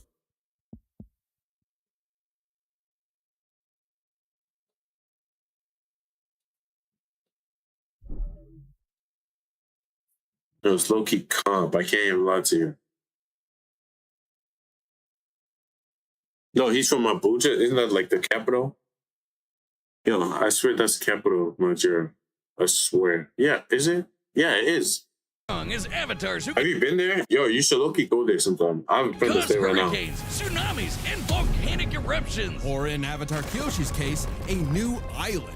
As in, she broke off nearly 30 square miles of a peninsula to form a new landmass. But to defeat Ozai, Aang needed one final element, something few avatars had bent before: energy bending.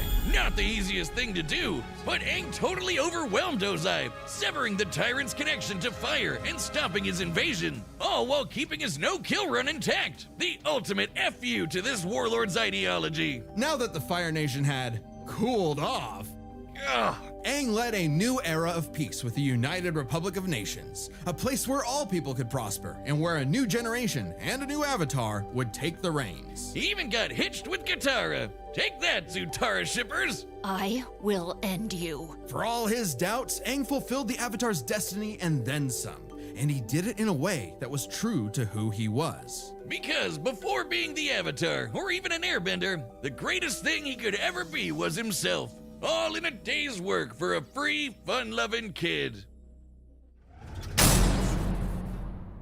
The battle is coming up thanks to this episode's sponsor, DraftKings Casino. Big up with issued as 50 spins by godly archons that welcome to Teyvat, a mysterious land governed by godly archons that drew the eye of someone beyond the stars. Same part was looking even like saying that was so calm. Makes for good emergency food with his is linked to the past, but got a Breath of the Wild glider instead. And his first element, Anemo, letting him make air slashes, tornadoes, and of course, Windblade! But guess what? Traveler wasn't the only one with a power like this. Teyvat was full of blessed people wielding these relic things called visions. Vision bearers can imbue their weapons and bodies with elemental power, summon items, and use a special, vision to perceive the elements around them. Normally, they're limited to a single element, but Traveler is just built different. Through Paimon's guidance, he began collecting elements from mysterious statues across Teyvat. No vision relic needed for him. Each nation had a new culture, a new element, a new crisis. And new character banners. When asked to play a sleuth for a murder case in Liyue, Traveler wasn't interested. A corpse couldn't tell him where his sis was, but he was roped in anyway and got the Geo ability to form rock constructs and eruptions of Earth. When Aether ventured to Inazuma, he didn't care about its war with the Vision Bearers and their Archon either, until he saw the suffering caused by its tyrannical rule, and joined the resistance with Electro abilities, fighting the powers that be. Miss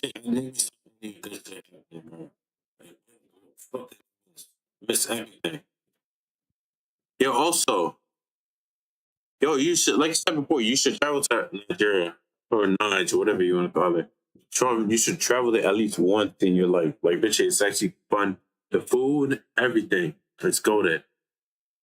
I'm assuming, you probably tried some of that. Using electric buzzsaws. But Brazilian food is probably kind of similar, because, kind of mixed. Even learned to dodge lightning. Other Electro users like my wife Lisa can conjure storms. No shock when my adopted daughter Klee made explosions that raised mountains. Traveler met all kinds of people like this. You know the type.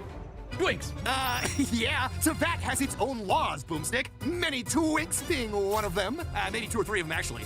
Ringmaster. Shut up, Wiz. This guy's been playing Genshin since launch. I know everything there is to know about the Genshin meta. Either can mix elements for different reactions. Basically, big elemental combinations. Geo crystallizes materials into special barriers. Electro mixed with water stuns foes. Anemo spreads elements around in swirls of destruction. Boom! Like how I combine beer and gunpowder. Exactly, Boomstick. Using Dendro, Traveler can form plant life that, when mixed with water and lightning, makes homing beams. Yeah, run from that.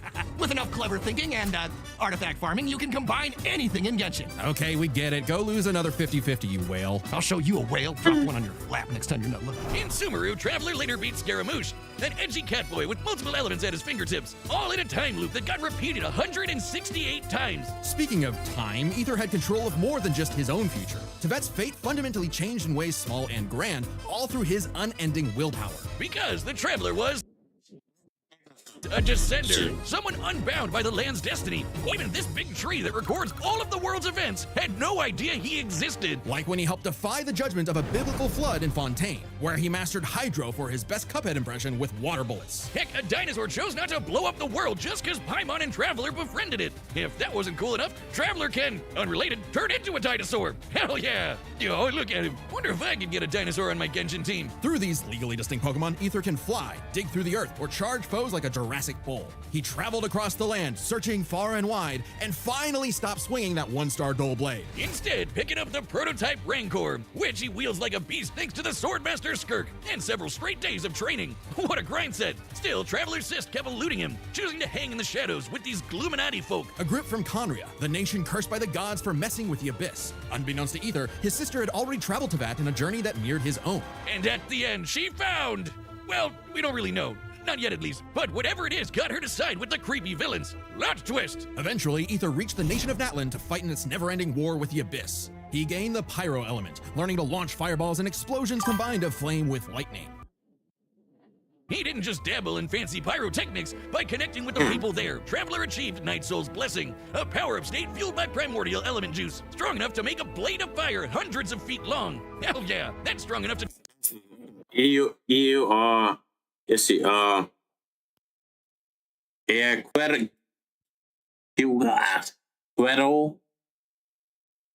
is that if, max, ainda estoy apreciando, aprendendo Nigerian, eu falo inglés, eso, fuck, I can't. Okay. I think that's right. You translator. Yo, Loki, let me check it. Copy. Okay, boom. Input this in Google Translate, bro. I know the quiero is probably the same in Spanish. Oh yeah, want or something like that. So basically, I'm guessing I want to go or something like that. Wait, let me check. Translate. English to Portuguese. Please tell me this brother. EU.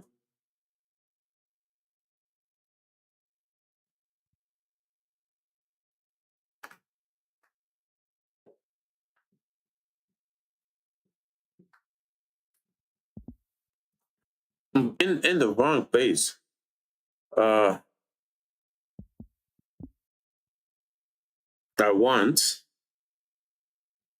brother. What am I doing?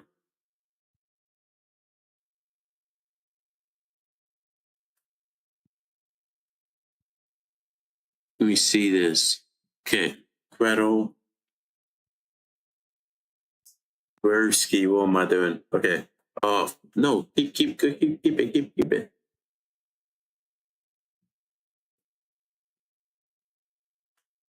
Air. Okay.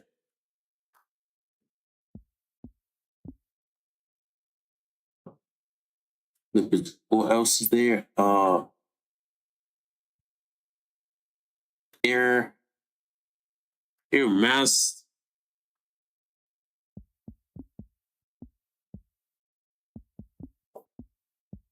Best TOU. Estilo Apreciando.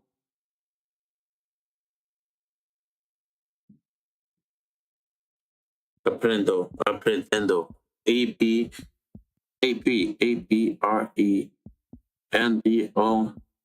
Dento. ENDO. Nigerian. What's in caps? Dot. EU. Follow.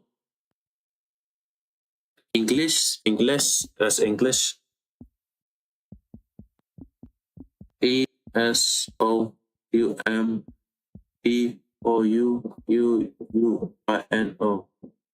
Oh, Nigerian. Okay, let's see. So I want to go. I'm still learning Nigerian. I speak English, a little bit of Nigerian. What do you mean Nigerian? There's like different, it's like fucking 80 different languages there. I can't even lie. Like more than, how many languages are there? Oh, you're probably, okay. Many.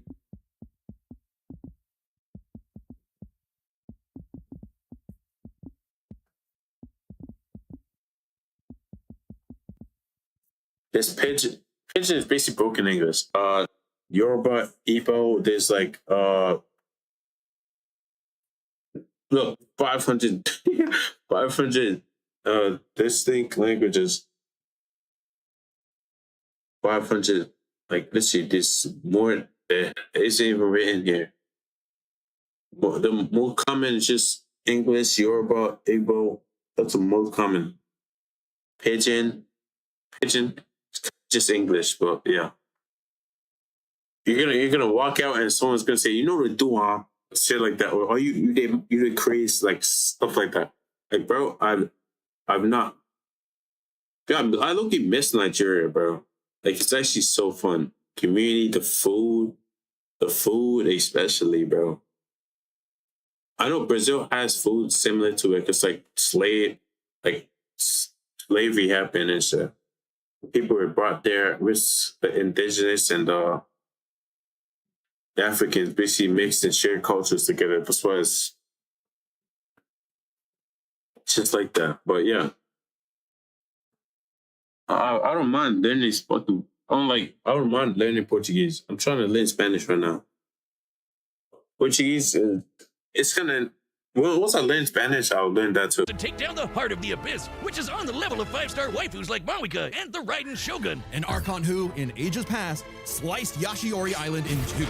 That's cool, but how about when this Venti guy threw a whole-ass mountain? According to Paimon, Traveler can level a mountain himself. Additionally, Aether learned how to use light energy to form a Kuvaki shield, something he used to protect the people of Nodcry by blocking a cannon blast with enough energy to obliterate a town. This was no ordinary cannon either. It also uses Kuvaki energy, so that's a beam of light. Through all his adventures, Aether had come to genuinely care for Tevat's people. Maybe one day he will reunite with his sister, but for now, he's fighting for a whole new world. His new home.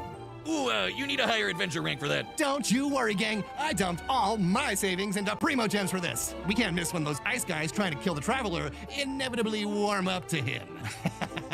Still got it. Oh, so that's why you're broke as shit. To Aether, the journey has meaning. The birds of Tevat, the songs of its people, they are all part of it. Even if he's against the abyss itself, a new dawn is somewhere just beyond the stars. And a field of flowers, Lumine too loved. The battle's about to start, and if you like death battle music, some of your That's what he does.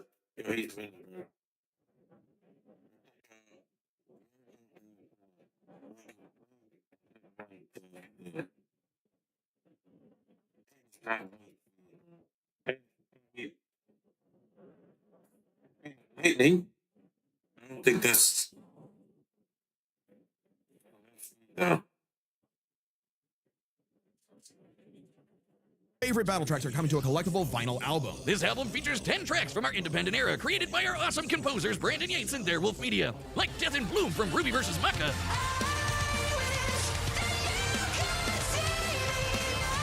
or Requiem for a Thief from Joker vs. Giorno.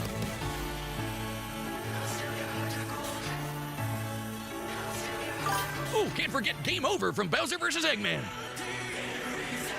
And more. Plus, pre-order a copy so you don't of Death Battle.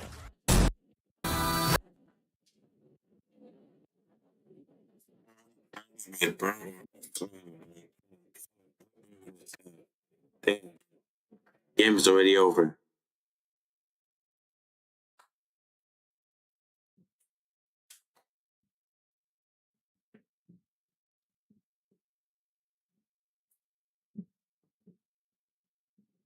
Should I Google Translate this again?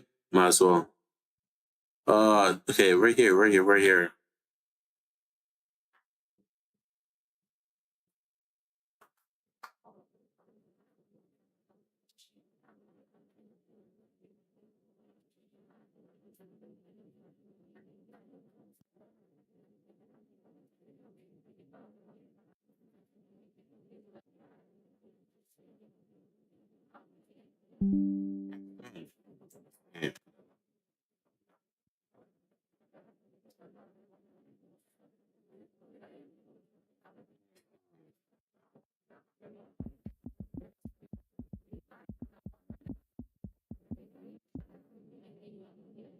Miss English. Boom. And ChatGPT. Brother. Could I upload an image to that shit? Yeah, I could.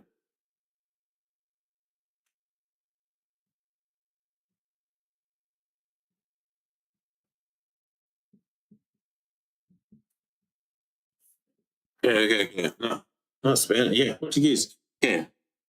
I don't know much about Nigeria because I'm not studying about it. Yo, Loki, yeah, Loki, I say, yeah, it's reasonable. But there's probably some things I don't even know myself about it. Because every country's history is kind of complex. I don't blame you for we're both in the same boat. Yeah. Windblade!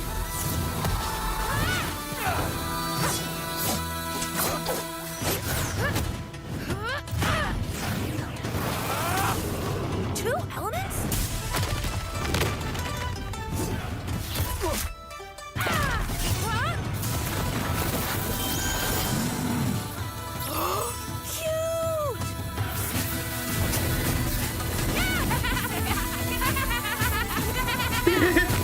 It's some shit he would actually do.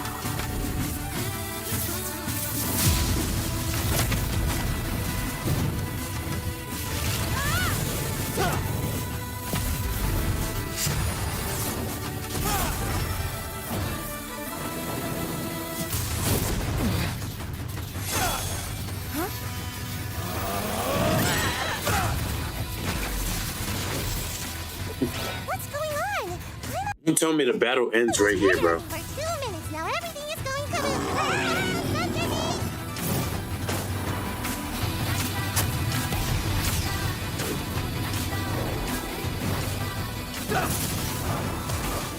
Cool glider. Can it do this?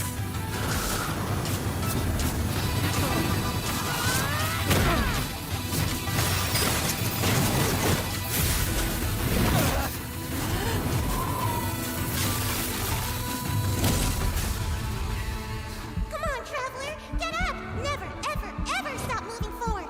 Remember, No one fights alone.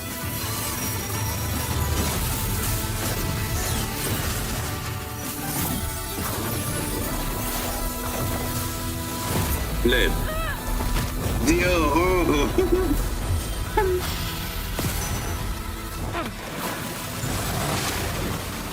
For those who came before, and those who will follow.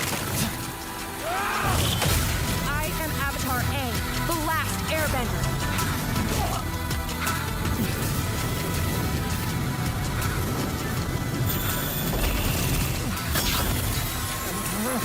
Take this!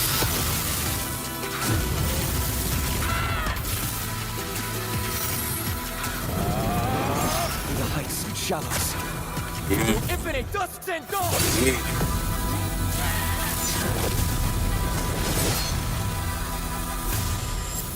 Dang. welcome, Damn. traveler. But does this mean no treasure? Damn. And but dailies are done. What a miss. This was an interesting Use bro's weakness against them, bro. So let's break this down by Crazy. power, experience, speed, and elements. First up, power. Aang and Traveler can both change the terrain of entire cities, and we're way stronger than characters that can break mountains. But at their peak, they're both tearing up islands. Aang's avatar state made him on par with Kyoshi, who created and moved the island of Kyoshi. Similarly, Night Soul's blessing let Ether contend with Archon-level foes like the Raiden Shogun, who split Yashiori Island. Hey, bro. In two. With an attack that even Vision Bearers weaker than Traveler can bluff. So he's definitely on that level. Kyoshi Island is over 6 miles wide and long.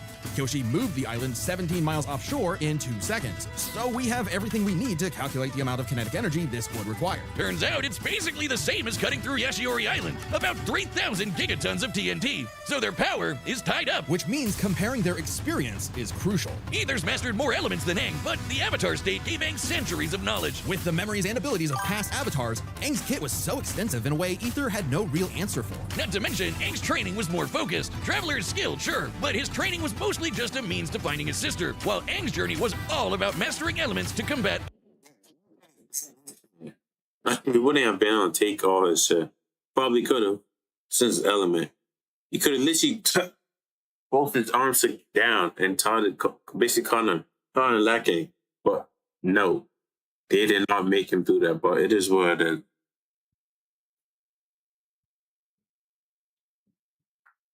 So listen to Dario. Yo, let me set this up.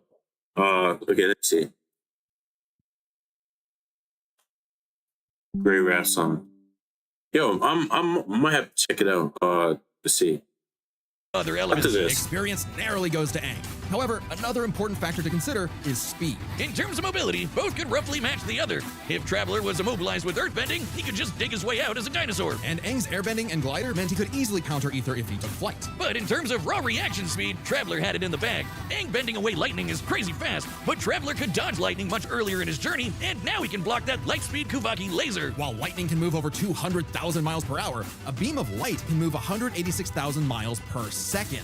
Over 3,000 times faster than Aang. Traveler takes speed by a landslide. So this all came down to the elements. Who could turn the forces of nature against the other? At first, I actually thought this was Aang's dub. Ether's elemental control is remarkable, but most of his attacks are projectiles, spires, and very specific implements that Aang has bent away in the past. Ether has never shown the precision or creative flexibility that we've seen with Aang's bending. But throw in the combos of elemental reactions and the script flips. Traveler could mix not just his elements, but also Aang's in ways that Aang could not. Bending was Aang's greatest strength, but also, against Traveler, a weakness. Because Aang usually had one or more elements around him, it gave Ether an easy access point through these combinations. When Aang used fire, Ether could use lightning to catch him in an overload. If Aang used water, Traveler's electrocharge could paralyze him, and so on. This isn't just a gameplay thing. Genshin characters like the lovely Lisa canonically say this is how the elements work. And unlike Aang, Ether has fought multiple people who can use multiple elements. The longer the fight went on, the more Ether would trip Aang up with these combinations, some of which Aang could not bend. Aang could redirect lightning, sure, but what about electro buzzsaws, or an electrified tornado,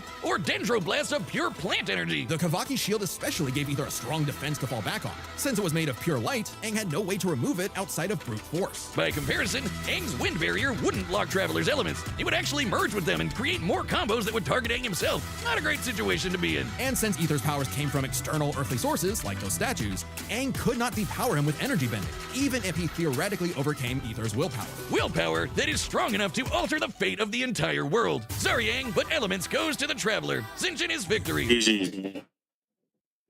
I really lost. It's actually crazy, bro. Madness. Yeah. Yo, let me check out the thing you said. Let's see the rap. Please tell me this shit is good. Please tell me this shit is good. Please tell me this shit is good. Yo, you said it's good rap song. Yo, let me hear. Is it like the... Let me actually check. Where's Google Translate?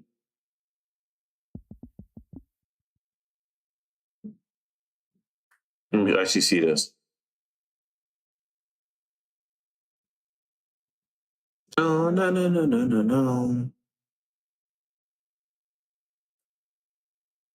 Okay, let's see.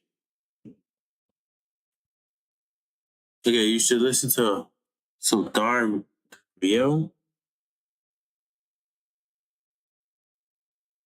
Let's do some right here. DA. Oh, Dario.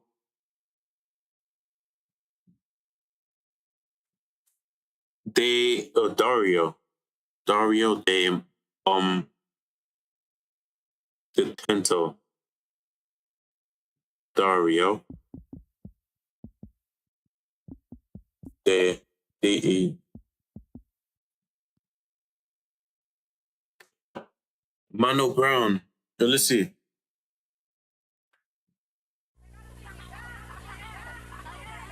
Brazil music? Yeah, I've never thought about listening to this besides the fun. 1992, 8 horas da manhã. Bom, passa fome, metido a Charles Bronson. Tem santo, preciso evitar que um safado faça minha mãe chorar. Minha palavra de honra me protege pra viver no país das calças bege. Tic-tac, ainda é 9h40, o relógio na cadeia anda em câmera lenta.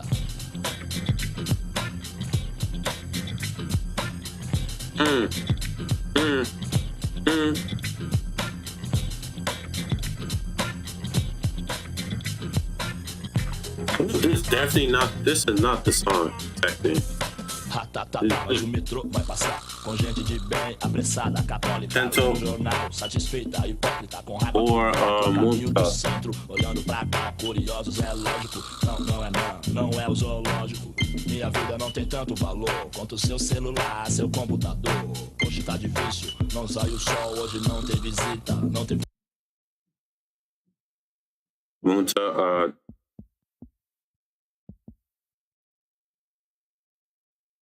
Jimano Brown.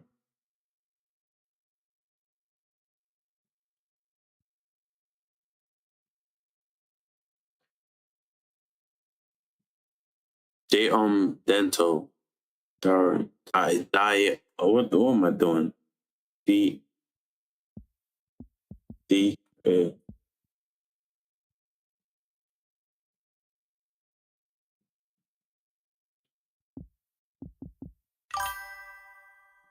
Dental. Oramunta. Okay, MTA. Boom. Let's see it. Is this? Am I tripping? Is it this one? Am I looking at the right one? Or am I tripping? Shit, my thing. Heads up.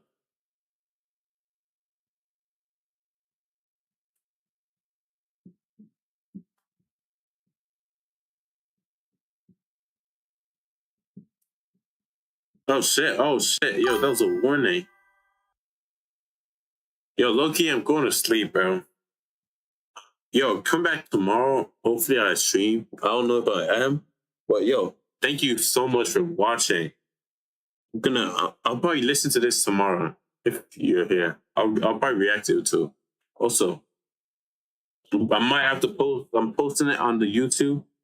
So thank you guys for watching. Thank you, Max, for watching. Hopefully, try some suya. But yeah, you guys be safe. Peace.